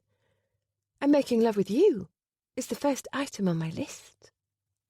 Don't tell me this nonsense about having no prospects. You could have all the prospects in the world if you wish them. And something tells me you will wish them someday. In your heart, you must want to have a family, children to love, to make you feel at home. That talent shouldn't go unused. He touched her cheek. Don't foreclose the possibility. You deserve good things, promises, tenderness, love, everything you've ever dreamed. Lately, all my dreams are of you. She kissed her way down his neck, nuzzling against his skin. Desire and conscience warred within him, and there was no doubt which side was losing the battle. He slid his hand around her rib cage, feeling for the closures of her frock. There could be consequences, he murmured against her ear. I'd be a blackguard to ignore that. I'm fully aware of the risks to my reputation, as well as the risks to my body and my heart. Good God, her heart. Her heart. I want you, Gabriel. Such a simple phrase, and yet it summed up the yearning of a lifetime. All these years of anger and striving, and he'd longed for nothing more than this. To be wanted. Desire kindled in his chest with a ferocity that stunned him, scared him. As he wrestled to conquer it, he caught a flicker of doubt in her eyes. It was the final blow. Honour waved a white flag of surrender. He would never let her feel a moment's doubt, not if he could help it. That is, of course, she bit her lip. If you want me. Chapter 16. Penny waited in quiet agony for his response. If I want you, he echoed. If. It's your choice as much as it is mine. If you need time to consider, If I need time to consider. In the flash of a moment, he had her on her back. Penny lay beneath him, breathless. His dark eyes held hers. The only thing I'm considering is precisely how to remove the word if from your vocabulary. Oh. First, I'm going to strip you naked. I'm going to stroke every part of you with my hands. Then I'm going to paint your body with my tongue. By the time I'm done with you, you will never, ever ask if I want you again." "Very well, if you insist." He growled through a begrudging smile. "You little minx." He kissed her more deeply than he ever had before, sucking her tongue and gently biting each of her lips in turn. His raw desire made it clear that in all their previous interactions he'd been holding back. Now she would experience the full, primal force of his passion. She couldn't wait. He rolled her onto her side and started on the buttons of her frock. Her impatience was extreme. She couldn't remember exactly how many buttons there were, but judging by how long this was taking, she guessed the number to be 78 at minimum. His fingers plucked at the laces of her stays, pulling them through the grommets one by one until the corset fell away from her body. "For heaven's sake, hurry!" He took pity on her, grasping her chemise and splitting it down the middle. She saw his own shirt land in a heap at her side. He rolled her over again and helped her work the stifling black shroud down her torso and over her hips, wadding it up and tossing it aside. She lay naked to his view, save for her stockings, her black silk stockings. He stared at them. "My God, where did you—" "Emma dyed them for the occasion. It wouldn't do to be a black cat with white stockings, would it?" She reached to untie her garter. "Don't you dare." He ran his eyes over her body. "I have never seen anything so enticing in my life." He ran his hand up her calf, over her knee, and up the sensitive slope of her thigh, until he cupped her mound in his palm. She gasped at the shock of pleasure. His fingers caressed her gently, stroking up and down the seam of her sex, teasing her with light passes until she was breathless. She reached between their bodies, feeling for his trousers buttons, and tugging at them with eager, inexpert fingers. At last his placket fell open, and his erection sprang into her hand, hot, hard, and heavy. She explored him the same way he touched her, skating her fingertips up and down his length, marvelling at the silky softness of his skin, and tracing the intriguing yet entirely unfamiliar contours. "Let me see you," she whispered. He rose up on his knees, and his male organ jutted toward her. The dark hair on his chest arrowed straight toward it, like a signpost indicating a point of natural interest. This way to the manhood. As if it could be missed.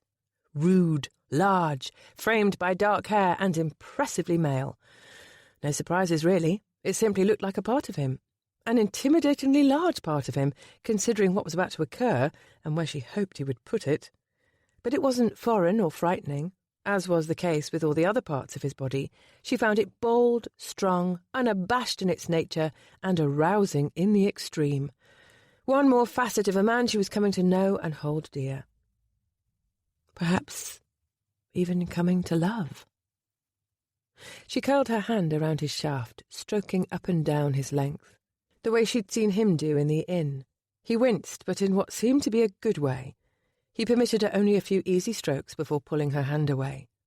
"Any more of that, and this will be over before it's even begun." "We can't have that." He shucked his trousers, tossed them aside, and returned to her, covering her nakedness with his body and settling his hips between her thighs. She arched against him, silently pleading. Once again, he made her wait. He kissed her neck, suckled her breasts. He reached between her thighs. "Let me kiss you here." "Why?" "Mainly because I suspect you'll enjoy it, and I want to give you pleasure. If you climax now, the pain will be less later. But also because I truly, deeply, very, very much want to taste you." She smiled. "Then by all means." He ducked his head and his whiskers scraped against her inner thighs as he settled between them. His broad shoulders pushed her knees apart, and he worked both hands beneath her hips and lifted, tilting her to the most favourable angle to receive his kiss. For a moment the intimacy was too much, too uncertain, but when she heard his deep moan of satisfaction, her hesitancy disappeared. His tongue glided up the seam of her sex. "Oh, God!" She gripped the pillows on either side of her hips, sinking her fingers into the tasselled brocade. The fireworks overhead were nothing to the sensations exploding through her with every pass of his tongue. He parted her with his thumbs, opening her to his explorations. He centred his attention on the bundle of nerves at the apex of her cleft, and worked it with his nimble, flickering tongue. Penny's head rolled back, and she closed her eyes, surrendering to his erotic talent and the delicious mounting pleasure.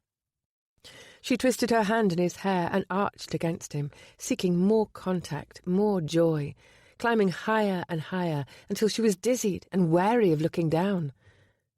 The pleasure rocketed through her, exploding into sparks of bliss. He rose up on his knees and took himself in hand, guiding his erection to where they both needed it to be, at the heart of her, where it belonged. "Please," she begged. When he pushed inside her, it hurt. He held her while she breathed, stretched. She sensed his struggle, the tension in his body. "Are you?"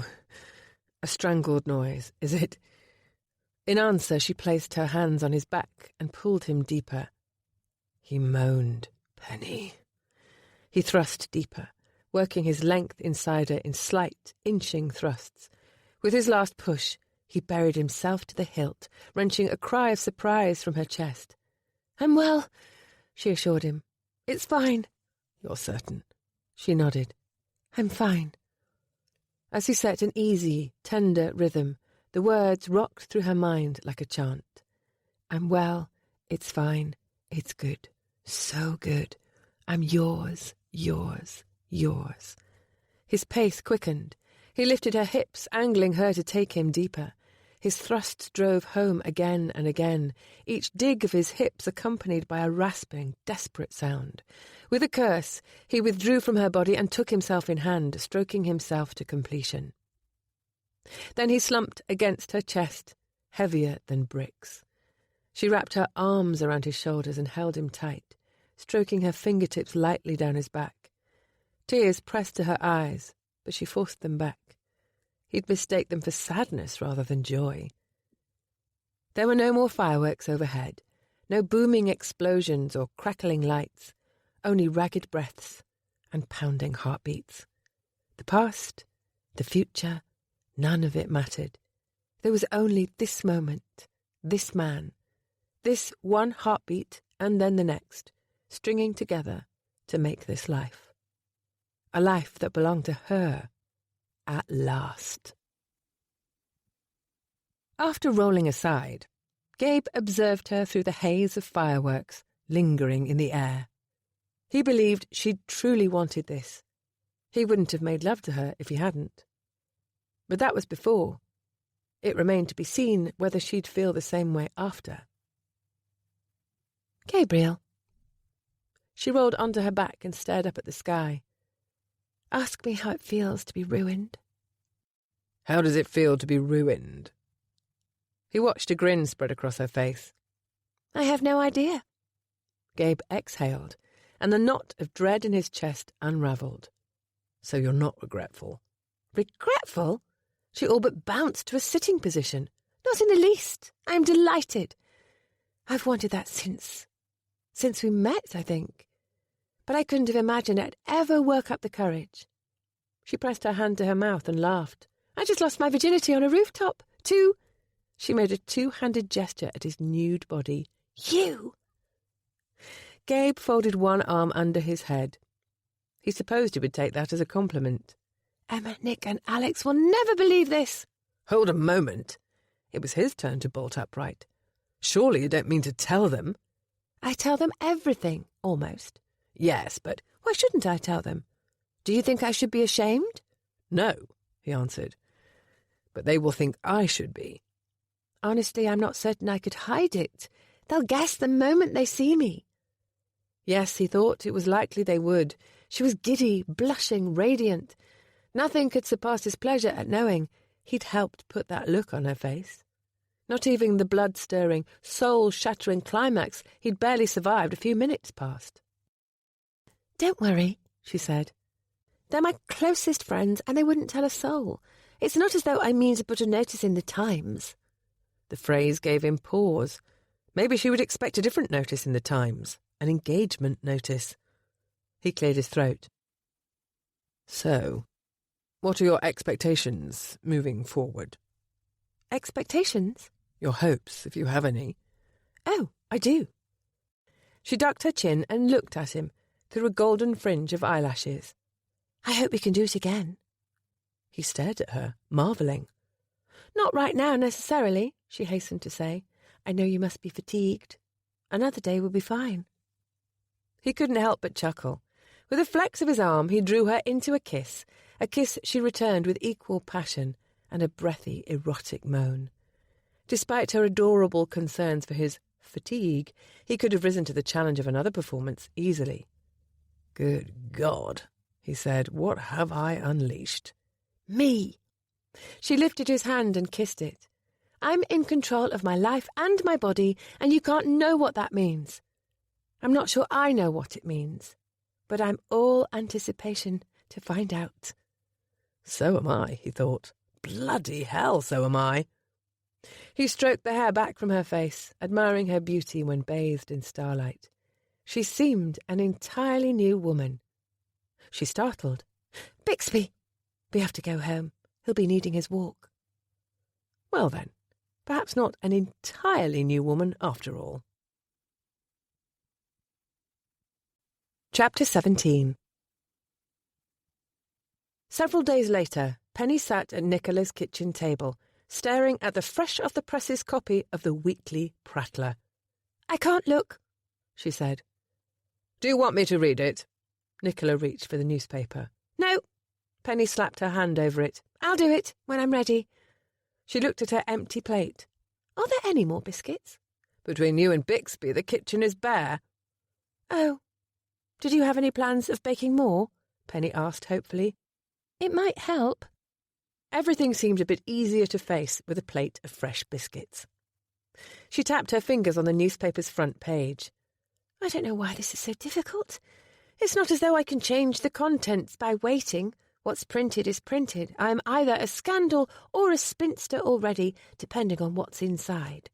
Actually, Nicola mused, while the paper remains closed, you're both. Both? Right now, you're both a scandal and a spinster. I'm so sorry. I'm afraid I don't follow you. Penny frequently had difficulty following the twists and turns of Nicola's mind. Everyone did. Nicola's eyes went unfocused, as though she was staring at the distant horizon, one that only she could see. Imagine you took a cat, she said slowly, and sealed it in a box. Seal a cat inside a box? Penny was horrified. I'd never do such a thing. Of course you wouldn't actually do it. I'm only trying to illustrate a philosophical conundrum. What sort of philosophical conundrum requires a person to imagine suffocating cats? Surely there's a better illustration. You're right. I'll think of something else. Nicola set aside her tinkering. Penny, if there's anything you need to talk about, I'm always here for you. I know I'm not as sympathetic and comforting as Emma or Alexandra. Nick. Don't worry, I'm not disparaging myself. I simply know my talents, and that's not one of them. However, I'm always here to listen. And when it comes to matters of the heart, I'm not completely inexperienced. You're not? Penny stared at her friend, amazed. In all their years of friendship, Nicola had never, not once, mentioned a sweetheart or a suitor, much less being in love. With a shake of her head, Nicola picked up a gear and turned it over in her hands. Men can be terribly distracting. 1,000 questions crowded Penny's mind. But before she could ask any of them, the clocks began to strike the hour. From all around the house, they were bombarded by chimes, cuckoos, pendulum strikes, and clanging bells. Nicola owned a great many clocks. Or rather, Nicola's father had owned a great many clocks, and Nicola couldn't bring herself to part with a single one of them. Although the hourly mayhem had a way of interrupting conversation, Penny never complained. How could she? A woman who took in kittens by the dozen had little room to criticise. Today it could have been worse. The clocks didn't go on too long this time, as the hour was merely 3 o'clock in the afternoon. Goodness! 3 o'clock in the afternoon? Penny had been sitting there for ages already. No more dithering. She reached for the copy of the Prattler, opened it to the society pages and briefly squeezed her eyes shut. Strangely, she didn't know what to wish for. Perhaps Nicola had the right of it, and Penny had been delaying this because she enjoyed being a wallflower and a temptress, and she resented that society wouldn't let her be both. The days since the masquerade had been the most thrilling days of her life. While she and Gabriel awaited the verdict, they'd made use of the time in a variety of passionate and increasingly inventive ways. It was as if all the clocks had stopped, and they'd carved out a secret haven free from prying eyes or consequence. When she opened this newspaper, the clocks resumed ticking. Time had caught up with them, and one way or another, their stolen era of passion would come to an end. Penny didn't want it to end. Nevertheless, she couldn't avoid the reality any longer. If she didn't read this for herself, she would hear everything from Aunt Caroline. Better to be prepared. "Read it aloud," Nicola said. "A report from the Maximus Club's spring fete." She skimmed the contents, pulling out the most important words. Southwark, Pleasure Garden, Masquerade, Orchestra, Champagne. Ah, here we are. Prominent guests in attendance. Penny scanned through the lists of names and titles. Her cousin, the Russian prince, received mention, naturally. Farther down, the Mrs. Irving were named. She nearly reached the end of the column, and no mention of Lady Penelope Campion yet. Then she read the concluding paragraph. In the usual fashion of masquerades, the identities of most guests were plain for all to see. However, one gentleman in attendance succeeded in generating a considerable amount of intrigue. As the evening drew to a close, only one question was on the guest's lips. Who was that knight in shining armour? The mystery remains. He was last seen in the company of... Penny groaned. "Well," Nicola asked, "which is it, scandal or spinster?" "Neither, apparently." "Let me see." Nicola took the paper and found the point where Penny had left off. "He was last seen in the company of an unidentified woman." "Unidentified woman?" Penny repeated, separating each syllable. She let her head drop to the table's surface. What could possibly be more depressing? "A suffocating cat." "True." Nicola turned the page of the newspaper. "Hold a moment. Your neighbour is hosting a ball." "What?" Penny rose from her chair and hurried to read over Nicola's shoulder. There it was in black and white. "The prattler has learned that one Mr. Gabriel Duke, better known to readers of this esteemed publication as the infamous Duke of Ruin, is planning to host a ball at the former Wendelby residence on Bloom Square. According to our sources, Mr. Duke has invited the better part of the London ton.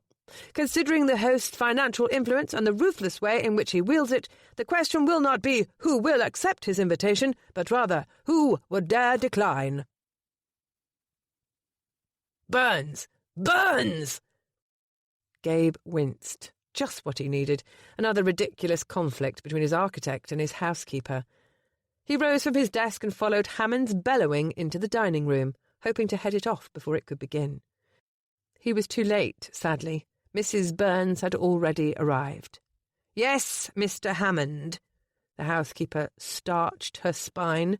"Is there something I can do for you?" Hammond gestured at the portrait on the wall. "You can explain to me why I'm looking at the inbred offspring of a suet pudding and a weak-chinned salamander." "That's a portrait of Mrs. Bathsheba Wendelby." "I expressly told the workmen to remove these paintings 2 days ago. Lo and behold, they have reappeared, as if by magic." His tone sharpened. "Dark magic." Burns did not address Hammond's unspoken accusation of witchcraft. "These are family portraits representing generations of Wendelbys. Those generations of Wendelbys don't live here any longer. Nevertheless, Mr. Hammond," she said with foreboding, "this house has a legacy, and it will not be forgotten." "This house has a desirable address," Gabe interjected. "I'm going to sell it to some new money upstart who wants to hobnob with aristocrats. Those buyers don't want mouldering portraits of a crusty squire and his hunting dogs. They want modern water closets and gilded moulding. If Sir Algernon Wendelby cared about his precious legacy, he shouldn't have frittered away the family fortune on cards and mistresses. When he finished his tirade, Gabe felt rather shabby about it. He wasn't frustrated with the housekeeper. He was frustrated with himself. After the last few days and nights with Penny, Gabe needed a reminder of just what the devil he was doing in Mayfair. He was here to sell this house for the highest possible price, and if the new occupants displeased the ton, so much the better. He wasn't here to stay. He wasn't here to carry on a torrid affair with the lady next door either. With every tryst, he promised himself this time would be the last. It must be the last. The risks to Penny were too great. Then she would whisper his name, or give him a coy smile, or breathe in his general vicinity, and all his resolutions turned to dust. "As you like, Mr. Duke," the housekeeper said. "The paintings will be removed today." "One more thing before you go." Hammond narrowed his eyes at her. "How did he die?" "To whom are you referring, sir?" "Mr. Burns, your husband. You were widowed, I assume." "It's customary for housekeepers to be addressed as Mrs., whether or not they are married. There was never a Mr. Burns." At the sound of the doorbell, she inclined her head. "If you will excuse me, I'll answer the door." After the housekeeper left the room, Hammond approached Gabe and dropped his voice to a whisper. "No, Mr. Burns. I don't believe that for a moment. She's hiding his corpse in a wardrobe somewhere." Gabe sniffed the air hovering about his architect. "What is that smell?" "Garlic." Hammond pulled a white papery bulb from his pocket. "I've taken to carrying some at all times, and so should you. For protection, they don't like garlic." "Housekeepers?" "Vampiresses. For God's sake, this has to stop. Burns is not a vampiress. She's pale enough, but then she does walk about during the day. Perhaps she's a wandering evil spirit who possessed the reanimated corpse of a virgin beauty." Hammond stalked away, scrubbing both hands through his silvered hair. Gabe stared after the man. A virgin beauty? Burns? If one looked past her gloomy attire and perpetually dour expression, Gabe supposed the woman might not be unattractive, but a beauty. Maybe she truly did have Hammond bewitched. Light footsteps approached from the corridor.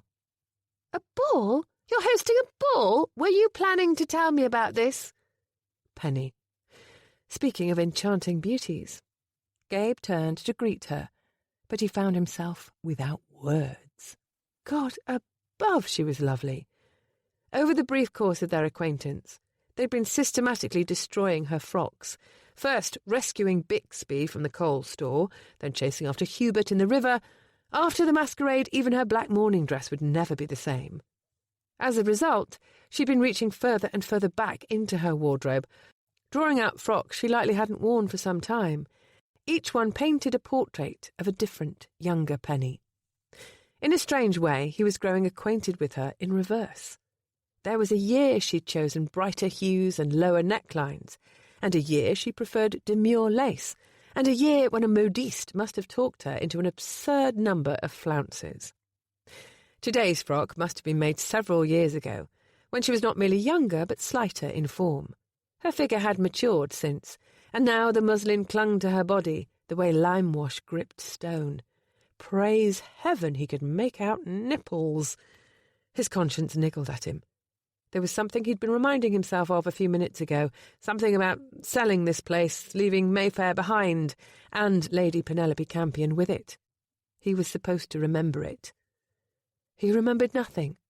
Nothing that was, except for her silky thighs wrapped about his hips and the coarse saddle blanket chafing his knees when he'd taken her in the hayloft above the mews yesterday. He'd breathed in so much dust, the sneezing had kept him awake half the night. He had no regrets. "I'm up here, Gabriel," she said tartly, yanking his gaze away from her breasts. Her brow wrinkled with concern as she held up a folded newspaper for his view. "And we need to talk about this." Chapter 18. "What's the meaning of this? You're hosting a ball?" Penny waited on Gabriel's explanation. He offered none. Instead, he strolled across the room to her, took the paper from her hand, and read through the notice of his impending ball. I see little to discuss. The prattler has captured the details. In fact, it's shockingly accurate, considering the publication. He returned the paper. Yes, but... While you're here... He left the room, glancing back in a manner that invited her to follow. I want your opinion on some wall coverings. He mounted the stairs, and Penny followed. She hated trailing after him like a pup, but she wasn't going to let him get away. According to the paper, you sent invitations already. Perhaps mine was lost in the post? Hammond likes the periwinkle blue, he went on, but I don't trust his opinion on current fashions. Not for a lady's suite. Penny growled behind clenched teeth. Wasn't he paying attention to her at all? Apparently not, or else she would have warned him that this ball scheme was a terrible idea. He led her into a mostly empty bedchamber. The few pieces of furniture had been pushed to the centre of the room and draped with Holland cloths, and the walls were stretches of blank plaster. 3 strips of silk damask had been tacked to one wall, each a different shade of blue. You've seen my house. I don't know anything about current fashions in wall coverings. Mr. Hammond's opinion is surely... He shut the door and pushed her up against it, crushing his mouth to hers in a possessive kiss. As his tongue found hers, a needy sigh rose in the back of her throat. The newspaper slipped from her grasp and fell to the floor. She couldn't recall why she'd been holding it in the first place. It didn't matter. All she wanted to hold was Gabriel. He took his face in her hands, sanding her palms on the delicious scruff of his whiskers, before twining her fingers into his hair and holding tight. His hands roamed her body, claiming handfuls of her hips and skimming over her breasts. I need you, he murmured between kisses. It's been ages. It's been, she thought on it, 17 hours. Like I said, ages. He bent to kiss her neck.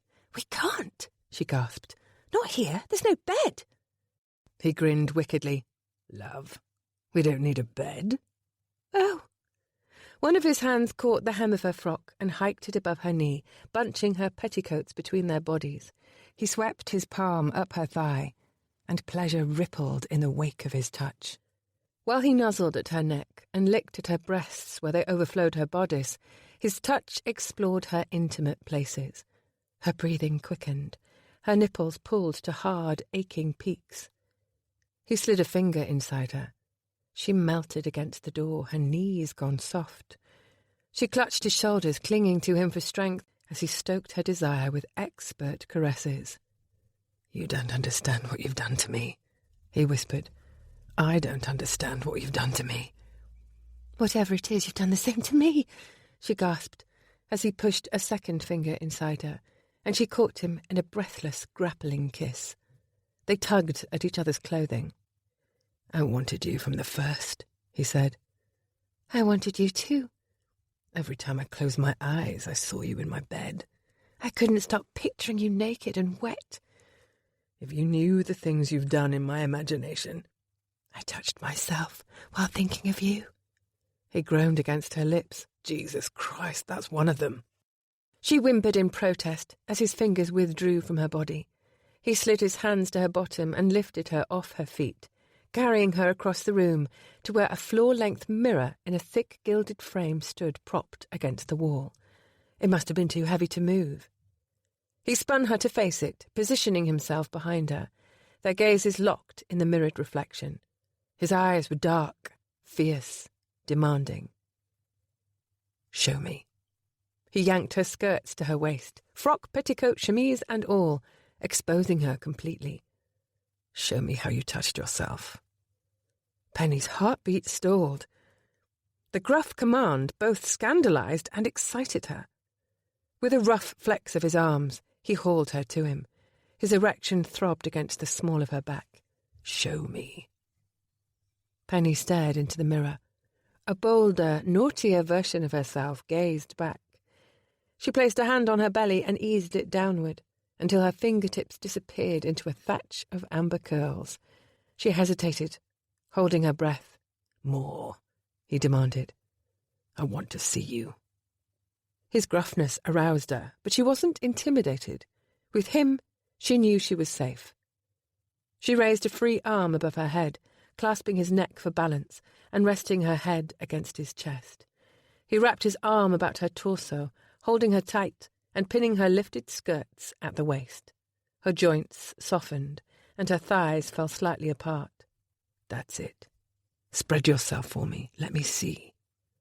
The woman in the mirror did as she was told, sending her fingers downward to part the pink, swollen folds of her sex.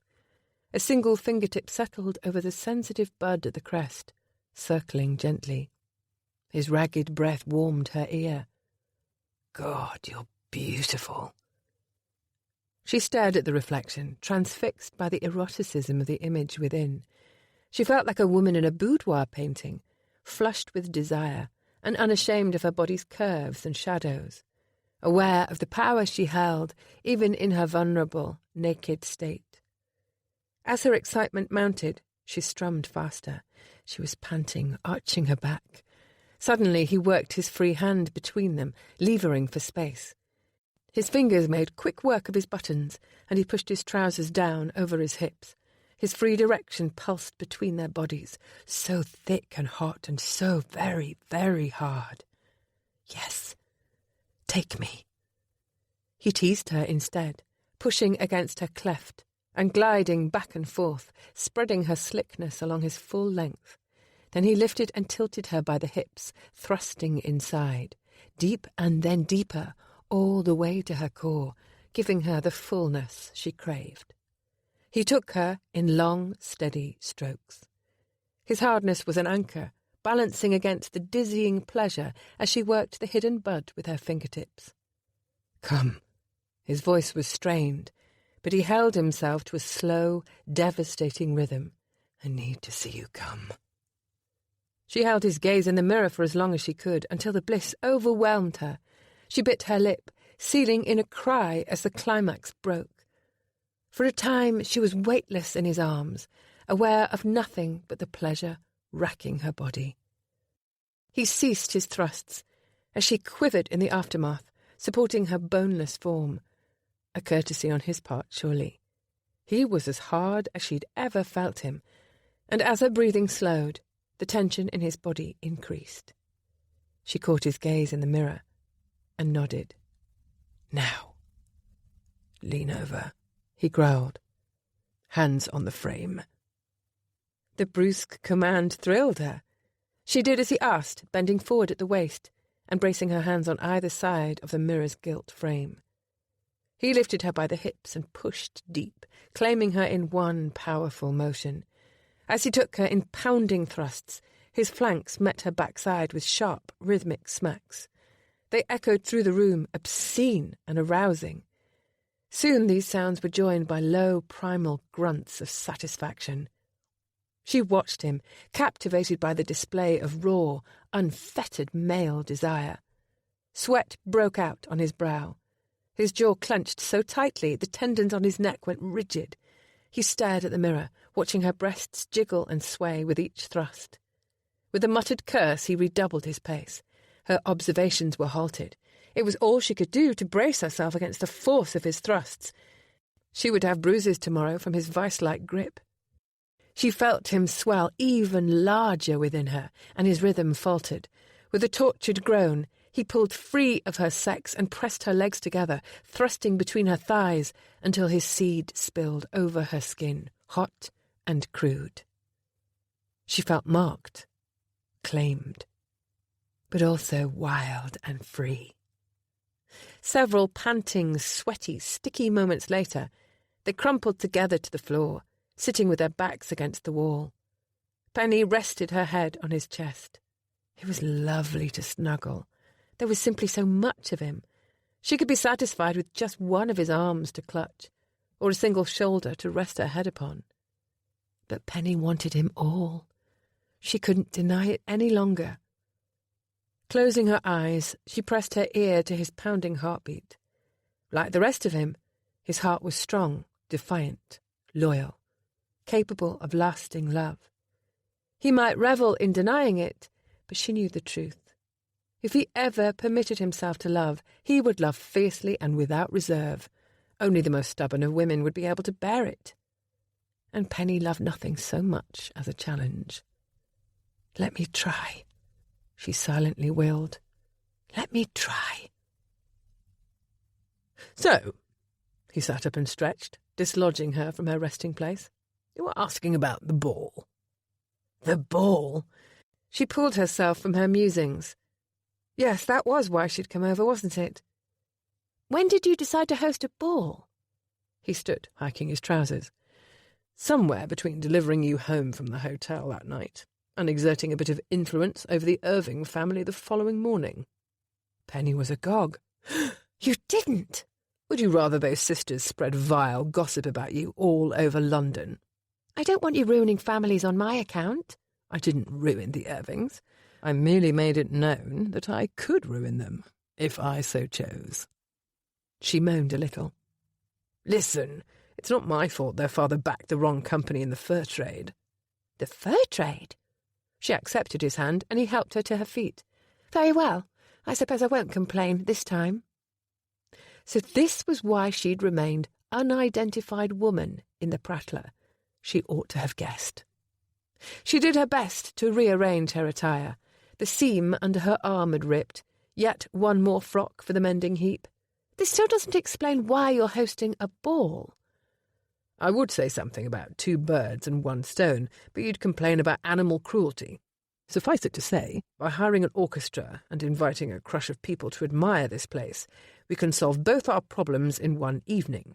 You can satisfy your aunt. I can sell the house."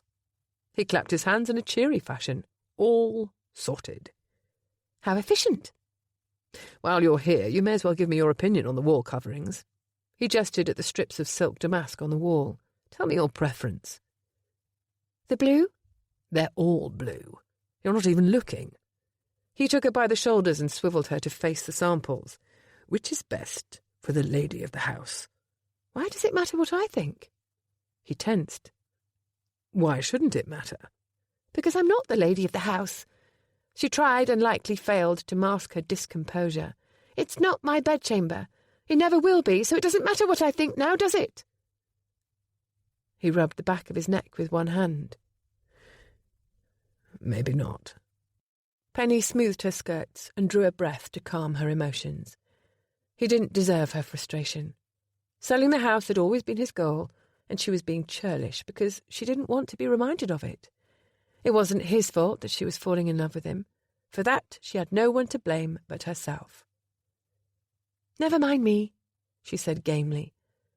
"I have no eye for fashion, and to be truthful, I don't much like blue of any shade, that's all." In a gesture she found irrationally dispiriting, he kissed her on the forehead. "Very well, then." Penny decided to change the subject to kittens. Kittens were always a welcome change of subject. "Here is some good news. The last litter of kittens is fully weaned. They're ready for their new homes. We can take them tomorrow." Chapter 19. Most people wouldn't consider kittens to be harbingers of doom, but then most people weren't Gabe. He had a bad feeling about this errand. It began when she overruled him on their mode of transportation. He offered his carriage, but she insisted on taking a hackney cab. "I won't have any of your grumbling if one of the kittens claws the barouche's upholstery." They piled into a hackney, 3 hampers of kittens between the 2 of them. Keeping them all contained proved to be an impossible task. They clung to his coat like burrs, and as soon as he plucked one from his shoulder and stuffed it back in a basket, another was scaling his trouser leg. Meanwhile, Penny sat across from him, completely unmolested and laughing at his predicament. You could help. "And ruin the amusement? Never!" Cursing, Gabe unhooked a miniature translucent claw from his waistcoat embroidery. "Perhaps they've mistaken you for a tree," she said. "Perhaps you tucked a mackerel in my hatband." A set of tiny predatory teeth nipped at his earlobe. "We're nearly there." Nearly there. Nearly where, exactly? Gabe craned his neck to look outside the cab. While he'd been fending off a feline siege, they'd travelled well into the East End. He frowned. What the devil are we doing in this neighbourhood? Taking the kittens to their new home. The hackney came to a stop. This will be us, then, she announced. Here? Yes, here. She plucked one last intrepid kitten from his sleeve and tucked it into a hamper.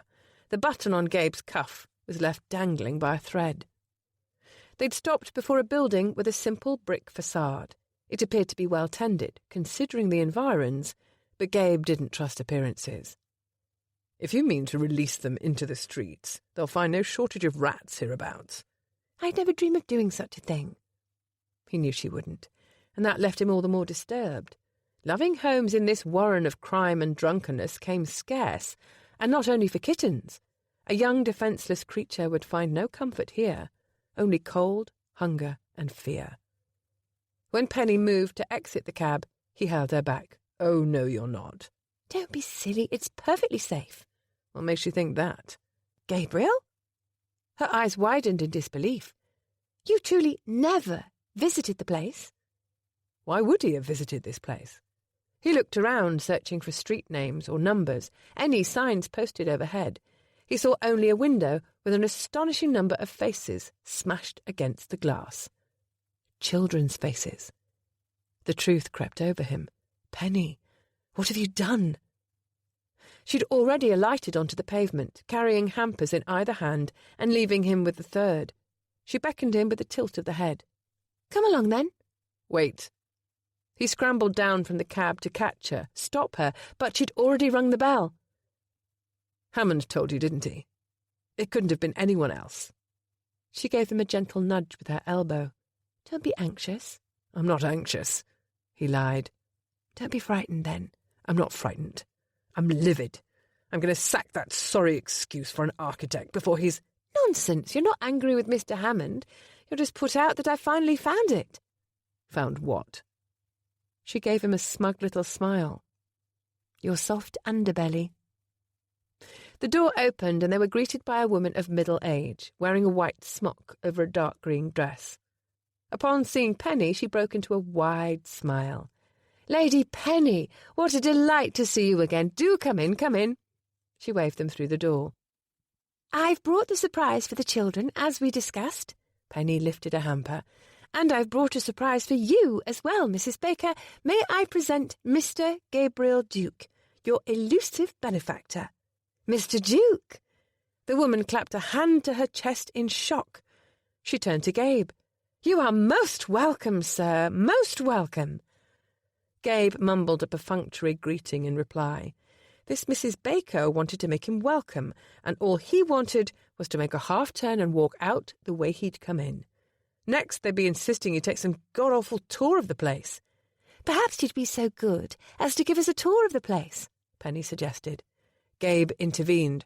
That won't be necessary. Nothing would give me more pleasure, Mrs. Baker replied. Please, this way. Mr. Duke, I hope you'll find everything to your standards. It seemed there would be no escaping this. As they proceeded down the corridor, Gabe spied a small, red-cheeked face peeking at him from behind a door. When he realised he'd been noticed, the child disappeared at once. The boy had been designated a scout, it would seem, judging by the flurry of whispers from behind the door as he went by. We have 32 children in residence at present. Despite her evident pride in the place, apparently Mrs. Baker didn't believe in lingering, a quality Gabe appreciated. She led them through a bustling kitchen and scullery, then through a dining hall with long rows of tables and benches. They emerged into the corridor, and the matron immediately mounted a flight of stairs. When Gabe hung back, Penny motioned impatiently for him to follow. He had no choice but to join them, unless he wanted to look like a mulish schoolboy dragging his feet. This floor is all bedchambers, Mrs. Baker said when they reached the landing. Girls to one side, boys to the other, 4 to a room. At her urging, he looked in on one of the chambers. Simply furnished, but neat as a pin. Beds, a washstand, and a row of pegs on the wall, on which coats were hung in diminishing sizes. Beneath each coat sat a pair of sturdy boots, sized accordingly. Gabe couldn't drag his gaze away from those boots. Mrs. Baker noticed. The children do have other shoes for every day, sir. Those are for church and outings. Yes, of course. He cleared his throat. Come back here, you little scoundrel! Penny hurried after a black kitten who'd escaped his hamper. She lifted the little explorer by the scruff. Mrs. Baker laughed. He's eager to meet the children, no doubt. We'd best go upstairs straight away. As Penny and Gabe followed, she forged ahead to the landing. The younger children have a nursery to the left. The schoolroom is to the right. Naturally, many of the children do come to us behind in their lessons or unused to lessons at all. We're fortunate to have found patient tutors. She clapped her hands for attention. The pupils bolted to their feet and stood straight. All gather in the nursery, please. Our guests have brought us a treat. The children left their slates behind, scrambling over one another to be first to the nursery. Penny turned to Gabe. Do you want to do the honours? Why would I want that? They're your kittens. Yes, but the children are your charges. They are not, he said firmly. He gave this place money. He didn't take the children into his care. As you like. Penny and Mrs. Baker went to the centre of the circle and began lifting kittens from the hampers. Upon glimpsing the little balls of fluff, the children cried out with delight. Boys bartered and argued over which kitten belonged to whom. Penny stepped into the fray, matching feline personalities to human ones. Gabe disentangled the striped ginger kitten who'd found his trouser leg and looked about for somewhere to deposit it. Over to the side, a younger girl hung back, clutching her knees to her chest and watching the happy mayhem with longing in her eyes. Here, have this one. Gabe placed the kitten in her lap. When the girl remained hesitant, he crouched to her side and gave the cat a gentle stroke. Behind the ears, like so. There aren't many creatures who don't like a scratch about the ears. The girl snatched her hand away. It's growling. Purring, he corrected. Means he likes you. The tiny creature rubbed and curled in her arms. You'd better give him a name. As he stood, Gabe felt eyes on him. When he met Penny's gaze across the sea of furry mayhem, she was wearing that sweetly smug expression he'd come to expect. The little smile that said, I told you so. Damn it. He would never hear the end of this. She didn't waste any time starting in on him either. Upon leaving the charity home, they walked toward a busier street to find a hackney cab back to Bloom Square. They weren't halfway to the next corner when Penny stopped on the pavement and turned to him. Gabriel Duke, you are a complete hypocrite. A hypocrite? Me? Yes, you know. Mr. I know a hidden treasure when I see it. You said you know how to spot undervalued things, undervalued people, and yet you persist in selling yourself short. If I'm the crown jewels in camouflage, you're a... She churned the air with one hand. A diamond tiara. He grimaced. Fine. You can be something manlier. A thick, knobby sceptre. Will that suffice? I suppose it's an improvement. For weeks, you've been insisting you haven't the slightest idea what it means to give a creature a loving home. I'm too ruthless, Penny. I'm only motivated by self-interest, Penny. I'm a bad, bad man, Penny. And all this time you've been running an orphanage. I could kick you. I'm not running an orphanage. I give the orphanage money, that's all. You gave them kittens. No, you gave them kittens. You sent them gifts at Christmas, playthings and sweets and geese to be roasted for their dinner. It was the only business I could attend to on Christmas, and I don't like to waste a day. All the banks and offices are closed. She skewered him with a look. Really? You expect me to believe that? He pushed a hand through his hair. What is your aim with this interrogation? I want you to admit the truth. You are giving those children a home, a place of warmth and safety and, yes, even love. Meanwhile, you are stubbornly denying yourself all the same things. I can't be denying myself if it's something I don't want. Home isn't something a person wants. It's something every last one of us needs. And it's not too late for you, Gabriel. She gentled her voice. You could have that for yourself. What, with you? She flinched at his mocking tone. I didn't say that. But that's what you meant, isn't it?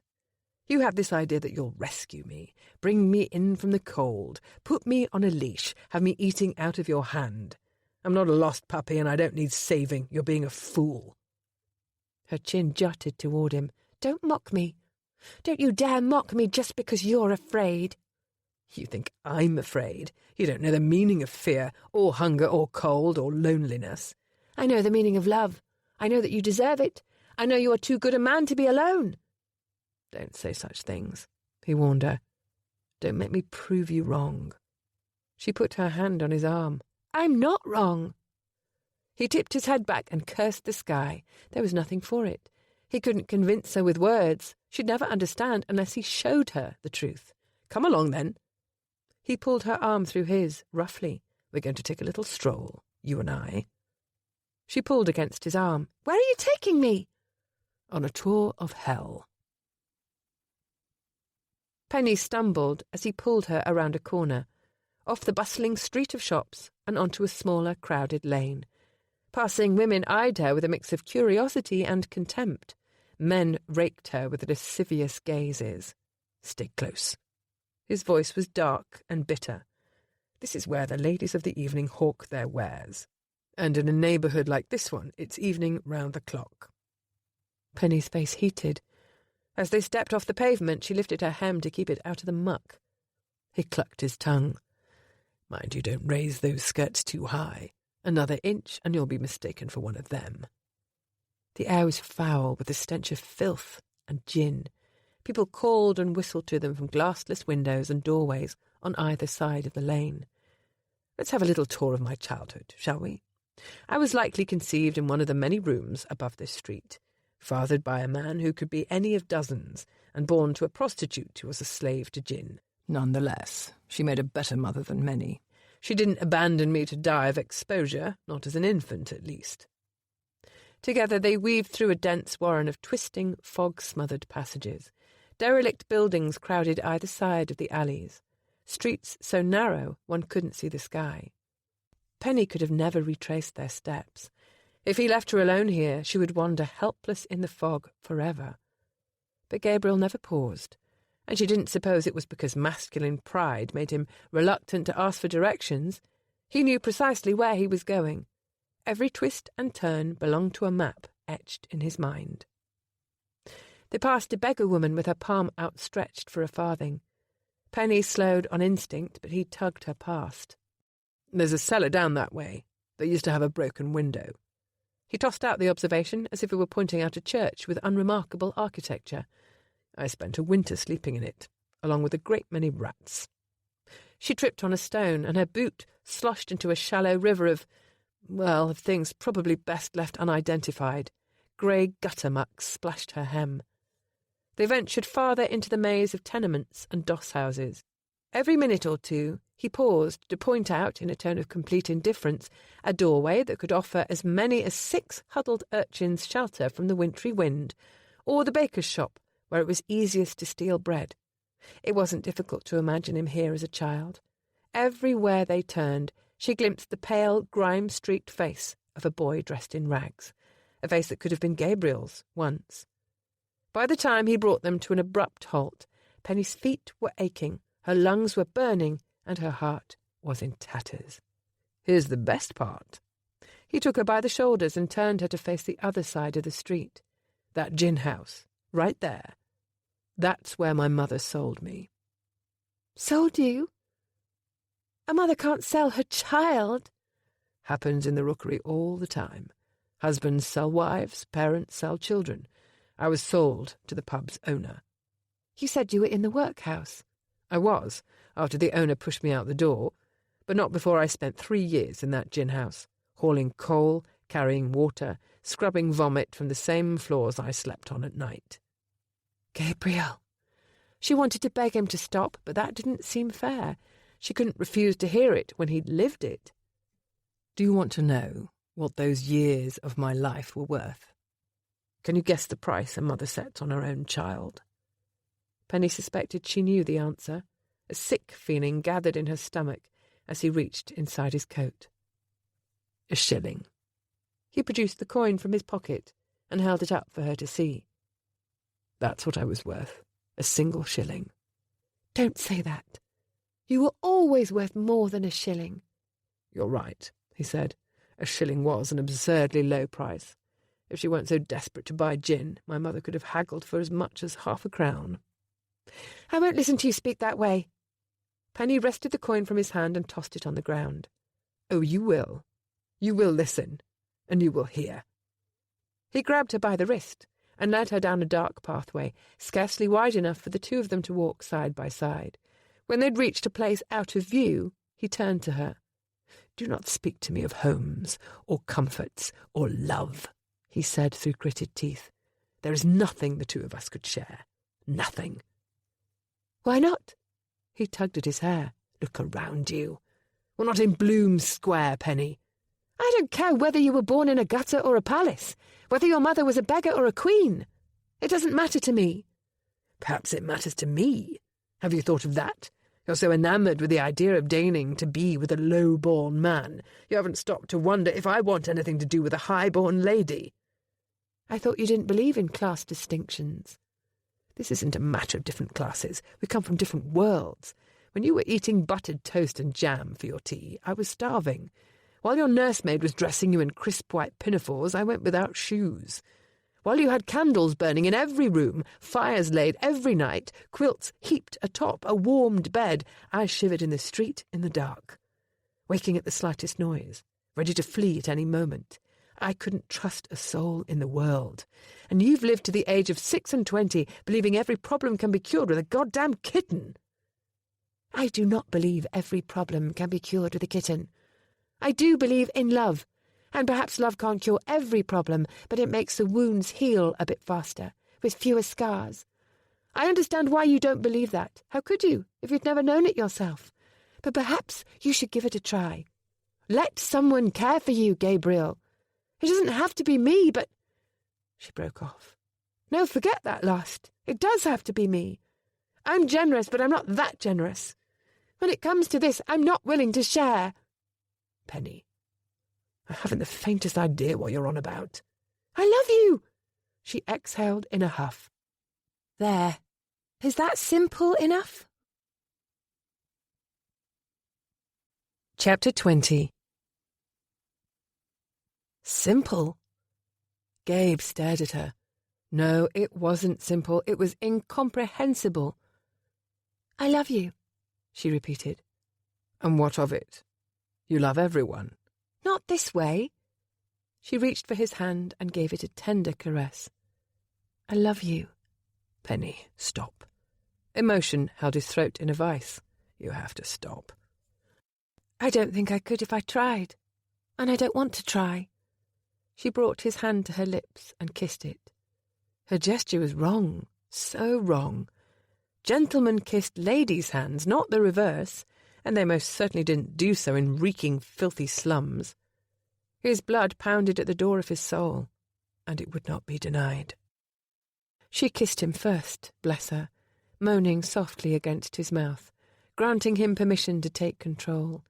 He slid his hands to her backside and lifted, pushing her up against the brick wall. Here, he rasped. Now. Yes.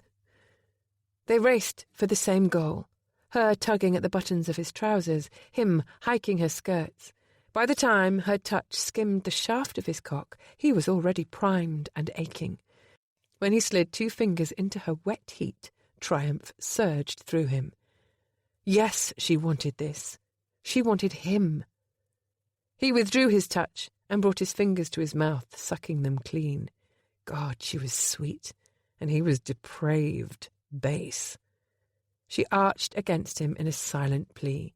He couldn't wait another moment. Reaching between them, he took his cock in hand and guided it home. She gasped as his first thrust sank deep. Her fingernails bit into the nape of his neck, making him wince with joy. She came quickly, her inner muscles clenching into a slick fist.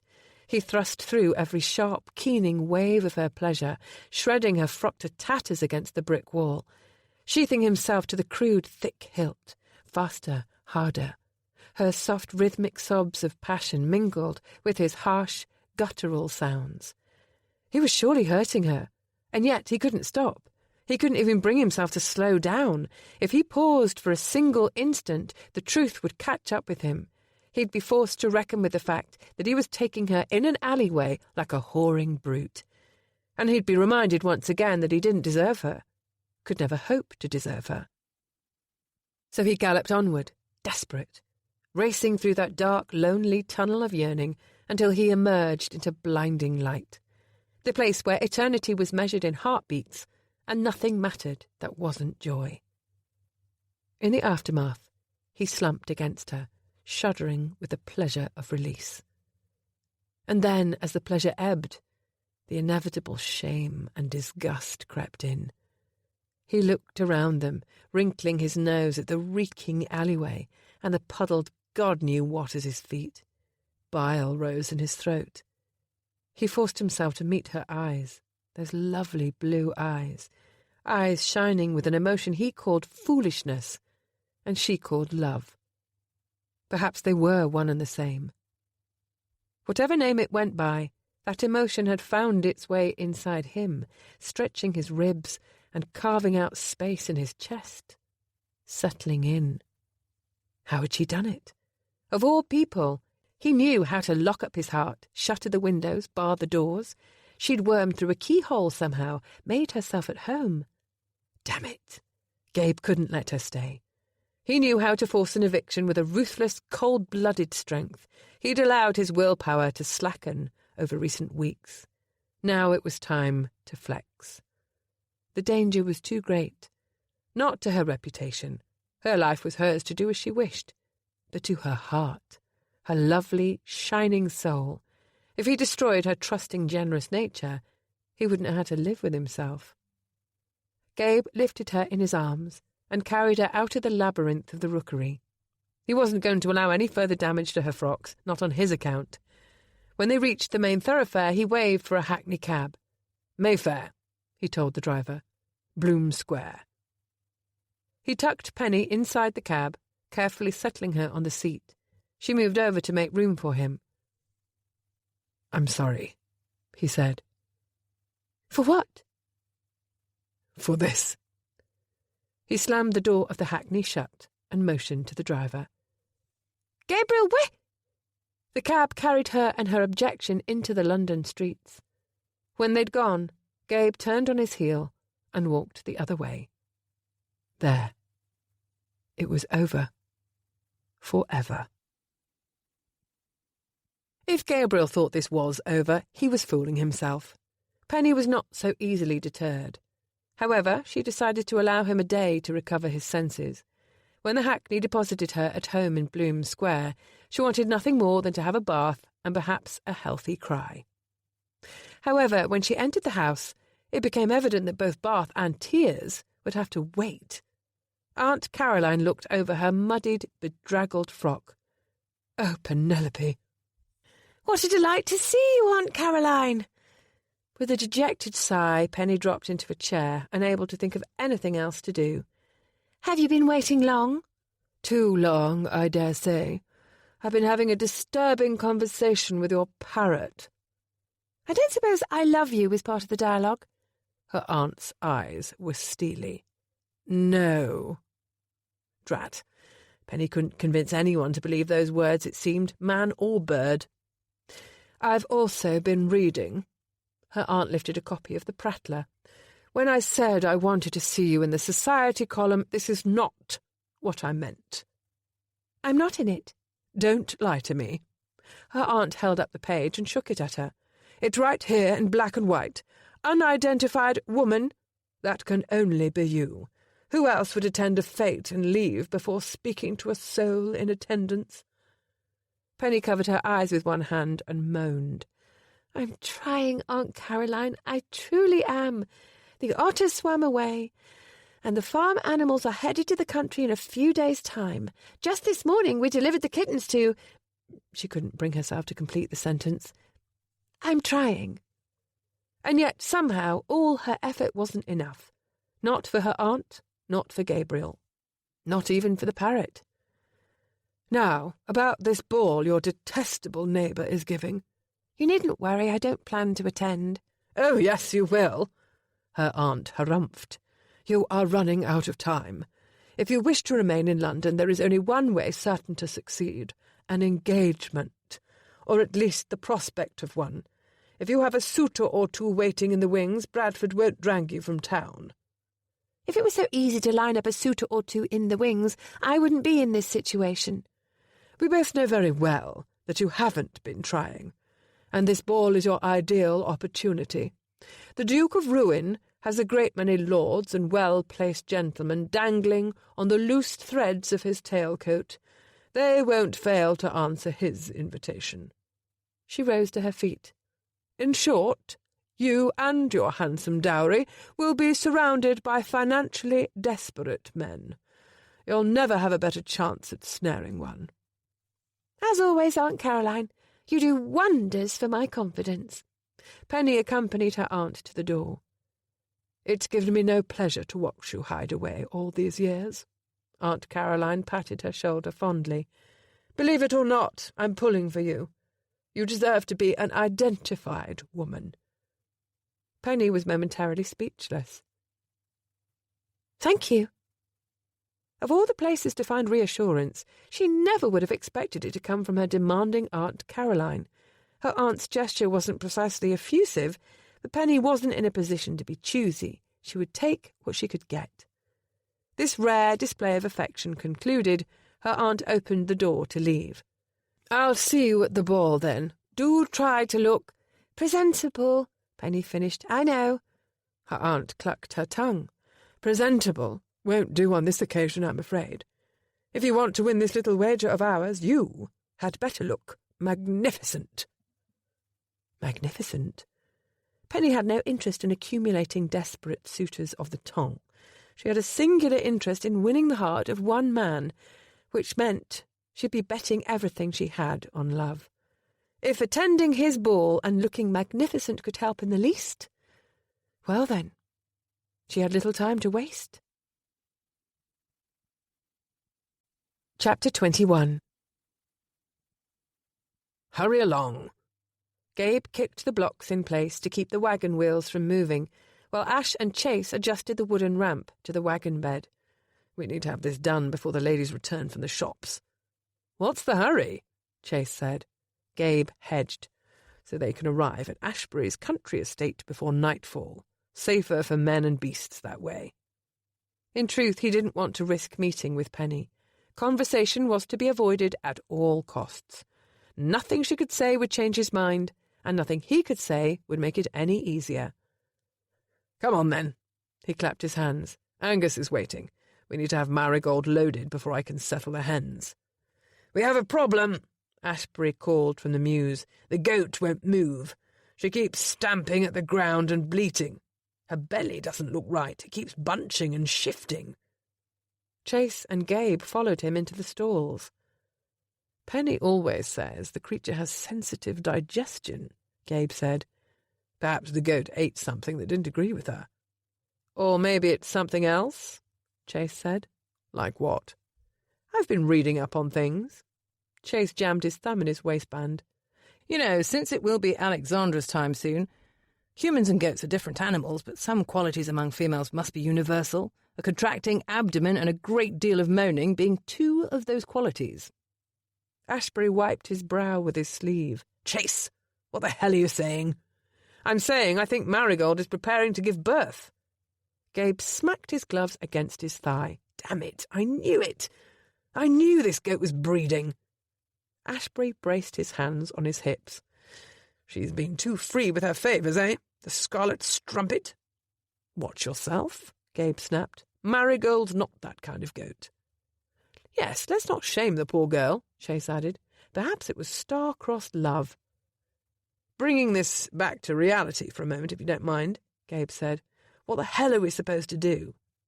We definitely can't move her in this state, Ashbury said.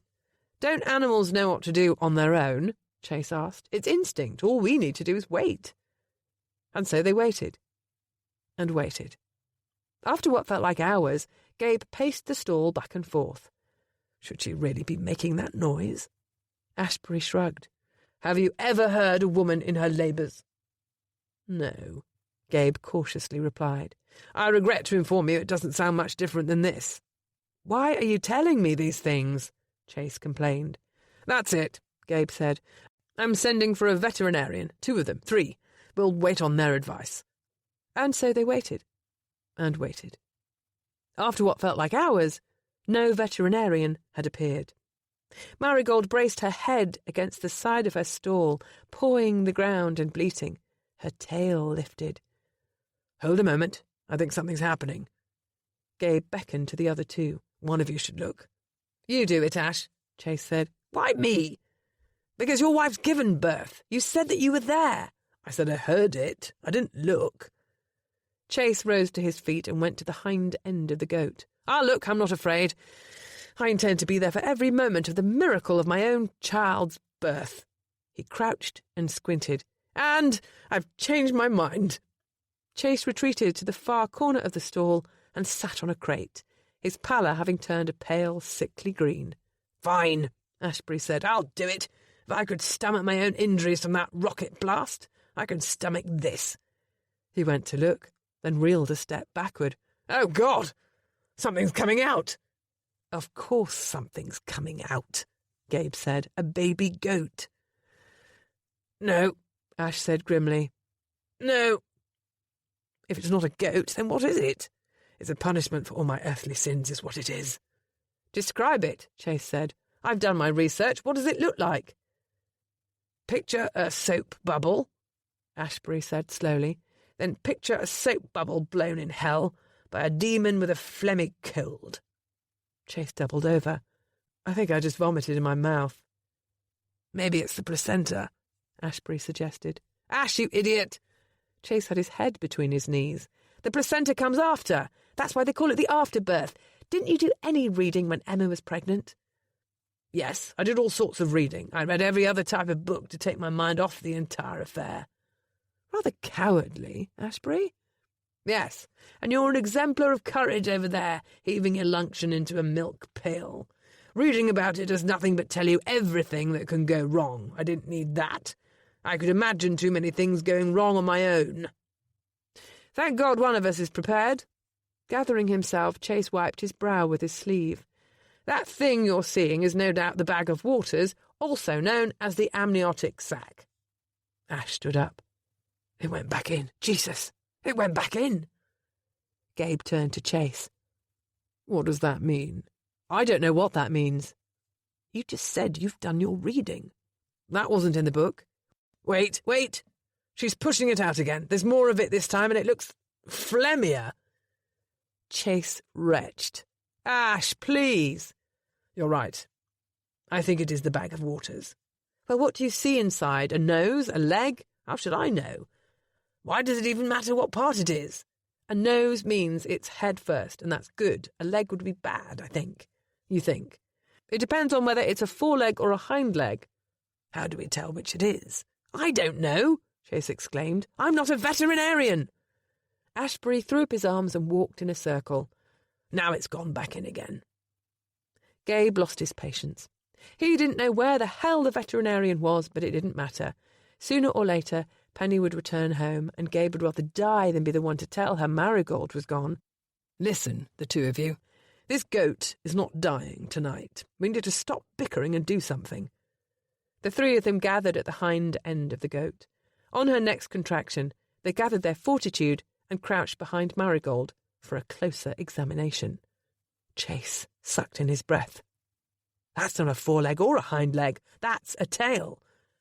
Is that good or bad? It's bad, possibly very bad. That means the baby is in a breech position. She'll have a devil of a time delivering it that way. One or both of them could die. I told you they're not going to die, Gabe said. Not if there's anything we can do to prevent it. And there must be something we can do. What's it say in the book, Renaud? With a woman, the midwife will try to change the baby's position. So, if both Marigold and the kid are going to survive, I think we have to turn it. Ashbury tilted his head. How do you do that?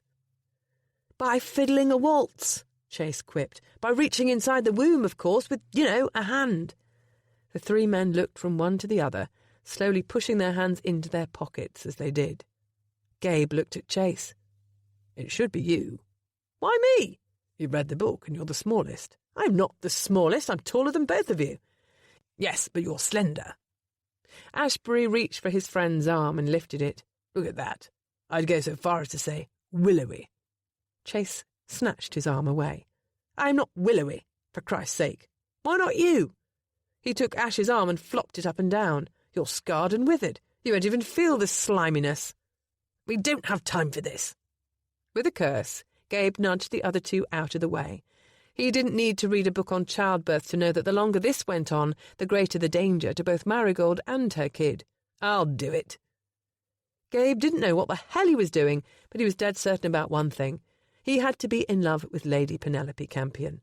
Nothing less could have persuaded him to do this. Penny, this is for you.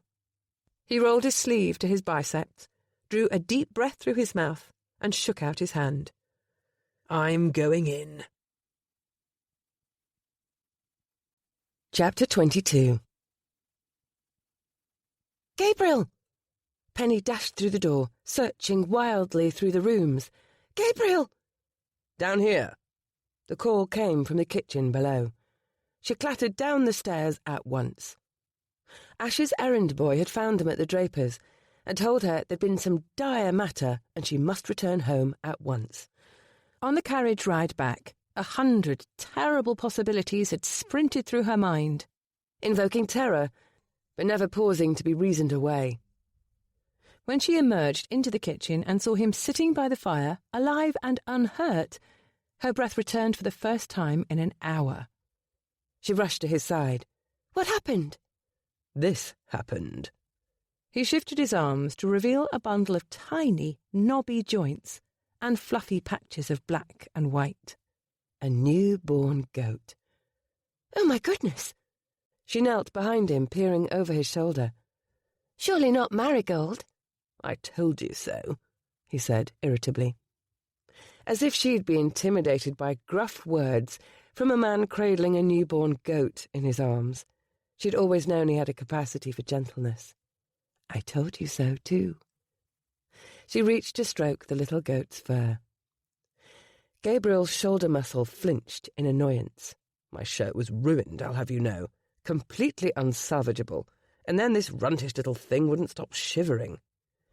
Would it help if I told you that I've never found you so wildly attractive as I do in this moment? No. She smiled and reached into her pocket to withdraw a parcel wrapped in brown paper and tied with twine. Here, you need a biscuit. He bristled. I'm not the goddamn parrot. Of course not. Your vocabulary is much worse. She held the buttery round of shortbread to his lips.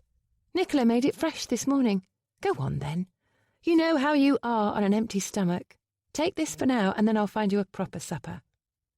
He gave in, snapping the shortbread from her fingers with his teeth and devouring it in a single bite. Where on earth have you been? She offered him another biscuit, and this time he accepted it without argument. The shops. Emma helped me choose lace and stockings at the draper's. That's where Ash's errand boy caught up with us. Well, while you were dithering over lace, your goat nearly died, and so did her kid. For that matter, it was a close call for me, Ashbury, and Raynaud, too. She paused in the act of brushing a crumb from the corner of his lips. You delivered it yourselves, the three of you. Mostly me. They were no help at all. At least Chase had this on him. He shifted the baby goat to one arm and handed her a silver object approximately the size of her hand. Penny examined the makeshift feeding bottle fashioned from a silver flask. In place of a teat, he'd severed the fingertip of a leather glove, stretched it over the uncapped opening, and pricked a hole at the end. Marigold was too weak to let the baby nurse, he explained. We had to milk her, which was a miserable adventure on its own. This is ingenious. I doubt Nicola could have devised anything better, though I do hope you emptied it of brandy first. Believe me, we'd already drained the brandy ourselves. He heaved a weary sigh. It was a close thing, Penny. We nearly lost them both. But you did beautifully. Marigold survived, and he's perfect. She tilted her head. Or is it a she? Damned if I know. Never thought to investigate, and I don't care to. After today, I've seen enough of goat hindquarters to last me a lifetime." She laughed a little. Hooking one of the baby goat's hind legs with a finger, she made her own examination.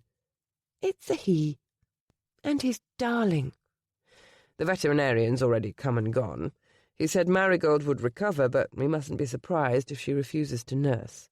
Or she might reject the kid entirely. It happens," he said. "Sometimes." He stroked the kid's velvety ear with a single fingertip, as though he were afraid he might break it. "Sometimes, if she's ill or weakened, the mother knows she can't save both her offspring and herself, so she abandons her baby in order to survive." Penny's heart squeezed. She rested her chin on his shoulder. What a heartbreaking choice for a mother to make. He stared into the fire. Amber warmth and cool shadows fought for dominion over his hard, unshaven jaw. "She's a goat. Goats have instincts. People have choices." "You're right. People do have choices. Sometimes they make cruel, unforgivable ones. But we can choose to keep our little corner of the world warm and safe." She slid her arms around his chest and hugged him tight.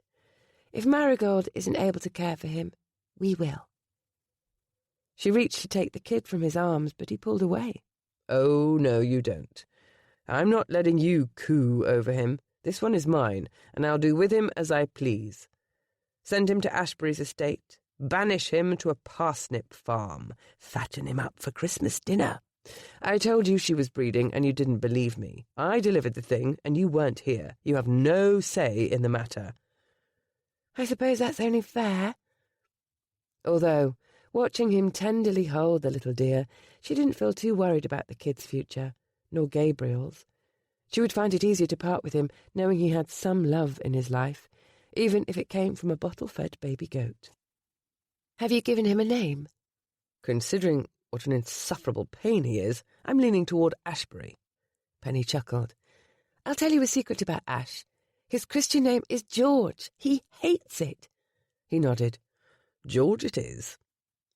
George stirred and nosed at Gabriel's chest and gave a warbling, plaintive bleat.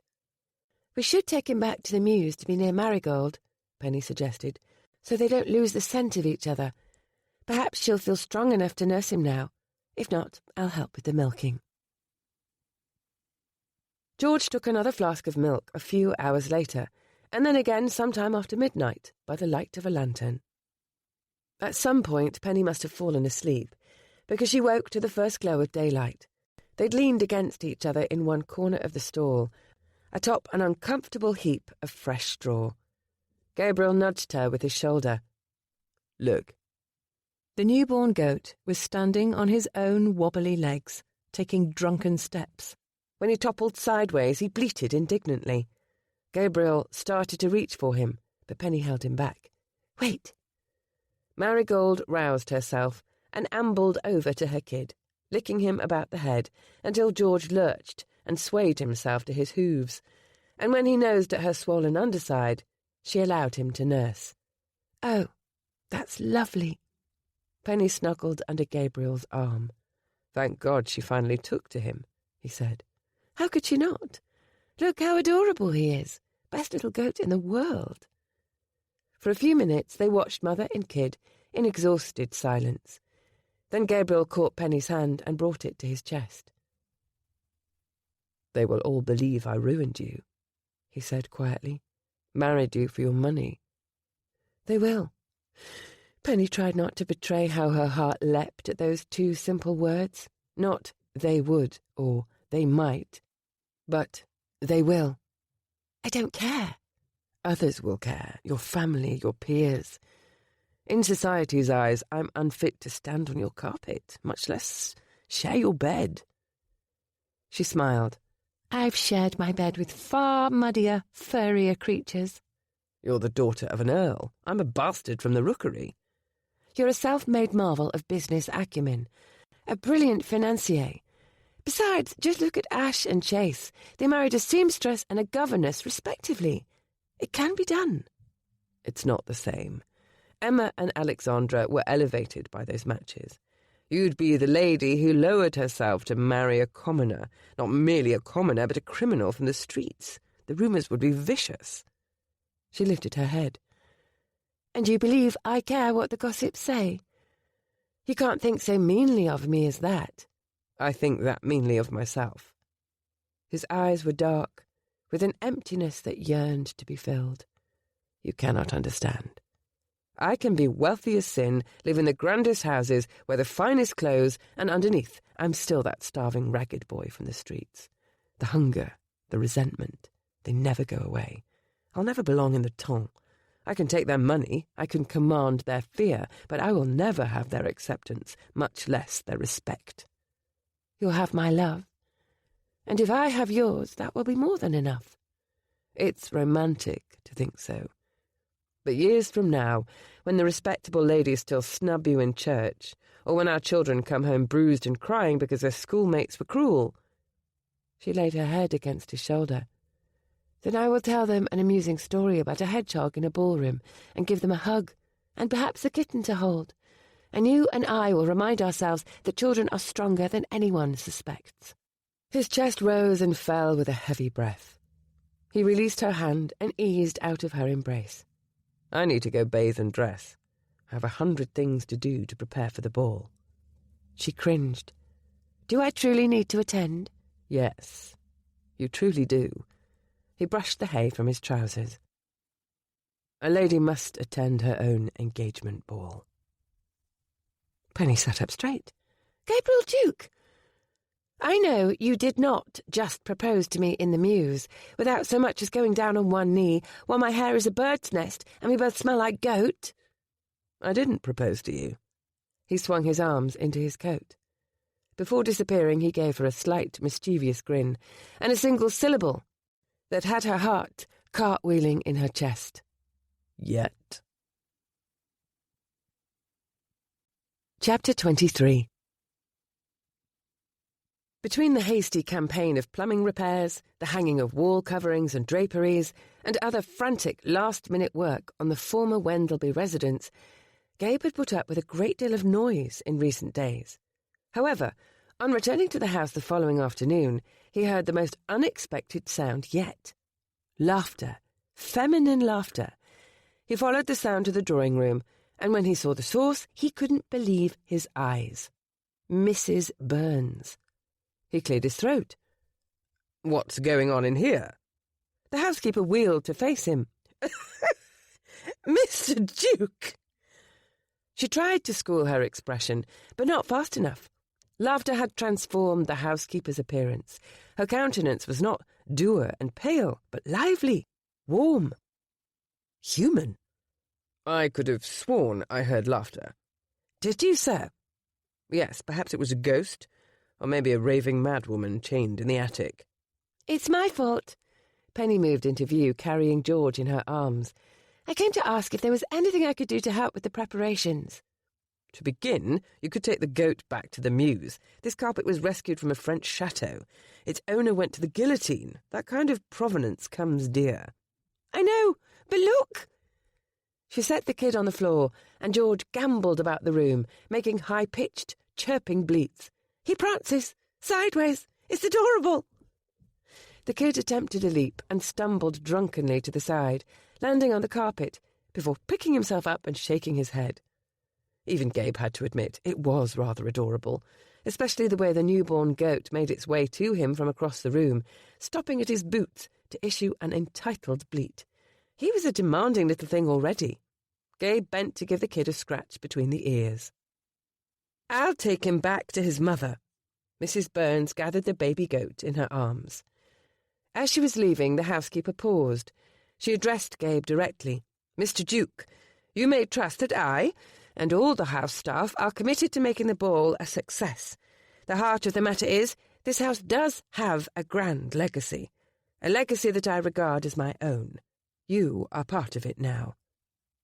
He arched an eyebrow. I trust this means you take pride in your service, not that you intend to trap my soul in a painting and hang it above the drawing-room fireplace. The housekeeper gave him a conspiratorial look. Please don't tell Mr. Hammond. It's been too amusing winding him up. I couldn't help it. But I'll put an end to it now. Oh, please. Feel free to continue. He deserves it. As you wish, sir. The housekeeper squared her shoulders, banished the smile from her face, and summoned her usual solemn tone of voice. Far be it from me to disobey my employer's wishes. The woman never failed to surprise. Once the housekeeper had left them alone, Penny crossed the room to give him a sweet kiss. "I didn't expect to see you this afternoon. I was told you had urgent business matters." "I had a great many calls to make. While you're here, I have something for you." He reached into his pocket and withdrew the stiffened bit of pasteboard, scrawled with names in looping, elegant script. She took the paper and turned it over to examine both sides. "What is it?" "It's your dance card." "My dance card?" Gabe watched her closely as she scanned the card. He'd arranged dances, every set of the evening, to an assortment of highly placed, well-to-do, unmarried men. Peers, lords, gentlemen of note. All of them from families that stretched back generations, if not centuries. "I don't understand. Why would you do this?" "I'll be occupied with hosting, so I arranged suitable partners in advance." She scanned the card. "Lord Brooking for the gavotte, a set of country dances promised to Sir Neville Chartwell, a midnight waltz with a royal duke." Her eyebrows soared. An ordinary duke wasn't good enough. No man is good enough where you're concerned. But these are the best ones available at the moment. Shouldn't I be the one to decide with whom I dance, or if I wish to dance at all? That's just it, Penny. Left to your own devices, you won't dance at all. You'll stand at the edge of the room, a wallflower. She pushed the card back at him. "I don't want to dance with these men. I don't care about them. I care about you."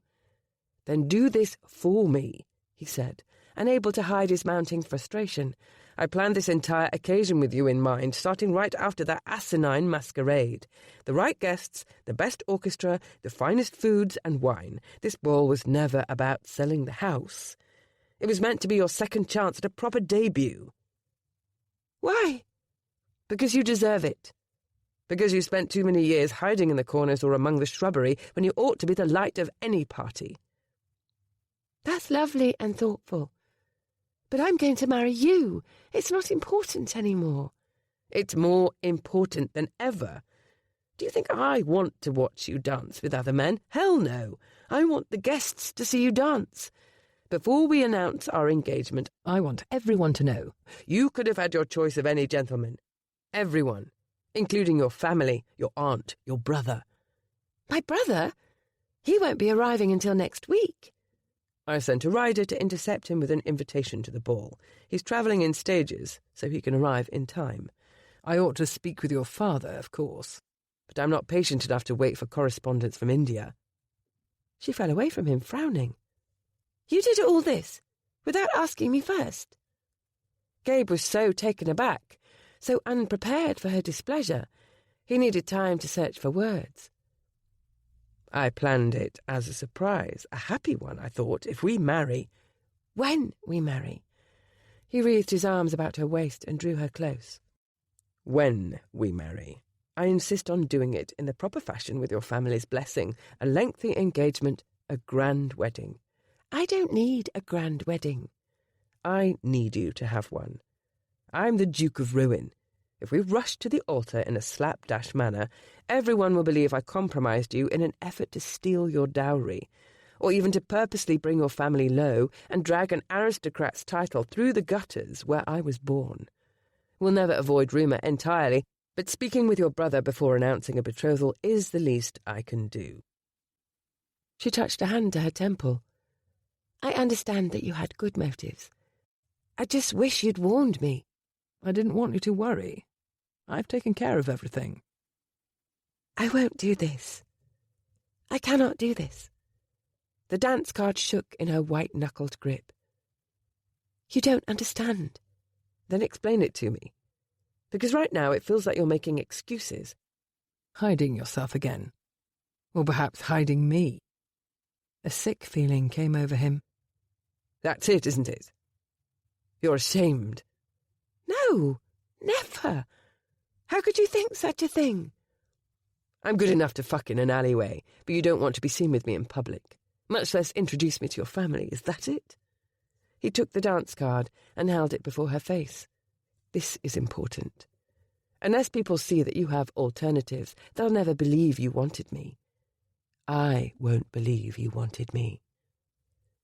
Gabe needed to be certain that she didn't see him as an escape, an easy way to avoid her rightful place in society, or, worse yet, as a last resort. She had options, and she deserved to know that before throwing them all away on him. Curse you, Gabriel! You are astonishingly self-absorbed. She dashed away a tear with an impatient swipe of her wrist. I know it must be difficult to imagine, but sometimes I do have a thought or feeling that isn't about you. Then share it with me. I've never shared it with anyone. And even though I want to, Her voice broke. She looked away, eyes red and welling with tears. It's not that easy. Gabe passed a hand over his face. She was right. He was being a self-absorbed jackass. He drew a deep, slow breath, easing out from under the instinctive, defensive anger that had become as natural to him as breathing. In the past, that fire had kept him warm at night, when the ground frosted beneath his bare feet. It had filled his belly when he hadn't eaten so much as a crust in days. It was the force that kept him pushing forward, struggling against the full weight of a world designed to hold him back. That anger had been his companion when he didn't have a friend in the world. But he wasn't alone anymore. With Penny in his life, everything was different. He had to be different. If she was in danger, she was his to guard. If she was hurting, she was his to protect. He drew her close, murmuring clumsy apologies in her ear. Taking her by the shoulders, he guided her to a divan, where they settled side by side. Tell me. Chapter 24. Tell me, he said. Penny's heart clenched like a fist. Did she dare? Unburdening herself of those memories meant unpacking them from their strongbox, dragging their ugliness into the light. She'd avoided it for so long, hoping that someday the time would feel right to confide in someone. Now she understood that the time would never feel right. There could be no feeling right about things that were so very wrong. No, there would never be a right time to share the memories. But there could be a right person to tell. And the right person was here, holding her in his arms. When I was a girl, my father had a friend, Mr. Lambert. The name tasted foul on her lips, so she rushed on. At the end of each summer he came to visit. He and Father would go hunting, shooting, the usual autumn sport, you know. He nodded, waiting for her to go on. And ever since I was a young girl, he'd always made a favourite of me. Penny could see it now, looking back, how early he'd started gaining her trust. Whenever he visited, he brought her lavish presents and demanded only a kiss in return. He'd given her attention at times when she'd felt overlooked, left out of Bradford and Timothy's games. The year she was learning her letters, he would pat his knee in invitation, and she would go and run to sit on his lap. Come, Poppet, show me how well you read. And when he held her a bit tighter than she would have liked, or placed his hand beneath her skirt to stroke her leg, Penny didn't complain. She adored him. I looked forward to his visits more than I looked forward to my birthday or Christmas. He always made me feel special. Gabriel quietly took her hand in his. He passed me sweetmeats beneath the table, when Mother would have said no. He read to me from books of frightening tales that my nursemaid would never allow. But the treats had to be our secret, he said. I mustn't tell a soul, or my parents would be quite cross. Penny became very good at keeping secrets. It was the autumn she'd just turned 10, when he began to touch her. The weather was miserable that year. The rain made sporting impossible most days. While everyone else was reading or doing needlework, Mr. Lambert proposed a new secret. Dancing lessons. They met in the great hall on dark, rainy afternoons, just the two of them. He showed her how a gentleman would bow to her, kiss her hand. Most important, she must carry herself as a lady. He showed her how to hold her body straight and corrected her posture with his hands. At first, he merely skimmed a touch down her body from shoulders to hips, but then it grew worse and worse. Gentlemen touched ladies in such a manner, he said. Looking back, his ploy was so obvious. Like any girl of her age, Penny had been eager to grow up, chafing at her parents' restrictions. Lambert knew it, and he used it to manipulate her. She was wise beyond her years, he told her. Her parents wanted her to stay a little girl, but he understood she was growing up, becoming a lady. He suspected as much from the maturity in her manner, but touching her beneath her clothing was the only way to be certain. He made it sound so reasonable, even if his cold hands made her insides squirm. Mr. Lambert was her father's oldest friend, Penny's friend as well. He would never hurt her. When he departed at the end of the visit, he reminded her sternly the lessons had to remain their secret. If anyone knew, even the servants, they would tell her parents, and her parents would be angry. They would blame Penny, not only for the grown-up dancing lessons, but for all their secrets, the forbidden sweets, the gifts, the stories she wasn't meant to hear, and the pictures she wasn't meant to see. Everything. It would disappoint them greatly to learn how she'd misbehaved over the years. After that autumn, things were never quite the same. She was never the same. When he visited the following year, she feigned illness to avoid him, to the point of making herself vomit. She felt so queasy around him, it wasn't difficult to pretend. Headaches, colds, her courses, she invented every possible excuse. However, she couldn't play sick forever. Mamma had gently but firmly reprimanded her. Mr. Lambert had always made such a point of being kind to her. Penny didn't want to hurt his feelings, did she? No, Penny had said dutifully, swallowing back the bile in her throat. She didn't. That's my good girl, Mamma replied with a smile. Little did her mother know, Penny wasn't her good girl. Not any longer. She was dirty. What would her parents think of her if they knew? Maybe they would feel the difference in her when she hugged them, she thought. And so she drew away. She dreaded Sundays. Even if she could hide the shame from her family, God must know. Perhaps the vicar could see it written on her face as she sat in the church bench, pretending to be the same good girl she'd always been. Her entire upbringing had taught her that her innocence was her most important asset. If she surrendered that, she would be ruined, worthless. Only the animals were a comfort. She embraced family and friends less freely, but kittens never shied away. They curled in her lap and purred and kneaded her with their velvet paws. She was especially drawn to the lost and defenceless creatures. They needed me, she told Gabriel, and if I could save them, I still felt worthwhile. As she talked, a series of objects drifted in and out of her hands. She didn't notice them being placed in her grasp, and she didn't recall setting them aside. They were merely there, in easy reach, exactly when she needed them. A handkerchief, a pillow, a cup of tea to warm her trembling hands. And then later, when her throat was parched from talking, cool water to down in a single swallow. At some point, the object ceased moving into and out of her grasp, and she found herself clinging to one steady source of comfort, Gabriel's hand. I thought escaping to finishing school would be a relief, she went on. But it was worse. So much worse. Finishing schools ostensibly existed to instruct young ladies in playing the harpsichord and painting with watercolours.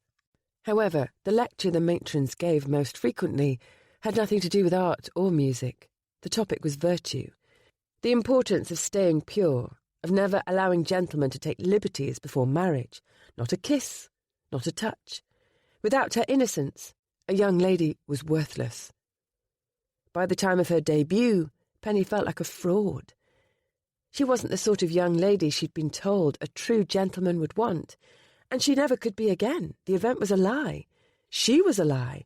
And of course the mere idea of dancing made her ill. So she tucked a hedgehog in her pocket. Freya was a protective talisman, curled up in a tight ball, all her soft vulnerability hidden beneath rows of sharp quills.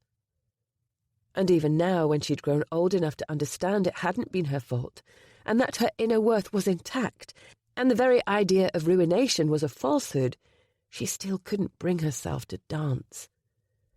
When she'd finally emptied herself of words and tears, it felt like hours had passed. Perhaps they had. She was wrung out, exhausted in both her body and her mind. As she lifted her head, Penny gathered the frayed bits of her emotions and tried to prepare.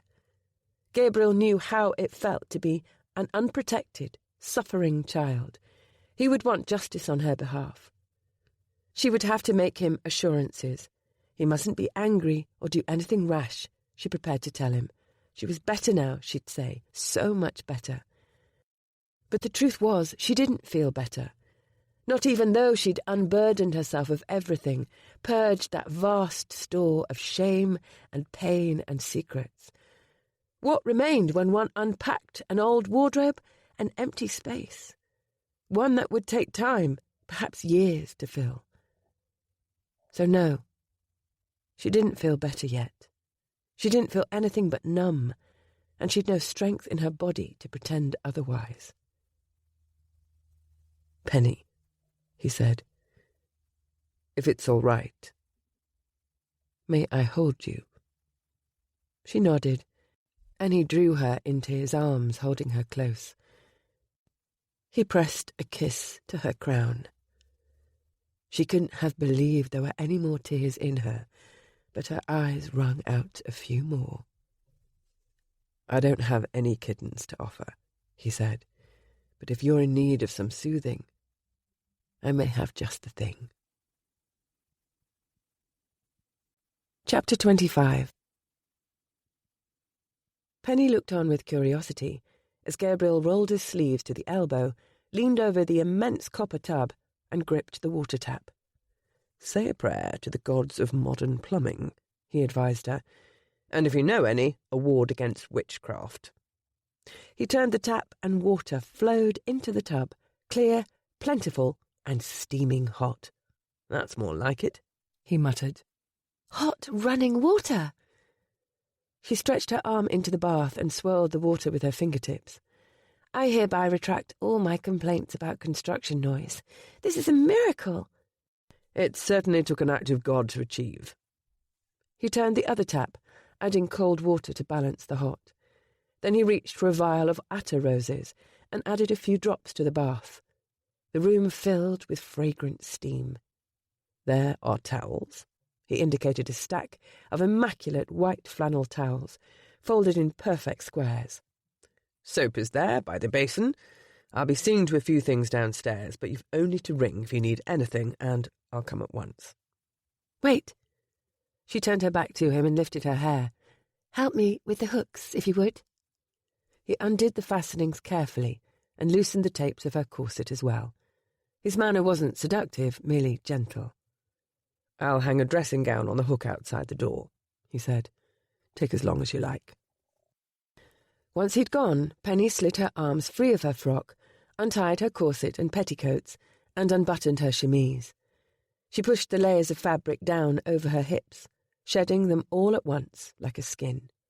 The tile was cold beneath her bare feet, but when she lowered herself into the deep tub, the heat enveloped her. Heaven! The bath water wrapped around her like a hug, one that embraced every part of her equally, A hand, a knee, a breast, an earlobe. The water didn't distinguish between them. She submerged herself to the crown of her head and let the warmth flow over and around her. The water had gone almost cold before she could bring herself to leave the bath. After drying herself with soft towels, she slipped into the comically enormous dressing gown he'd left her. She could have fit in one sleeve. The embroidered silk hem trailed behind her as she walked to the bed. She must have fallen asleep the moment her head touched the pillow, because when Penny next opened her eyes, the windows revealed full darkness outside, and there was a toasty fire glowing in the fireplace. Across the room, Gabriel sat in an escritoire, poring over papers by the light of a single candle sconce. When she rolled over and stretched, he lifted his head. "If it isn't Goldilocks, I hope this means the bed was just right." "What?" "Nothing. I'm glad you were able to sleep, that's all." "So am I, thank you." She came back to herself with a start. "Bixby, George, Marigold, and—" "I've seen to them," he assured her. "All of them." "Really? But how did you know what to do?" He sifted through his stack of papers and withdrew a thick envelope that looked familiar. "A few weeks passed. Someone was good enough to write out instructions in ridiculous detail." She smiled and hugged her knees to her chest. At her feet, a fold of the bed linens wriggled. A wet black nose appeared, followed by a whiskered snout. "Bixby!" She reached for the dog and pulled him into her arms for cuddles and kisses. The pup was beside himself, turning in circles and licking her everywhere he could reach. "Oh, darling, look at you. How did you end up here?" Gabriel crossed the room to stand at the bedside. "I knew you needed an animal in your bed, and I didn't think it should be me tonight." "There's room for another." He joined her on the bed. Bixby nosed his hand, and he ruffled the dog's fur. They'd made friends, apparently. Penny's heart swelled. "You," she said, "are the best man in the world." He chuckled. "That is most definitely not the case." "But it is." She smoothed the terrier's brown coat. "The night I found Bixby in the back alley, he was quivering and underfed, dragging his hind legs behind him. They'd been crushed by a cartwheel, or perhaps a horse's hoof. The veterinary surgeon came. He amputated the unsalvageable bits and set what remained with splints, but he gave him poor odds to survive the night. 'Don't name him,' he warned me. 'It will only be harder when he dies.'" She smiled and spoke to the pup in her arms. "But his warning was too late, wasn't it? You were all ready, Bixby, and we both knew you had the heart and determination to survive. 2 years later, and you're chasing squirrels across the green like the terror you were born to be." She lifted her head to Gabriel. "This is the best dog in the world, and I don't need to meet any other dogs to feel sure of it." His eyes narrowed. "Did you just compare me to a dog?" "I know, I'm not certain you deserve the compliment either." She sat Bixby down at her side. "I don't need to dance, or flirt, or walk, or go driving with any other men to know you're the best of them all." "I just hope that everything we shared was—" His fingers combed through her hair. "I mean, what happened in the alley was rather—" "Extraordinary." She slid closer, taking one of his hands in both of hers. "What happened in the alley was nothing short of exhilarating. I mean, the part where you tried to leave me forever was quite poorly done, but up until that, immensely satisfying." He released a deep breath. "I'm glad of it." "I'm glad of it too. I know most girls spend their youths dreaming of the thrill of a first kiss, the passion in a first touch." With the pad of her thumb, she drew small, lazy shapes in the palm of his hand. "I never expected to have those firsts myself. To be honest, I doubted I'd want them. And then I met you, and everything was different. I thought it was lust at first sight. I couldn't stop thinking about you, and not in a romantic Prince Charming way, in a naked way." He laughed a little. "It was so unnerving." "I can only imagine." "But wonderful. Looking back, I don't think it was lust at first sight. It was trust at first sight. I felt safe with you. All those firsts that I believed had been stolen from me. With you, I got them all back. I took them back, on my own terms. I only wish I could go back and help recover all the firsts you missed, too. I've had some firsts of my own. First time being sneezed on by a Highland steer. First time playing midwife to a goat. First sham sandwich. That was a last as well. She poked him in the ribs. You're terrible. And I love you. He reached for her, cradling her cheek in his hand. Hearing those words was a first. I know, she whispered. But it won't be a last. And because she knew he wouldn't take the lead tonight, she leaned forward to kiss him. Her kiss was sweet and searching. Gabe wasn't certain how to respond. He didn't want to refuse her, but he'd be damned if he'd press her one touch further than she wished to proceed. So, he let her take the lead, making himself open to everything she wanted to give, even when she kissed and caressed his body with a tenderness so foreign to him, he wasn't certain he could have borne it for anything less than love of her. She hiked the hem of his shirt and shrugged out at the dressing gown he'd given her. They peeled away all the layers until they were both fully naked, and from there it was a simple, beautiful inevitability of joining. Clasping, holding, moving together in an unhurried rhythm that nonetheless quickly brought them to the brink. Her fingernails bit into his shoulders as she shivered and cried out with release. As he raced toward his own climax, she held him close, forbidding him to leave her embrace. He surrendered to the temptation, spending inside her with a primal, possessive joy. Afterward, she snuggled in his arms. You don't need to save my reputation, but I hope you know you're going to undermine your own. Long engagements and weddings in St. George, Hanover Square, not terribly ruthless or intimidating, Mr. the Duke of Ruin. I'm not going to undermine my reputation, he said. I'm going to destroy it thoroughly for you. I know, she whispered. I love you so dearly for it. He was going to give her everything, even if it meant living in her world among the aristocrats he despised, choking back his pride and resentment. The Duke of Ruin died here today in her arms, and Gabe wasn't entirely certain who he'd be going forward, but he knew one thing. He would be her husband and protector, and he would never allow anyone to hurt her again. Along that line of thought, he had best return her to her house before morning broke. I need to see you home, he said. The last thing we need now is for a neighbour across the square to see you tiptoeing from my house to yours at dawn. Courting scandal at this stage would only give your family reason to object. I'm tempted to argue, but I won't. I'll check the corridor, Gabe said. We don't want Mrs. Burns surprising us again. She wouldn't tell a soul. Perhaps not, but she might scare the soul out of me. As Gabe ventured into the corridor, he paused and held his breath. From down the way, he heard the creak of floorboards. As he moved toward the sound, a ghostly figure appeared in the distance. Gabe shook himself and rubbed his eyes. Hammond?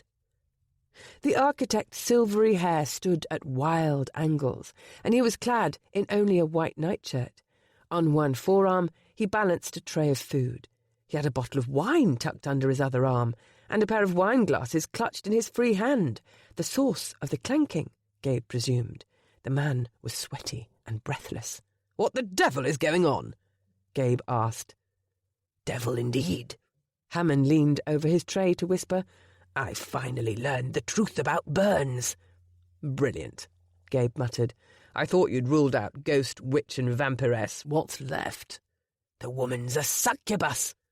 What's a succubus? A female demon. Hammond's eyebrows lifted. One who feeds on sexual pleasure. Well then, I am exceedingly sorry I asked. Jared, is that you? The sultry, smoky female voice came from within a nearby chamber. I'm waiting. Good God! The enchantress calls! Hammond backed his way into the bedchamber, tray and wine in his hands. If I'm dead in the morning, bury my corpse with a stake through the heart. Numb with shock, Gabe returned to his own bedchamber. Penny lifted her shoulders in question. Well? I have good news and bad news. Let's have the bad news first, please. The bad news is I'll never so long as I live wipe the past 2 minutes from my memory. He scratched the back of his head. The good news is, tonight we're in the clear. Chapter 26. The morning of the ball was so frantic with preparations that when Gabe met Penny at the door, he didn't even trouble with greetings. Come. He took her by the hand. I have something for you in the study. When he closed the door behind them, she blushed and dropped her voice to a whisper. Gabriel, I really would love to, but my hair's just been washed and pinned and I'm down to my last few wearable frocks. I'm not after that, he assured her. Not that I'd mind it, of course, but it's not my intent to bend you over the desk for a passionate tryst. Today. After taking a moment to chase that tempting image from his brain, he patted the chair behind the desk. Sit. Gabe opened a strong box hidden in a cabinet and withdrew a large, flat velvet box. He placed the box on the desk blotter, inordinately anxious. Go on, then. Open it. She lifted the top and peered inside. Oh! Gabriel! He moved behind the chair, looking over her shoulder at the sparkling array of rings. Diamond, ruby, sapphire, emerald. Every precious gem he could think to request at the jeweller's, and a few he hadn't known existed. I thought you'd prefer to be surprised, but I didn't trust myself to choose one you liked, so I simply bought them all. They're exquisite. He waved off her praise. None of them are fine enough for you. I don't need even one ring so grand, let alone a tray of them. Too late, they're all yours. Wear them all at once if you like, or designate one for each day of the week. She pried a ring from the velvet padding, a pale pink diamond set in gold and ringed with smaller, sparkling stones. I always did love pink. Try it on. Penny slipped the ring on her third finger. She held her hand at a distance to admire the way the stone flashed in the light. It's beautiful. She rose from the chair and kissed him. Thank you. I love it. He exhaled, relieved. Good. Now let's have it back. I'll lock it up for safekeeping. She held her hand close to her chest. Must I take it off? Yes, you must. We're not engaged. She arched one golden eyebrow and smiled. Yet. Good God. He didn't know where her faith in him originated. Dropped off by pixies floating on the breeze with toadstool parasols, most likely, but at this point he didn't bloody well care. If he pulled this off, he would be either the most cunning bastard in England or the luckiest. Probably both. Pouting a bit, she twisted the ring off her finger and dropped it into his hand. We've agreed to marry each other. Bended knee or not, that seems to meet the definition of a betrothal. It doesn't meet my definition, he said firmly. Not until I've spoken with your brother. He replaced the rings in the safe, taking his time to be certain the strong box was locked securely. When he was finished, he turned to see Penny crouched on the floor, surrounded by scattered papers and correspondence. Papers she was never meant to see. Gabriel? What is all this? It's not what you think. Clutching the papers in both hands, Penny shook her head. You're planning to ruin my family! Penny hadn't been meaning to snoop, but as she'd risen from the desk chair, she'd knocked the papers to the floor. When she crouched to retrieve them, she saw her own name. It was a betrothal contract. She scanned through the first few pages, feeling entirely justified in doing so. This would be her marriage too. Apparently he'd made several drafts. Just like the rings, he'd prepared for every possibility. Why hadn't he consulted her? And then, at the bottom of the pile, she found an agreement that wasn't drafted in her name. It bore Bradford's name, and it wasn't a betrothal contract. It was a betrayal. You were never meant to see those, he said. Oh, I can imagine I wasn't, she replied. She certainly understood why Gabriel had kept these papers from her view. The reason was inscribed in black ink on crisp parchment, legible and stark, defying her to hope there could be any misunderstanding. The truth was plain, and it was a dagger to the heart. This says You've purchased a loan from the bank, a loan taken against my family's property." She lifted her head and found Gabriel staring back at her. His expression was inscrutable. He didn't even attempt to deny it. "Yes, I did." "That mortgage was drawn for the purpose of farmland improvements. It was meant to help tenants through the lean harvests, keep them from starving. Now you're threatening to call in the debt unless my brother agrees to our marriage." No, you're misunderstanding." She rattled the contract at him. "It's right here, in plain language." "I'm not threatening to call in the debt. I'm offering to forgive the debt entirely in exchange for your dowry." Her jaw dropped. "That's supposed to sound better." He pushed a hand through his hair. It was meant as a last resort, to be used only if he wouldn't give his consent. Call it insurance. "I call it insulting, because that's what it is. You planned to do this without my ever knowing. I'd blithely go about telling everyone how devoted we are to each other, and all the time my family would know the truth, that I was purchased." She let the paper slip to the floor as she stood.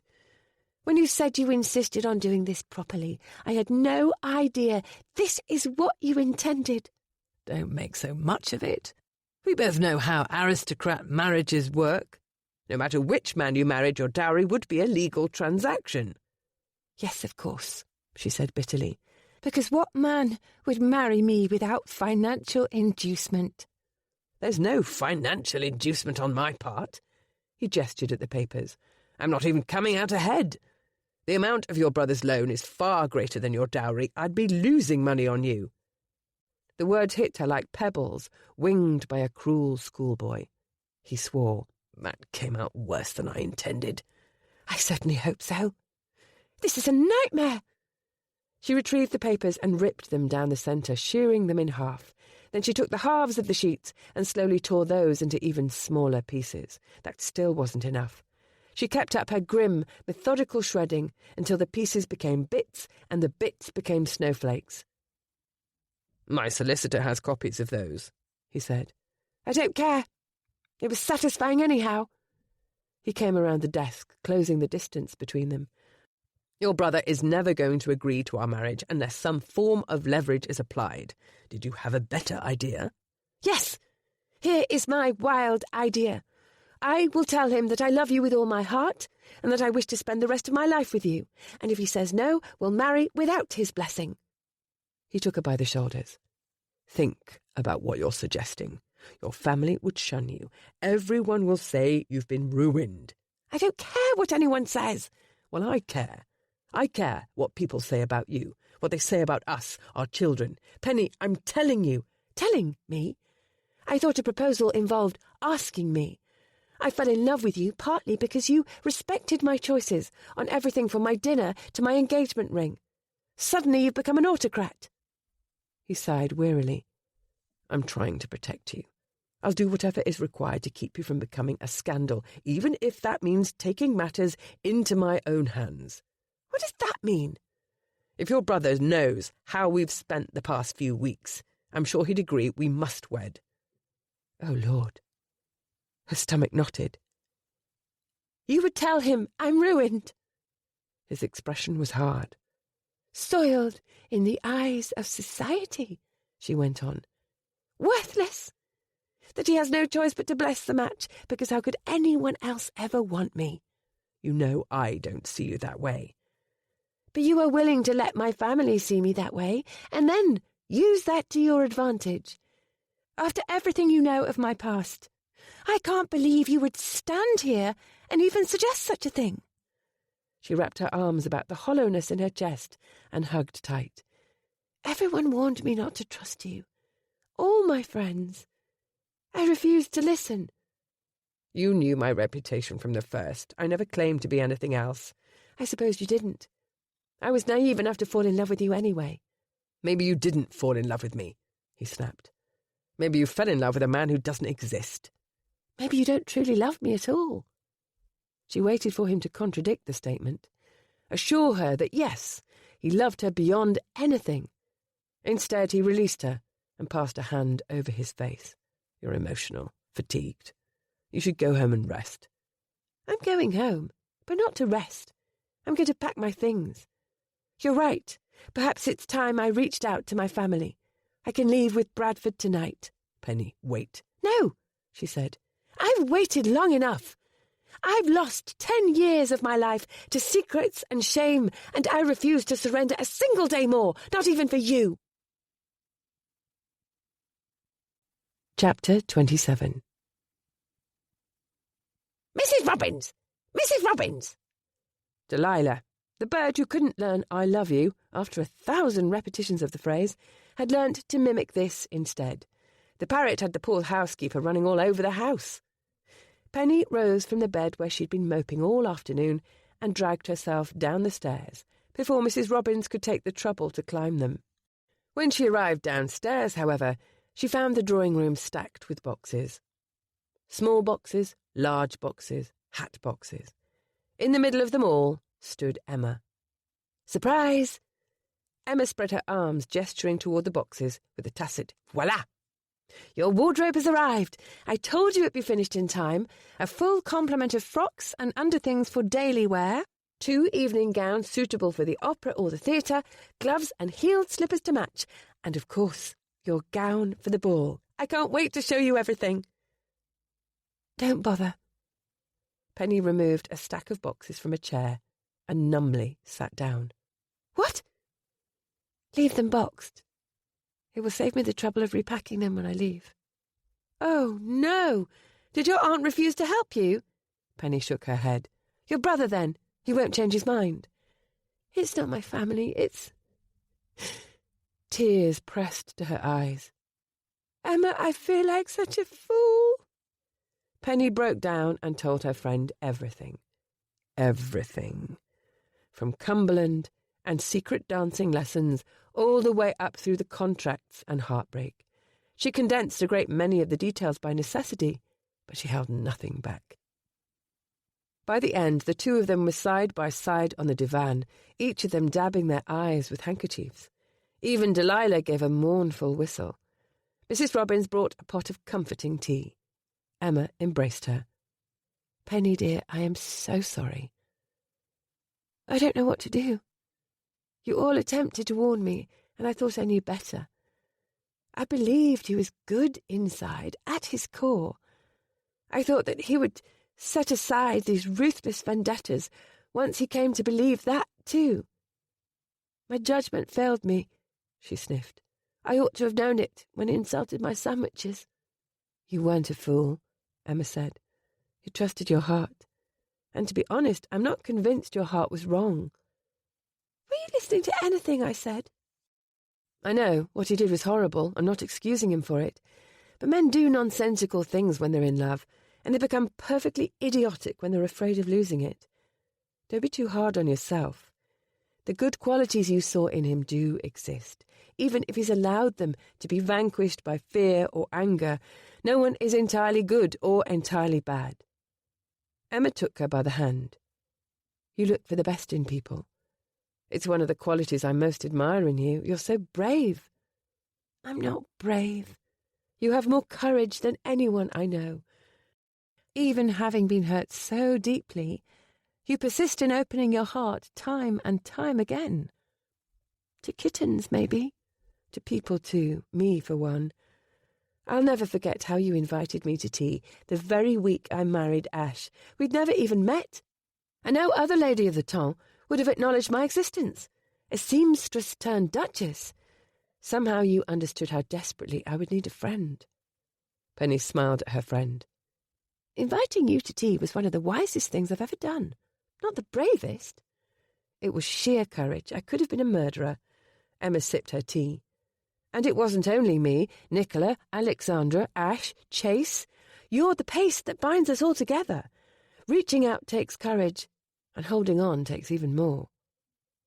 Penny cradled Freya in her hands, stroking her quills along the grain. The hedgehog rolled over and uncurled, exposing her white, fluffy belly for a scratch. I felt safe with him. I told him everything.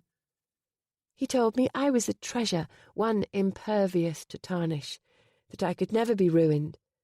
And even if I knew that for myself in my mind, for the first time I felt safe to truly believe it in my heart. Penny. He betrayed my trust in him. But what's so much worse, he betrayed my trust in myself. Then borrow mine. Whatever it is you want to do next, I have absolute faith in you. We'll all be cheering you on, and we'll be there if you need us.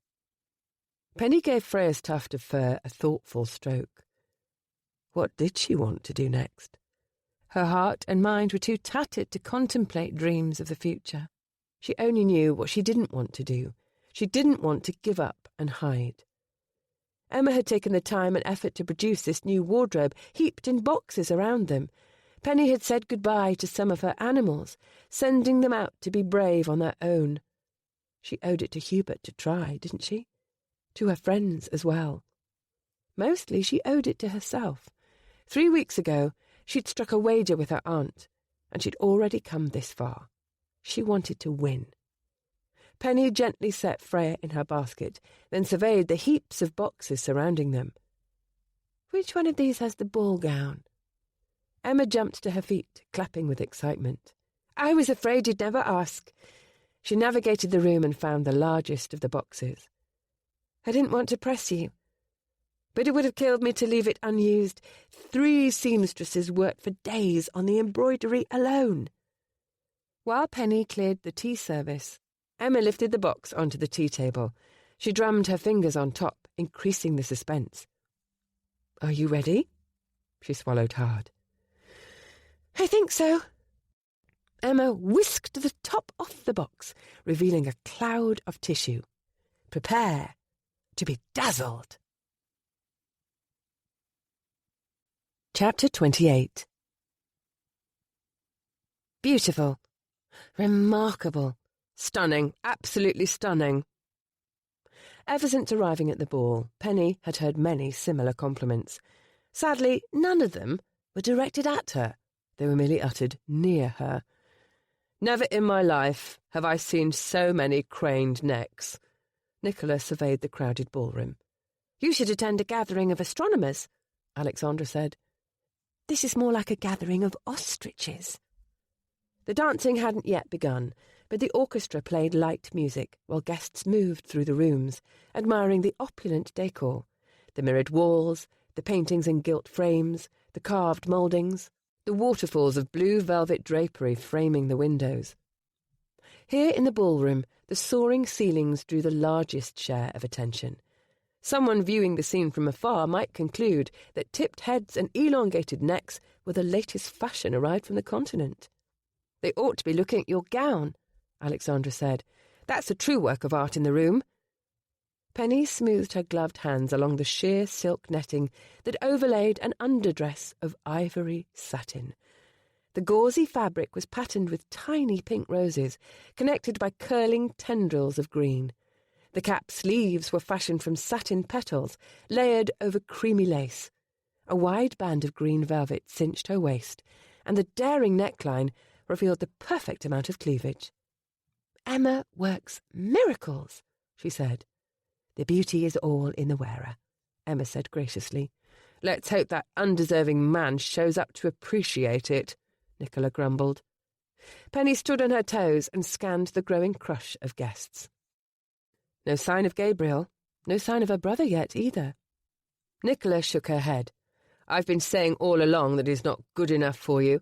What sort of person fails to appear at his own ball? He's here somewhere, Emma said, most likely occupied with hosting duties. He'll make an appearance before long. A wandering servant offered flutes of champagne. Penny, Nicola and Emma accepted eagerly. Alexandra declined in favour of food. A toast to the 3 of you. Penny raised her glass. You didn't have to come, but I'm grateful you did. Especially you, Alex. You should be at home with your feet propped on a cushion.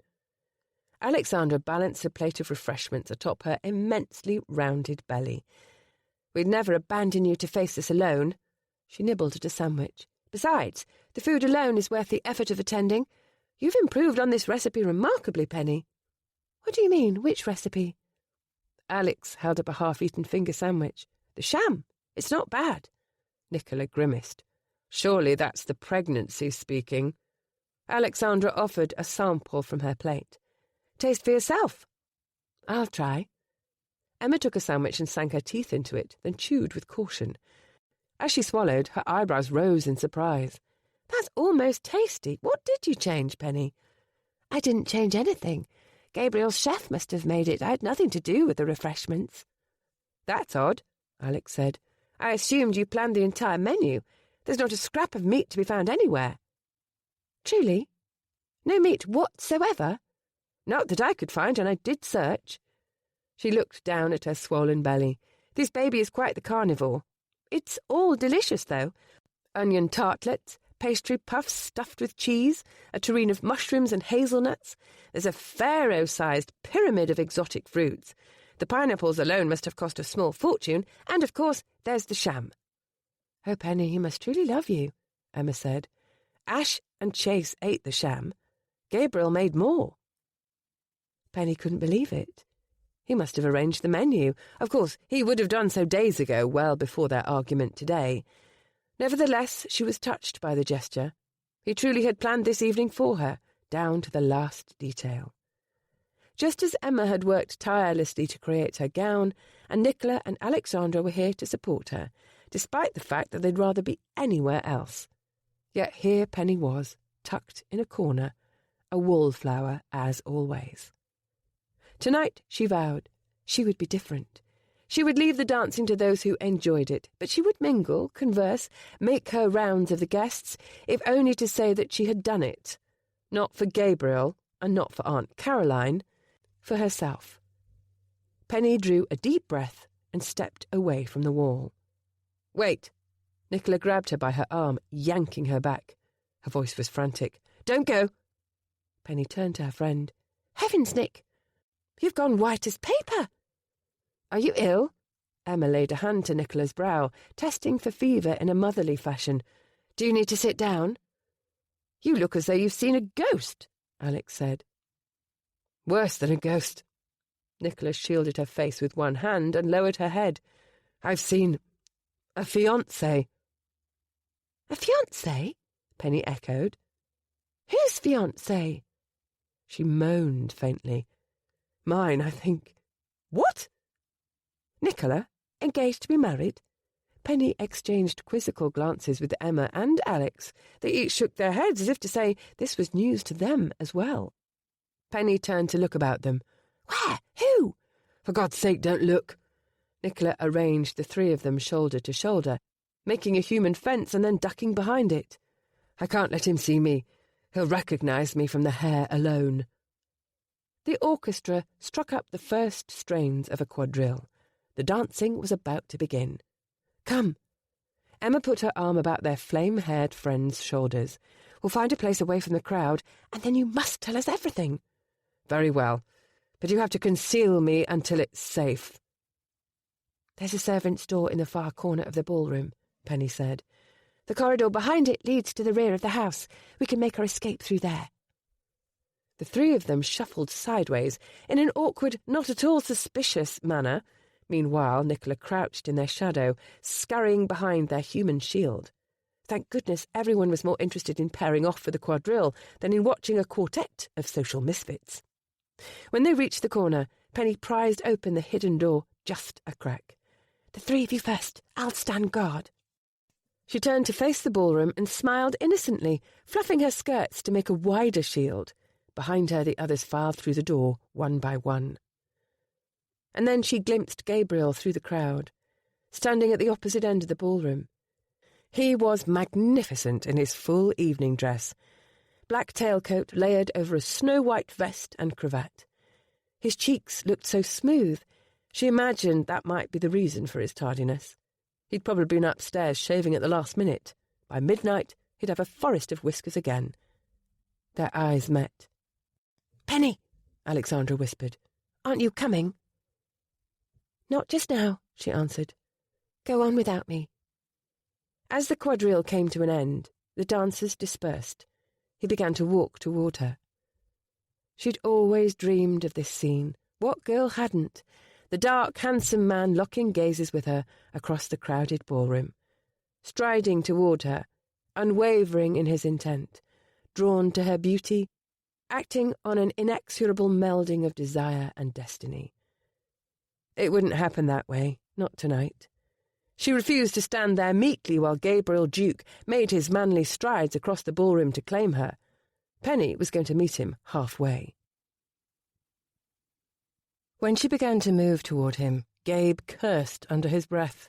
This was a wrinkle in his plans. She was beautiful beyond words. Beyond his words, at any rate.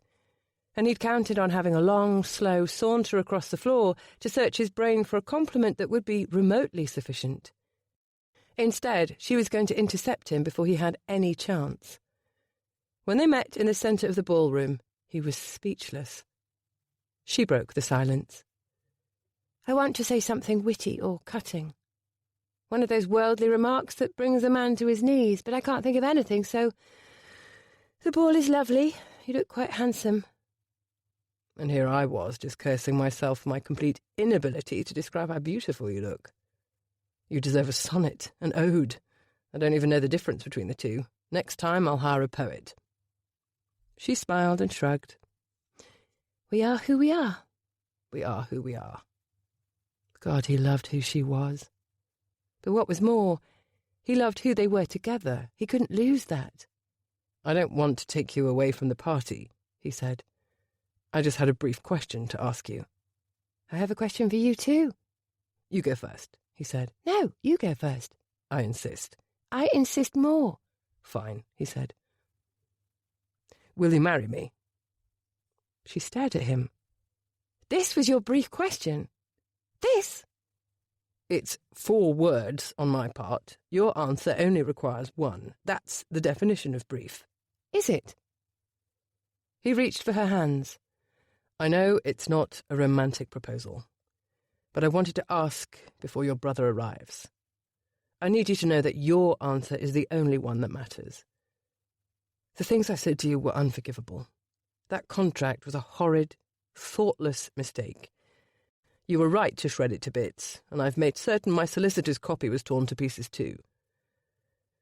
The thing of it is, I was afraid. I'm afraid no one will believe you married me for love because I find it so difficult to believe it myself. It seems impossible that you could love me. But then it once seemed impossible that I could love anyone, and now I love you with a ferocity I can't describe. Not because I need a poet, but because I don't want to frighten you away. You're the kindest soul I'll ever meet, and we're astounding together in bed. I don't think I could live without you. Well, I don't know, perhaps I could. In the past I learned to survive without a great many things. But I don't want to live without you. I realise you might not forgive me yet for being a shameless, presumptuous prick, but... Yes, she interrupted. The answer is yes. Adorable as it is to watch you nervously rattling on, if you want my answer before my brother arrives, we don't have all evening. So yes. Thank God. He closed his eyes and exhaled gruffly. Damn it. I left the ring in the safe. She laughed. Best proposal in the world. So what was your question? He asked. I'd almost forgotten. I was going to ask if you'd care to dance with me. Penny. His heart clenched like a fist. You don't have to do that. I know I don't have to. I want to, so long as it's with you. Everything is different with you. She licked her lips, anxious. They're playing a waltz. The waltz wasn't in England yet when I first learned to dance. It would be entirely new for me. He brought both her hands to his lips and kissed them. I'm so honoured. And I wish like hell that I knew how. Neither of us would know what we're doing, I'm afraid. It couldn't possibly be a more alarming scene than my last attempt at dancing in public. He supposed that was true. Even if it is a disaster, what's the worst that could happen? No one will invite us to another ball for a decade. What a shame that would be. In that case, he waved his arm in the direction of the dancing. After you. To Gabe, the waltz seemed to be nothing but a great deal of mincing, turning, and mincing while turning. He felt like a clumsy ass, but he did his best for Penny's sake. For the remainder of his life, he'd do his best for Penny's sake. She stopped in the middle of a mincing turn. The music continued and the dancing went on, but Penny was frozen in place, staring at something over his shoulder. Penny? Her gaze held emotions he'd never seen in her before. Emotions he wouldn't have even believed to be in her character. Fear, fury, hatred. And Gabe knew, he just knew in his soul, there could be only one reason for it. She pasted a false smile on her face and threaded her arm through his, turning him to face a pair of men. The younger of the two looked to be about the same age as Gabe, but he had Penny's light hair and blue eyes. This one must be Bradford. The other man was older, though not old. He had brown hair gone grey at the temples and an insidiously average-looking face. This one must be the devil. "There you are, Penelope," her brother said. "We've been looking for you." He settled cold, suspicious eyes on Gabe. "Introduce us to your friend?"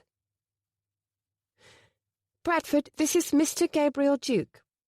Gabriel, this is my brother Bradford. And this is Mr. Lambert. He's Bradford's father-in-law. Chapter 29. Him. Penny clung to Gabriel's arm. She thought she might be sick. A cold sweat covered the back of her neck, trickling down between her shoulder blades. This was the possibility she'd been dreading ever since she'd learned that Bradford was coming to town. Perhaps, she told herself, he was travelling alone. Maybe Mr. Lambert wasn't coming to town for the season this year. Yet here he was, smiling at her as though none of it had ever happened. Because, as far as her family knew, none of it ever had. Lambert knew that Penny would never tell. When she'd gone away to finishing school, she thought she'd finally be free of him. And then she'd learned the news in a letter from her mother. Bradford was betrothed to Alice Lambert. Once Bradford's engagement was announced, she ought to have found the courage to speak. But she couldn't bring herself to tell the truth. She'd have been driving a wedge into Bradford's happiness with Alice, ruining one of her father's oldest friendships. Perhaps her mother would gently accuse her of seeking attention again. In short, telling the truth would be asking her family to choose between her and Mr. Lambert. They couldn't be loyal to both. And Penny knew which of the two stories they would prefer to believe. So she said nothing. On the day of her brother's wedding, Penny had vowed that if Bradford and Alice ever had a baby girl, she would break her silence, no matter how painful. But they'd had only sons, thank heavens. And by now speaking the truth seemed pointless. What good could it do? Penny would be tied to him forever. Lambert would always be, much as it repulsed her to think it, family.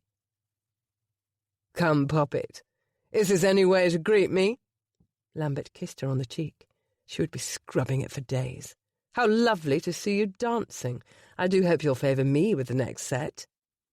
No. Everything in her screamed the word.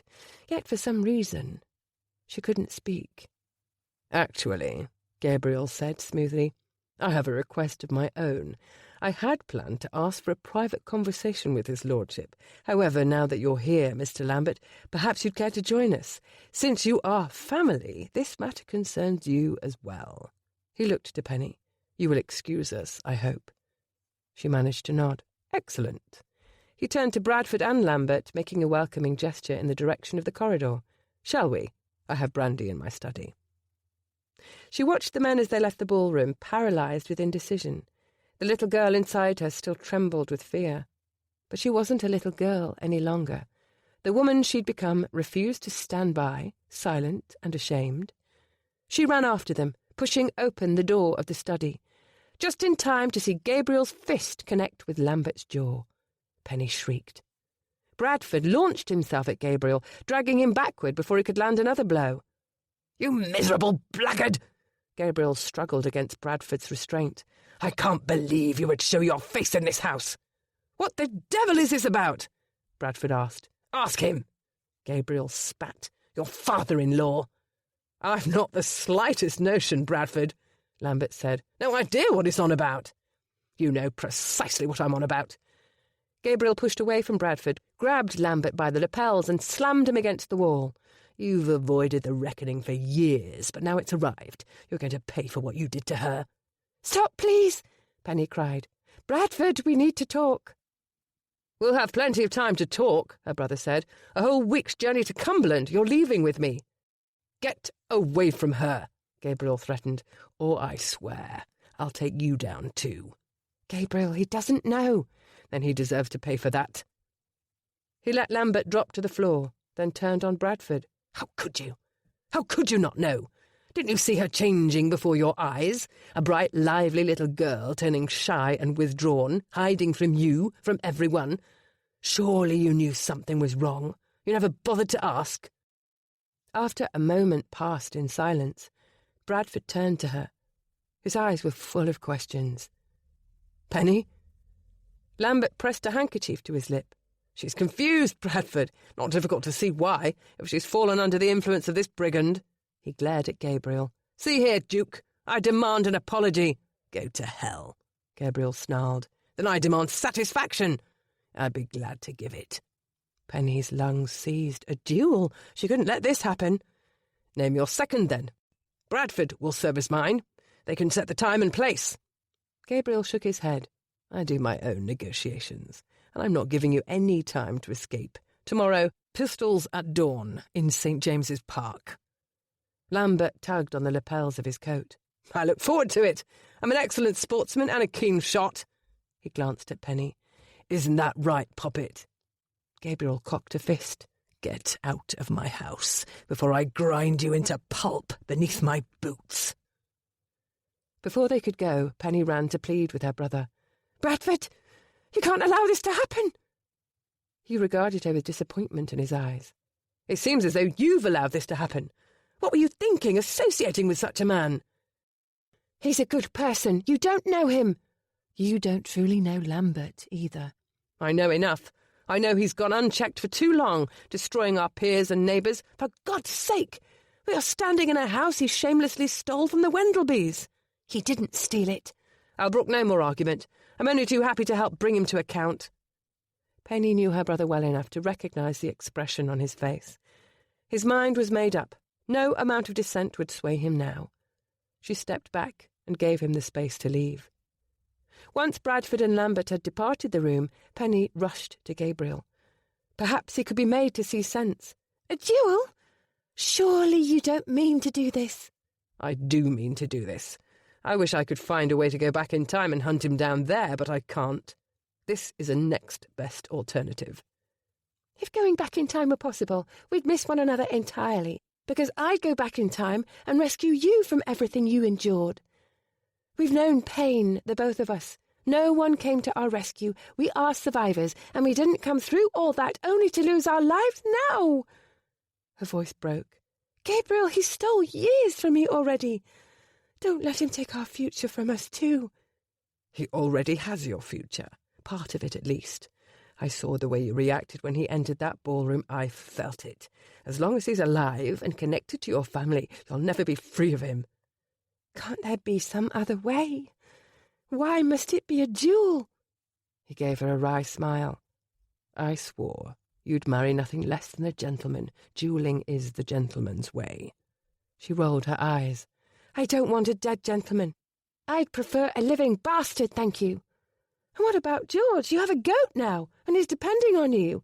If nothing else, think of your kid." "Penny." He touched her cheek. His eyes brimmed with tenderness. "I'm only thinking of you. If I don't defend you, I'm not worthy of you. Not in the world's eyes, nor in my own." "We have to do something," Penny said firmly. "Ideas?" She looked around at her friends. After Gabriel left, she'd sent for Ash and Chase, and they'd all adjourned to her house for an urgent strategy session. In the most direct and matter-of-fact of summaries, she'd relayed the facts of the situation and the imminent danger. Considering the formidable amount of wits and determination represented in her drawing room, surely they could come up with a brilliant way to avert disaster. Unfortunately, no one was quick with a suggestion. She turned to Chase and Ash. "Can't you go after him? Punch him in the jaw, or tie him to a chair, or hold him at knife point until well after dawn?" After conferring with Chase by eye contact, Ash rubbed the back of his neck. As delightful as that all sounds, I don't think we can. Surely the two of you put together can overpower him? It's not that. Chase sat across from her and leaned forward, resting his elbows on his knees. Perhaps we could restrain him, but I'm not convinced we should. Why not? Because we agree with Gabe, that's why. Ash crossed his arms. In his position, I'd do the same. In fact, I'd be tempted to call Lambert out myself if he hadn't already. The man deserves to die. Chase reached forward and took her hand. Penny, what he did to you. I can't imagine what you suffered. But I believe I can come uncomfortably close to imagining it. When I think of Rosamond and Daisy, I can certainly understand why Gabe feels the need to defend you. I don't need defending, she protested. It's in the past. And while I'm sure you do have strong emotions, aren't my feelings and wishes more important right now? Perhaps Lambert deserves to die, but we all know it's far more likely that Gabriel will be the one wounded or worse. Nicola joined her argument. Duelling is an archaic, barbarous, stupid practice in which men pretend to defend a woman's honour by robbing her of any self-determination. Is that so? Ash looked at his wife. Emma didn't mind it when I snuck through her despicable father's window at night and made him piss the bed with fear. That was different, Emma said. There were no bullets involved. Alexandra spoke up. I was highly put out with Chase when he punched a man on my behalf. At the time, Chase argued. Looking back, would you rather I hadn't? Alexandra went silent. See, Chase said. Penny jumped to her feet. Listen, all of you. This isn't a matter of punching or climbing through windows. A duel means life and death. And considering that Lambert spent every autumn shooting partridges with my father, I have reason to believe he's the superior marksman of the two. I love Gabriel. I mean to marry him, have a family with him. In order for that to happen, he needs to not die tomorrow morning. And if you care about me at all, you'll do everything you can to prevent it.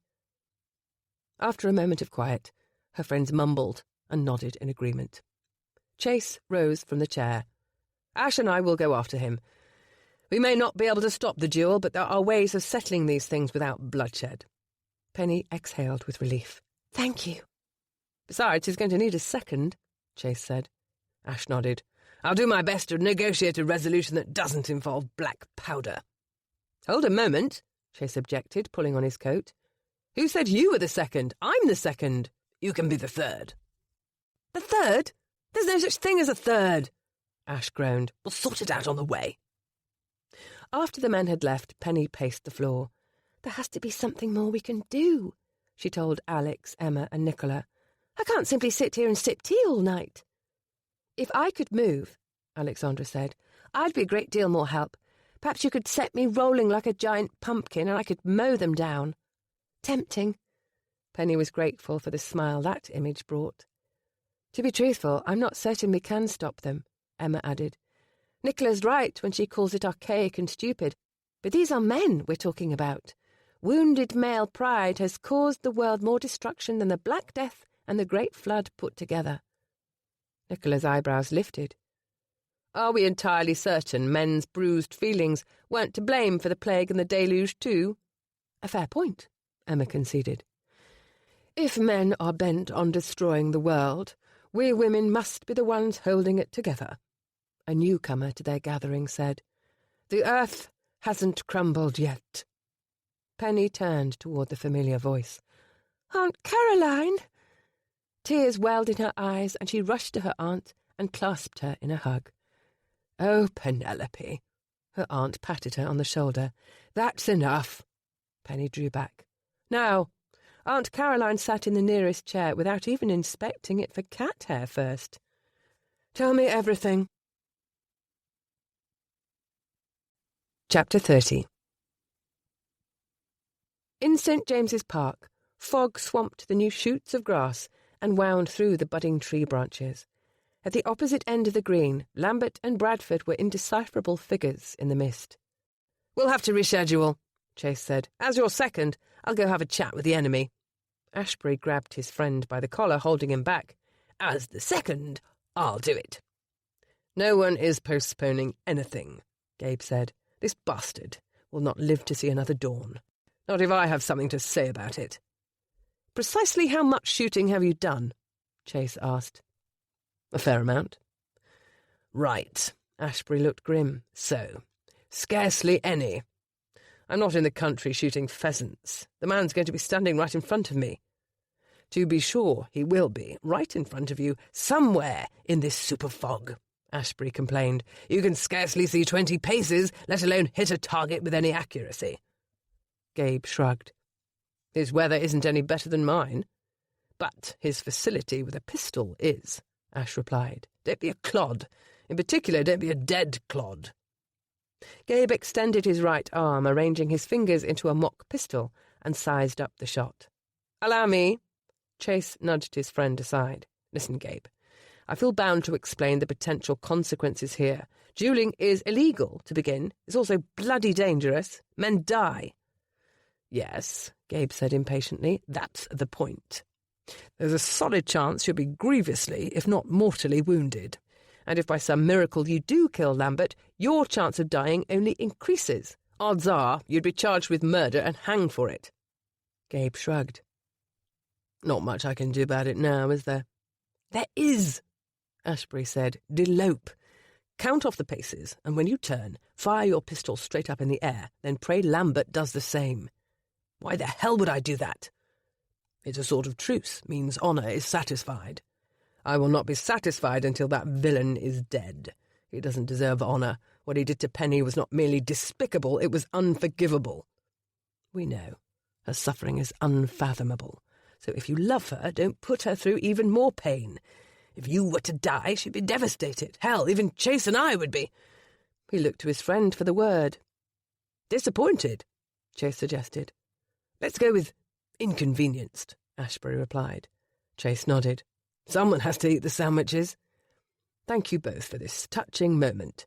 Gabe shoved past them. If you'll excuse me, I have a rotting pile of human filth to murder. She loves you, Chase said. She loves anything with a face. Gabe gestured at Ashbury's scarred visage. In your instance, half a face. If I die, she will find someone else. I've known Penny since we were children, Ashbury said. Yes, she'll extend love to the most miserable of creatures. But much as I hate to admit it, this is different. I've never seen her like this before. Delope, Chase said. Do it for her. Gabe spoke through a clenched jaw. Everything I ever do, for the remainder of my life, whether that life lasts 10 minutes or 50 years, is for her. I don't require your approval, and I don't need you as my goddamn second and third. When neither of the two men moved, Gabe bellowed at them, Be gone! Before walking away, Chase leaned close. Just as a point of clarification, in case you do die, which of us would you say was the second and which the third? For Christ's sake. Gabe was going to finish this now. He stalked across the green, took one of the prepared duelling pistols from the case, and approached Lambert until they stood toe to toe. We don't have to do this. Are you offering to apologise for this grievous misunderstanding? No. He jammed the barrel of the pistol into Lambert's gut. I'm thinking I'll skip over the 10 paces nonsense and shoot you right now in cold blood. Lambert made a croaking noise. You'd hang for that? Perhaps. The fact might have dissuaded Gabe, if he wasn't a dead man already. Ash and Chase were right.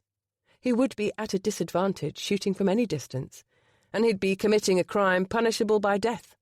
Maybe he'd survive the duel, but he'd be captured soon afterward, and if he didn't succeed in killing Lambert, it would have been for nothing. If he was going to swing from the end of a noose, he might as well go out knowing he'd meet this monster in hell. You won't get away with it, Lambert said. Everyone knows what you are. Word about the ton is that you're nothing but a low-born gutter-snipe. The word about the ton is right. Gabe cocked the pistol. And this low-born gutter-snipe is sending you to hell. Wait! The cry pierced the fog. It was a high-pitched, desperate cry. Female. Familiar. Gabe closed his eyes and cursed. Penny. Wait! Penny cried, dashing over the damp grass with her hem hiked to her ankles. By the time she arrived at Gabriel's side, she was panting. Wait, don't shoot him! Penny, what are you doing here? Isn't it obvious? She hissed. I'm preventing you from doing something that will get you killed. You need to leave. You don't belong here. You're wrong. I do belong here. If anyone's going to defend my honour this morning, it's going to be me. She put her hand over the barrel of the pistol. I'm the only one who can do this. Gabriel reluctantly fell back a step. Penny took his place, standing directly in front of Lambert. She looked him in the eye. I have things to say to you. You're going to listen, silently, not one word. Otherwise, Mr. Duke will have my permission to do with you what he will. Understood? Now, Poppet, Not one word, she growled. Gabriel aimed the pistol.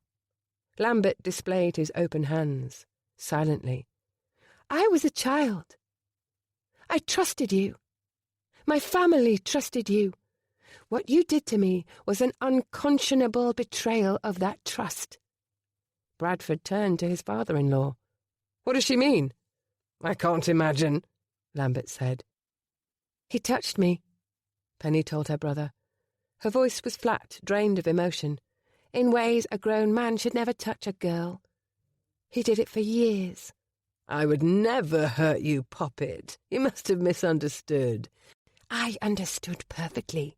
You gained my trust with gifts and attention, and then you manipulated that trust to hurt me. You drove a wedge between me and my parents. You made me feel dirty and ashamed. Penny, her brother said, if what you're saying is true, why did you never say anything before now? Oh, Bradford, because of this. Precisely this. I knew you would doubt me. I don't doubt you believe you're telling the truth, but I do wonder if you might be confused. Calling me confused is doubting me. She kept her gaze on Lambert. I'm not confused. I recall everything. Every hug that lasted too long. Every kiss in exchange for a sweetmeat. Every dancing lesson in the ballroom that one rainy autumn. And I remember every caution to keep those things secret. I knew it was wrong, even as a child. You knew it was wrong, too. Wrong isn't the word, Gabriel interjected. Sick, monstrous, evil. Death is too good for you, Thank you, Penny cut in. I appreciate your support, but I'll choose my own words today, and I'll take my own retribution. Lambert chuckled. Retribution? I will never forgive you for ruining those years that should have been happy, or for ruining those relationships. But know this, you did not ruin me. You could never ruin me. She reached into her pocket and withdrew a tightly rolled sheaf of papers. I'm the one who is going to ruin you. I can't imagine what you mean. Can't you? This might spark your memory. She unrolled the papers. Perhaps you remember borrowing a large sum of money from my Aunt Caroline to pay off gambling debts. And perhaps you remember accumulating more gambling debts without repaying that loan. My aunt wasn't the only one you bilked either. You've quite a trail of unpaid debts, Mr. Lambert. They amount to tens of thousands of pounds. And as of this morning, you have only one creditor. Me. Gabriel took the papers from her hands and sifted through them. Penny, how on earth did you accomplish this? I learned from the best, and I had help. She nodded toward the edge of the park, where a dark coach and team were just visible through the fog. My aunt and I spent all night tracking down people who'd loaned him money. She bought up all the debts, and she sold the entire bundle of paper to me for a shilling. You are a wonder. Is it all in order? She asked. Will it hold in court? Gabriel nodded. As far as I can see. Good, she said to Lambert. This will be easier for both of us if you'll surrender your assets willingly. If you won't, I'll go through Chancery and ruthlessly take from you whatever I can claim. I could burn your life to the ground. But if you agree to my terms, you'll keep your house and a modest income. Like hell he will, Gabriel interjected. Leave him with nothing. Penny never took her eyes from Lambert. He needs his house and the income to keep it. Because he must agree to never leave that home again. What? Allow me to tell you what's happened this morning here in this park. You've been injured, most grievously, in this duel. As a result, you're going home to the country to recover. Except that you won't recover, ever. Ever? As far as the remainder of the world is concerned, you will remain a homebound invalid for the rest of your life. You may have the bare minimum of servants, old and pleasant male ones, no callers. No callers? None. Not even my grandchildren. Especially not your grandchildren. If you care anything for them, you will do precisely as I say. If I find you've broken this agreement, I will expose not only your perversion, but your insolvency.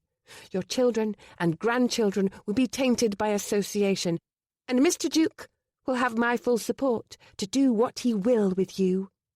Insupportable, Lambert snarled. I won't be subordinate to a gutter snipe. Mr. Duke is worth hundreds of you. Thousands. Only because he stole that money from decent families. I'm not talking about his fortune. I'm speaking of his worth as a man. As for decency, you have no grounds to speak on that matter. He fished about for another argument. Bradford, surely you won't permit her to do this? My brother has no choice in the matter. Even if he offers you mercy, I will not. Lambert's chin quavered. The reality of his situation seemed to finally be sinking in. Surely we can come to some other agreement. Think of your parents, my friendship with your father. We can find a way to settle this misunderstanding, Poppet. Don't you ever call me that again. Or I swear I will shoot you dead myself. Penny stared directly into his repulsive, cowardly eyes. I'm not your Poppet any longer. I own you. And in the future, if you address me at all, it will be as Lady Penelope Duke. A more fitting idea struck her, and a cold smile touched her lips. Better yet, you may call me the Duchess of Ruin. Aunt Caroline joined them. Time for you to be on your way, Lambert. There's a carriage waiting. These gentlemen will see you to it. Two giants emerged from the fog to take Lambert by either arm and drag him away. The older woman smiled. Now, that was satisfying. I never knew until this moment how much I wanted to have henchmen. With a pat to Penny's shoulder and a swish of skirts, she turned to follow. Only Bradford lingered. Penny. He pushed a hand through his hair. Deuced if I know what to make of all this. There are two alternatives. You believe me or you don't. She drew a steadying breath. You should know this. I've decided that I can't have anything to do with that man ever again. If you choose to maintain a relationship with him of any sort, I can't have a relationship with you. He searched her eyes. You're going to make me choose? I have to. Otherwise I'll never be at peace. He looked into the distance and was silent for a long moment. He's my wife's father. I know. Penny forced down the emotion choking her throat. His decision was nothing she hadn't expected. She'd always known which of them he would choose. Safe travels, Bradford. He went to join his father-in-law. She turned and walked in the other direction, not wanting to watch them leave. Gabriel walked alongside her. Are they gone? She asked a few minutes later. He looked over his shoulder. Yes. Good. She promptly crumpled to the ground. Her knees buckled beneath her, and she leaned forward, bracing her palms on the turf for strength. She watched the damp earth seep under her fingernails. She felt cold droplets of dew wetting her stockings. Her heartbeat drummed in her ears, but none of it felt real. She floated above herself, an observer. Then Gabriel's arms went around her, tethering her to the earth. Air flooded her lungs, then rushed out as a tearless sob. She turned and buried her face in his chest, clinging to his coat. He rocked her gently, murmuring words of love in her ear and stroking her hair. That was the bravest thing I've ever seen. "I want to go home," she whispered. "I want to cry and sleep for days and possibly break things." That can be arranged. Mrs. Burns has Bathsheba Wendelby's old china stashed in the cellar. Service for 18. "Perfect." She closed her eyes. "I'm also going to find a new litter of kittens, and I don't want to hear anything about it." You won't hear a word from me, even if you have 100 kittens. His hand stilled on her back, and he added, "That was hyperbole, you understand." She lifted her head. "And in a few weeks, or maybe months, I want to start planning a wedding. The biggest, grandest wedding Mayfair has ever seen. The guest list will fill the society column for weeks." "I hope I'm invited." She gave him a teasing pinch. "You will not be invited. You'll be the groom. And it's going to be the best wedding in the world." Chapter 31. On the morning of the wedding, a dozen things went wrong. Bixby snagged and ripped her veil. George ate her flowers. Chase and Ash wouldn't cease arguing over which one of them was the real best man. And now Aunt Caroline was nowhere to be found. They couldn't begin the ceremony without her. She'd agreed to walk Penny down the aisle. Penny tapped her toes beneath the hem of her gown, trying not to betray her growing concern. "There, I've done my best." Emma held up the hastily mended veil. "The damage shouldn't show too terribly." "You're a miracle worker. I don't know what I'd do without you, Emma." Penny hugged her friend. For good measure, she hugged Alexandra and Nicola too. "I don't know what I'd do without any of you. My 3 graces." "Only 2 graces," Alex countered. "You know, I'm not a duchess, yet." "Only 1 grace," Nicola said, subtracting herself from the total. "No matter what title I carry, I could never lay any claim to grace." "I dare say you are the most gracious among us, Penny." Emma packed away her needle and thread. "Who could have guessed you'd be the last of us to make it to the altar?" "However, if my aunt doesn't appear soon, I may never make it to the altar." "She's still not here." Gabriel stood at the vestry entrance, looking as impatient as he did handsome. Penny took a moment to simply admire him. He cut a splendid figure in his morning suit, his broad shoulders stretching the slate-grey wool of his coat. His freshly clipped hair was a swoop of tamed black, and his clean-shaven face looked as smooth as a baby's. Despite his civilized appearance this morning, however, she knew that come evening his jaw would be scratchy with dark whiskers, his hair would be thick, untamed waves, and that elegant morning coat, by then, she would have stripped it from those broad shoulders, revealing the beast beneath. Everything about their wedding could go wrong as long as this one thing went right. When they left this church, this magnificent man would be hers, all hers. That was all that mattered, really. "I hate to interrupt," he said, "but there are flower girls and a ring-bearer currently running foot races between the nave and the back of the church." "Oh, dear." Alexandra leaped into action. "Most of those are mine," Emma followed. "Not all of them, unfortunately." "None of my responsibility yet," Nicola said, "but I suppose I might need practice." Once they were alone, Penny turned to Gabriel. "I can't imagine what's delaying Aunt Caroline. I'm worried about her." "Whoever or whatever is delaying her, I'm worried for it." Uneasiness knotted in her belly. "Do you think she's changed her mind?" With her parents and Timothy overseas, and Bradford at a great distance in more ways than one, Aunt Caroline was her only close relation in town. If even she didn't appear, Penny would feel rather abandoned. "Your aunt has not changed her mind," Gabriel said stoutly. "Why would she? The woman adores me." Penny arched an eyebrow in doubt. "Very well, she doesn't adore me, but that's only because she isn't the adoring sort. Don't worry, she'll be here." "Penny?" She wheeled toward the familiar voice. "Bradford?" Penny hadn't seen her eldest brother in a year.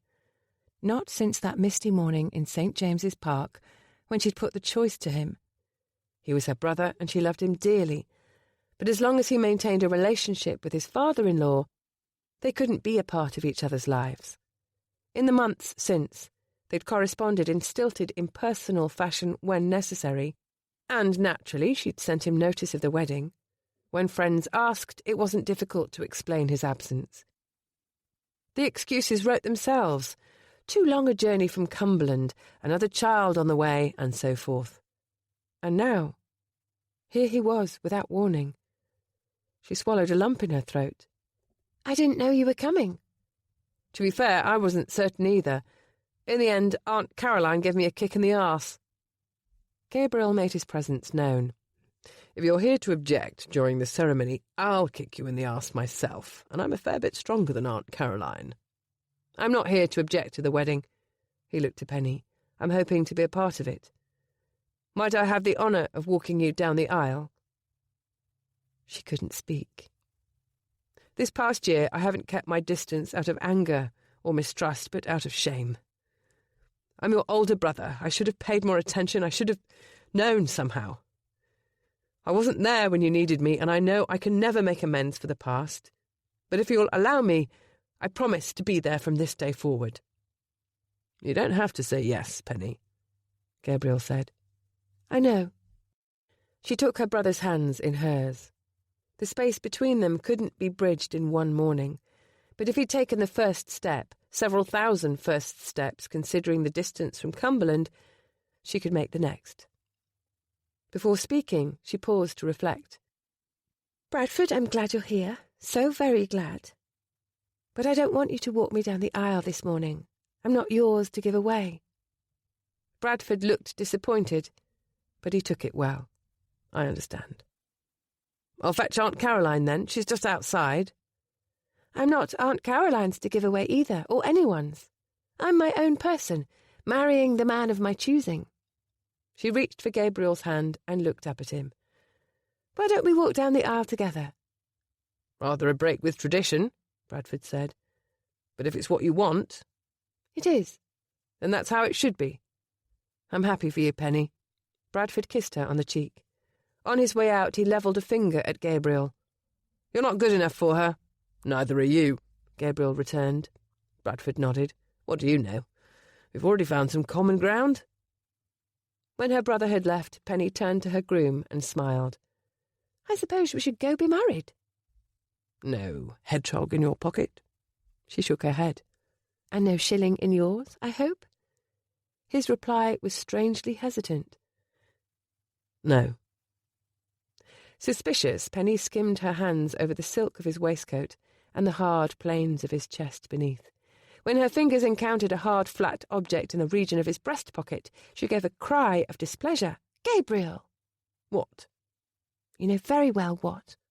She worked her gloved hand under the superfine wool of his lapel, delving into the concealed pocket. He shied from her touch. Brazen woman. You promised me. And I kept my promise. Truly? She pinched the coin between her thumb and forefinger, wiggling it free of its satin-lined hiding place. Then how do you explain this? Spare change? Can't imagine how it got there. She tipped her head in reproach. He exhaled, sounding resigned. It's not what you think. She turned her hand palm up between them, letting the coin serve as its own accusation. I think I know a shilling when I see one. Look again. She looked down at the coin in her gloved palm, where its embossed face stood out in sharp relief against white satin. Light glinted off the surface, revealing the colour to be not the expected dull silver, but a coppery hue instead. Oh! A sharp pang of surprise caught her heart. He'd been telling the truth. It wasn't a shilling after all. It was a penny. A bright, newly minted penny. One he'd been keeping tucked in his breast pocket, right next to his heart. She drew a shaky breath. Gabriel! His hands went to her shoulders, but it was his low, husky voice that reached out and drew her close. You know the squalor I was born to, and you know I promised myself I'd never be that barefoot, starving boy again. She nodded. I have every luxury a man could desire, hundreds of thousands of pounds in my accounts. I worked like hell to build a fortune, and yet—" His thumb met her cheek with a reverent caress. "Now I'd sell my soul for a penny."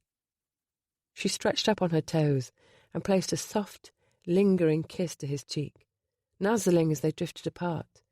They stared into each other's eyes for a time. She couldn't have guessed whether it lasted seconds or hours, but she knew it was a sliver of always. He held out his hand. "I'll take that back, thank you." She surrendered the coin gladly, tucking it back into his pocket before straightening his lapels and smoothing his coat flat. "I'm going to walk down the aisle with a reddened nose and watery eyes. I hope you're happy," he replied simply. "I am." Epilogue. Several years later. "I love you," Penny said sweetly, as she did at least once an afternoon. "I love you." "Pretty girl." "I love you. I love you. I love you." "Mrs. Robbins!" Penny sighed and offered the bird a bit of crumbled biscuit. "Oh, Delilah, I'm not giving up, you know. One of these days we're going to get it right." Over the past few years, Delilah's repertoire of phrases had indeed expanded in many of the same ways that Penny's life had grown.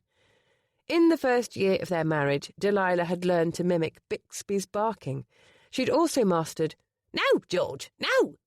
which amused Gabriel no end. By the following winter, Delilah had learned to imitate a newborn's wail with such startling accuracy that she'd drawn both of them out of bed on many an early morning after many a sleepless night.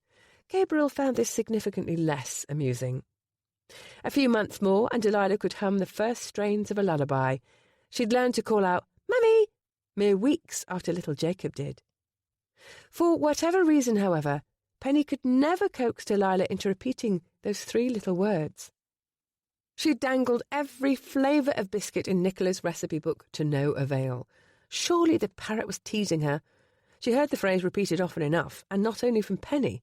This was a house full of love. She decided to try it one more time. "I love you. You're still trying to teach that bird." Gabriel entered the drawing room. "Of course I am. I never give up." "Yes, about that." He tugged off his gloves and threw them onto a side table. "Mind telling me why there's a flock of sheep in the mews?" "There are 3 sheep in the mews," she said. 3 sheep are not a flock." "Flock or not, there are 3 more sheep than we had in the mews this morning." "They're going to the farm, I promise." Under her breath she added, "just as soon as they're out of quarantine." The farm was the first purchase Penny had made with Mr. Lambert's seized assets. They'd begun a small holding in Kent, but when a parcel of adjacent land had come available, she'd enlarged the place. They rebuilt the old farmhouse and added new barns.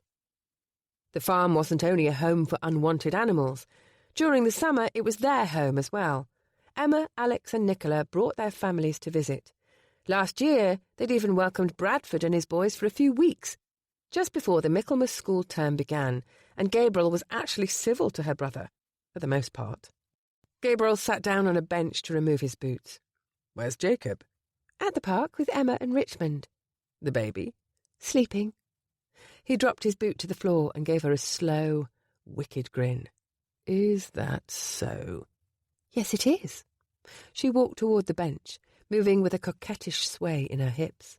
He caught her by the waist and hauled her into his lap for a slow, deep kiss. "I love you," he said. "You may never teach that damned parrot to say it, but you taught me. You'll never hear the end of it now, pretty girl. I love you. Kiss, I love you. Kiss, I love you." Penny laced her arms about her husband's neck. "Fancy a fuck, love?" This is Mary Jane Wells. We hope you have enjoyed this unabridged production of The Wallflower Wager, Girl Meets Duke by Tessa Dare, presented by William Morrow and Harper Audio. This programme was produced by B Audio Limited. Executive producer, Jennifer Lopes. Text copyright 2019 by Eve Ortega. Production copyright 2019 by HarperCollins Publishers. All rights reserved. Thank you for listening.